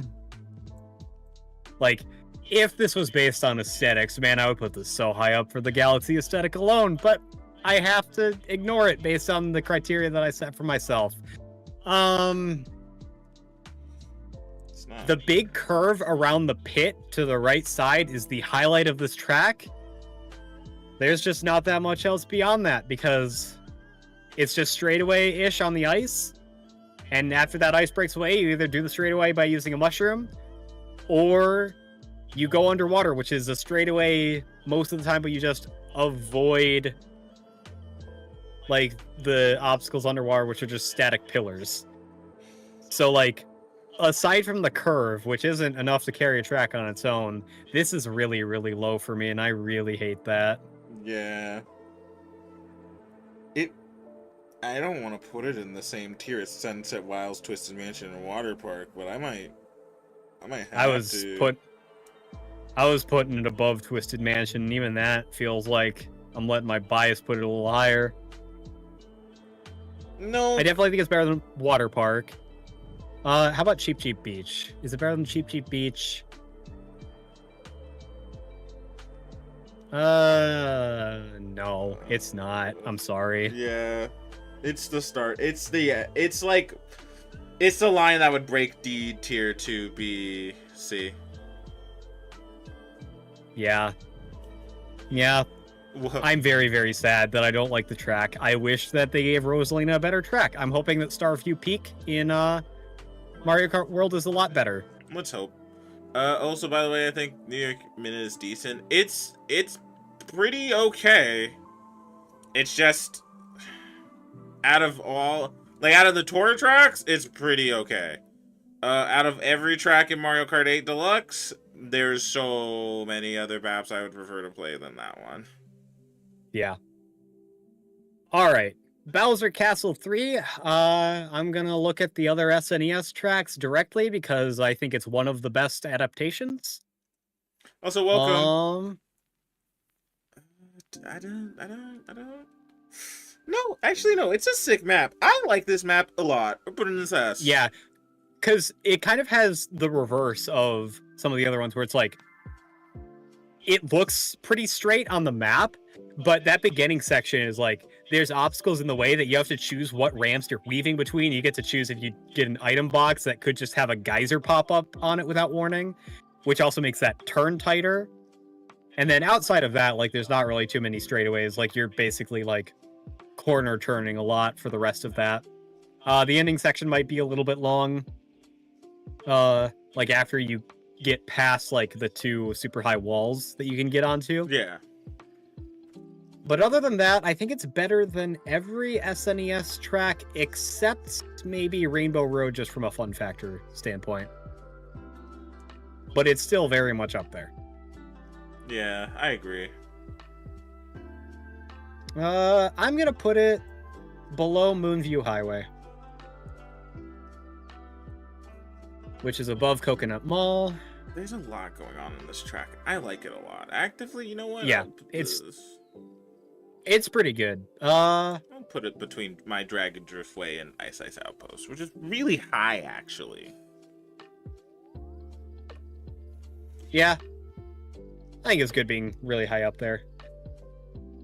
All right, and finally, Wii Rainbow Road is just going in second place.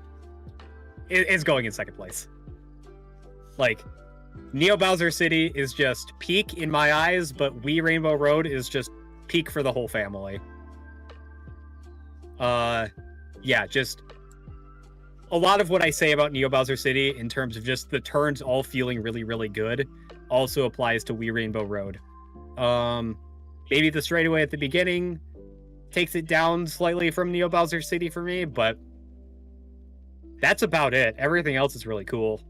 Yeah, no, I like it. It's very interesting, interactive, very fun. You do the dip, you do the trick, you do the turn, which leads into another turn, which leads into the waving road, which leads into like the half pipe hole in the circle, which if you have a mushroom, you have to cut through both of those, which then leads to either you take that turn normally or you do the cut, which is cool and it's right, which leads into the cannon section, which isn't, well, it's the glider section, so it's not too it's there. So then it leads into the half pipe section, which you can choose to do the correct way, Or you could do it and cut through that and completely skip like the whole like sequence of you doing a trick, which I think is still pretty cool. Then you have the choice, which leads into the hard drift into the end, which then lets you do it again, which is still really interesting. It's still really good. I like it. Yeah. It's better. Yeah. It's the because Double Dash Rainbow Road isn't in there.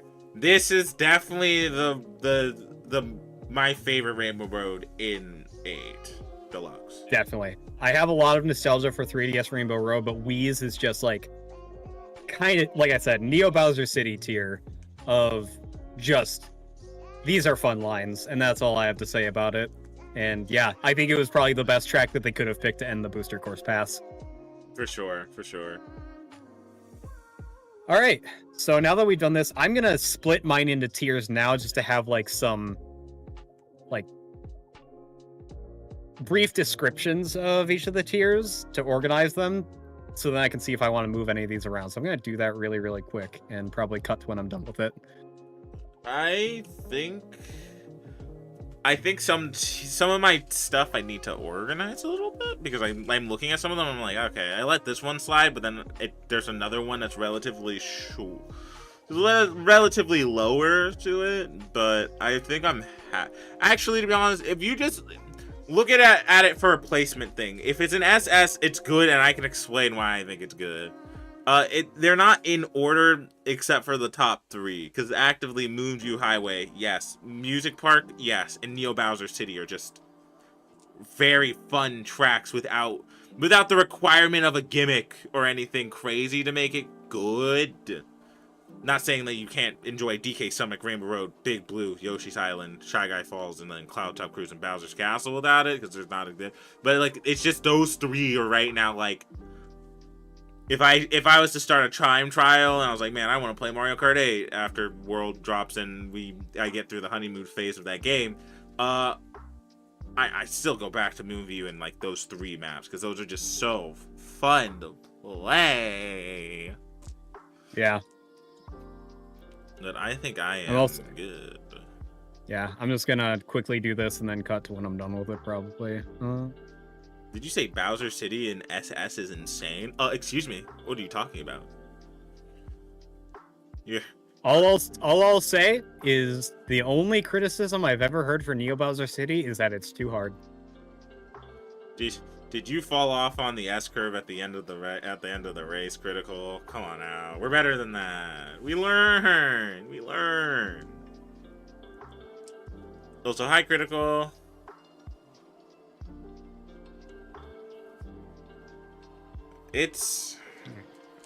But yeah, no. This is pretty good. I think it's pretty good, at least. Yeah, I'm just working on this. I'm gonna clean this up so I can have an image for it at the end.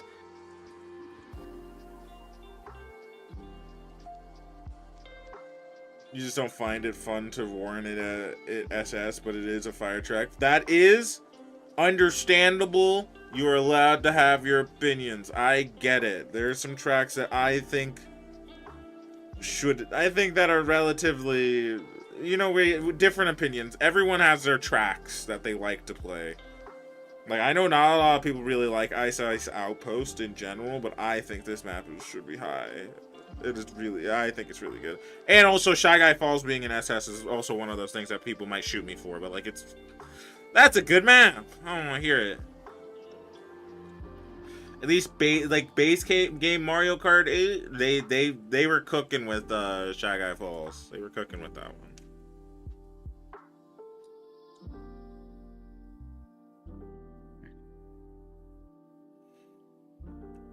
I think this tier list is scuffed. All these tracks belong in F. Dark, you made that joke before, and I will now acknowledge it again. Well, not again. I didn't acknowledge it before, but I'll acknowledge it now.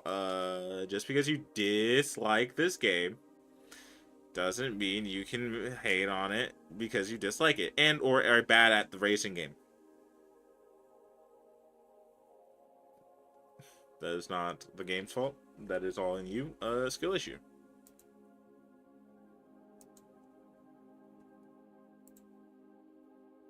All right, let's see.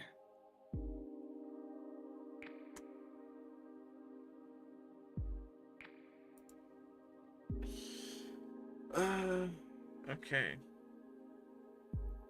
Finish this up real quick. I will also not stand for Excite Bike slander, though my bias is that I played Excite Bike a lot as a kid. Well, let me tell you, it is not the same Excite Bike. It's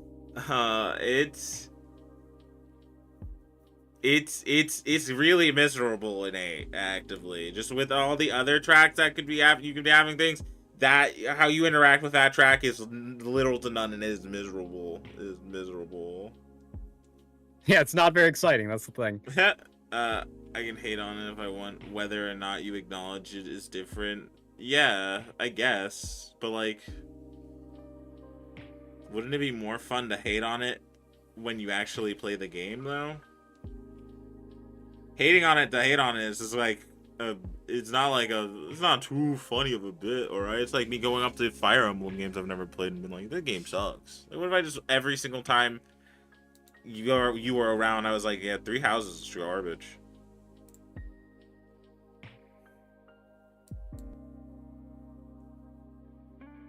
I did not hate on it while playing the game.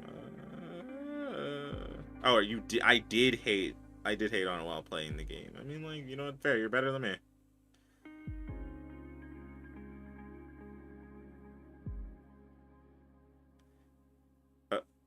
Where's Excite Break? That's your opinion, but I know it's not how you feel, so your argument is invalid. Okay. That is fair. That is reasonable. Also, yeah, well, because Sweet Canyon is like, it has things going with it. I interact with this map, and also there's some stuff that's interesting about it. Baby Park is because if you were here earlier, it's because this map, it's a circle, yes, or an oval, yes, but I'm interacting with the players so much that becomes that is the thing, and that's interesting.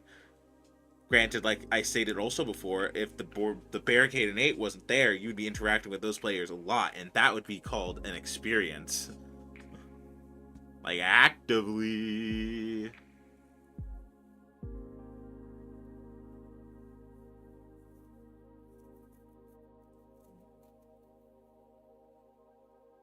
Well, so you may say, Dark, you may say my argument's invalid. It just makes me feel sad when you hate on the things I like because you think you think it would get you a haha funny little joke out of, you know? It hurts my feelings, my soul a little bit, yeah. All right, I'm gonna slightly reorder some stuff to fit these tiers that I just made. I need to save these. Save. Download image. Don't you create? Get off me. Get it out of here. No, download. Oh no, they know I'm using a VPN. No thanks. We have souls, we have feelings. Yes, Dark. All of us do. What are you talking about? I'll put this. No one's gonna see it, but I'm gonna put this in the tier list chats.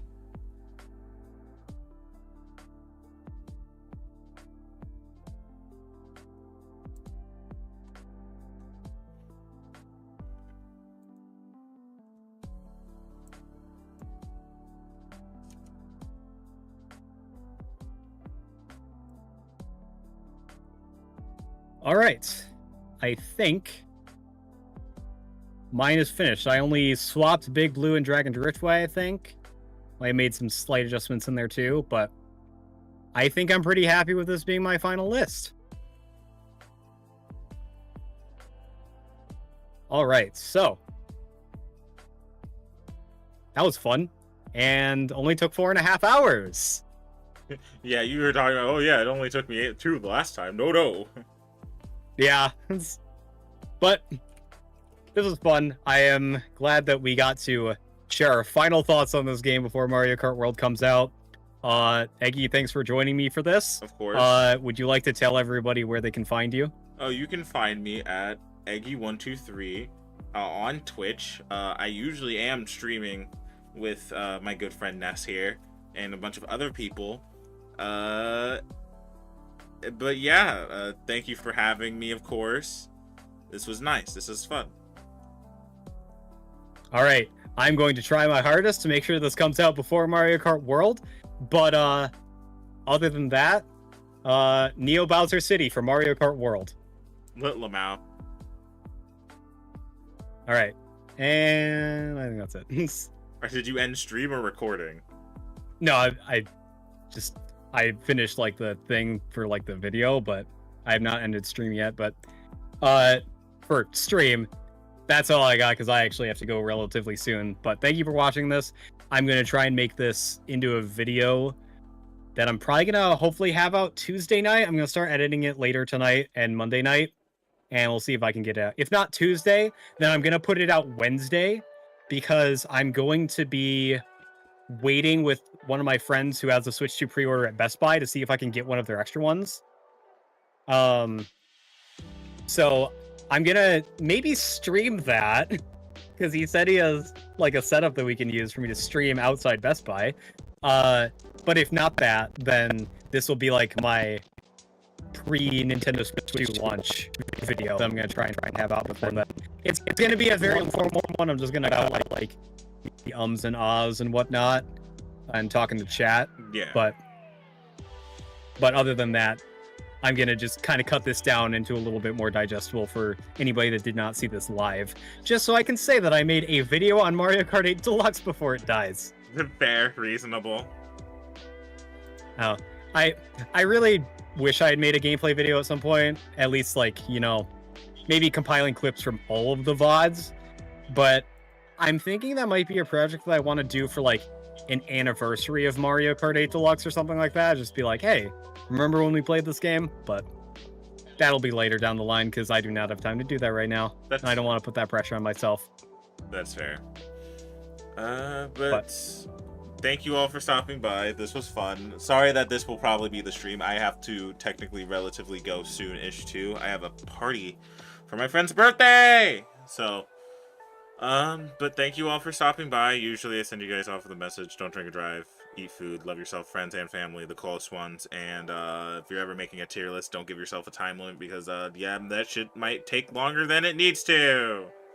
True. Ness, anything to say before you dip? I have a new Mario Party video that just came out today on my YouTube as well, so once you guys are out of here, make sure you go check out my YouTube channel. Yeah, I have an old Mario Party video. I do have another Mario Party video that is technically ready to go, but I am saving it for a very special occasion to release, so this will maybe come out first, but to be honest, I don't really know. Yeah, I also have a Smash Bros. Video that came out on Saturday. And also, on top of that, I do have a poll that I sent out on my YouTube channel as well, because the Smash video is a short highlight video with a lot of meme edits. The Mario Party video is a lot longer form with less editing in between, just kind of cutting out the silence. I would really like to know what people prefer when it comes to stream highlights, because I like doing both, and there are some games that I like doing one more than the other for. But I want to know if viewers had a preference on that, so I can prioritize some of the videos that I have in my backlog to work on now. I'm going to work on both, and I like working on both. It's just like, what do people prefer to watch? So go watch my Smash Bros. Video and my Mario Party video, and let me know in that poll on my channel page which format you prefer, if you have a preference. But yeah, I got to go soon. So thank you guys for watching. You'll probably see this video out in a couple days. And the last thing I'll send you guys off is the keep on culture hunting. We're not gonna raid anyone, but bye, friends. See y'all.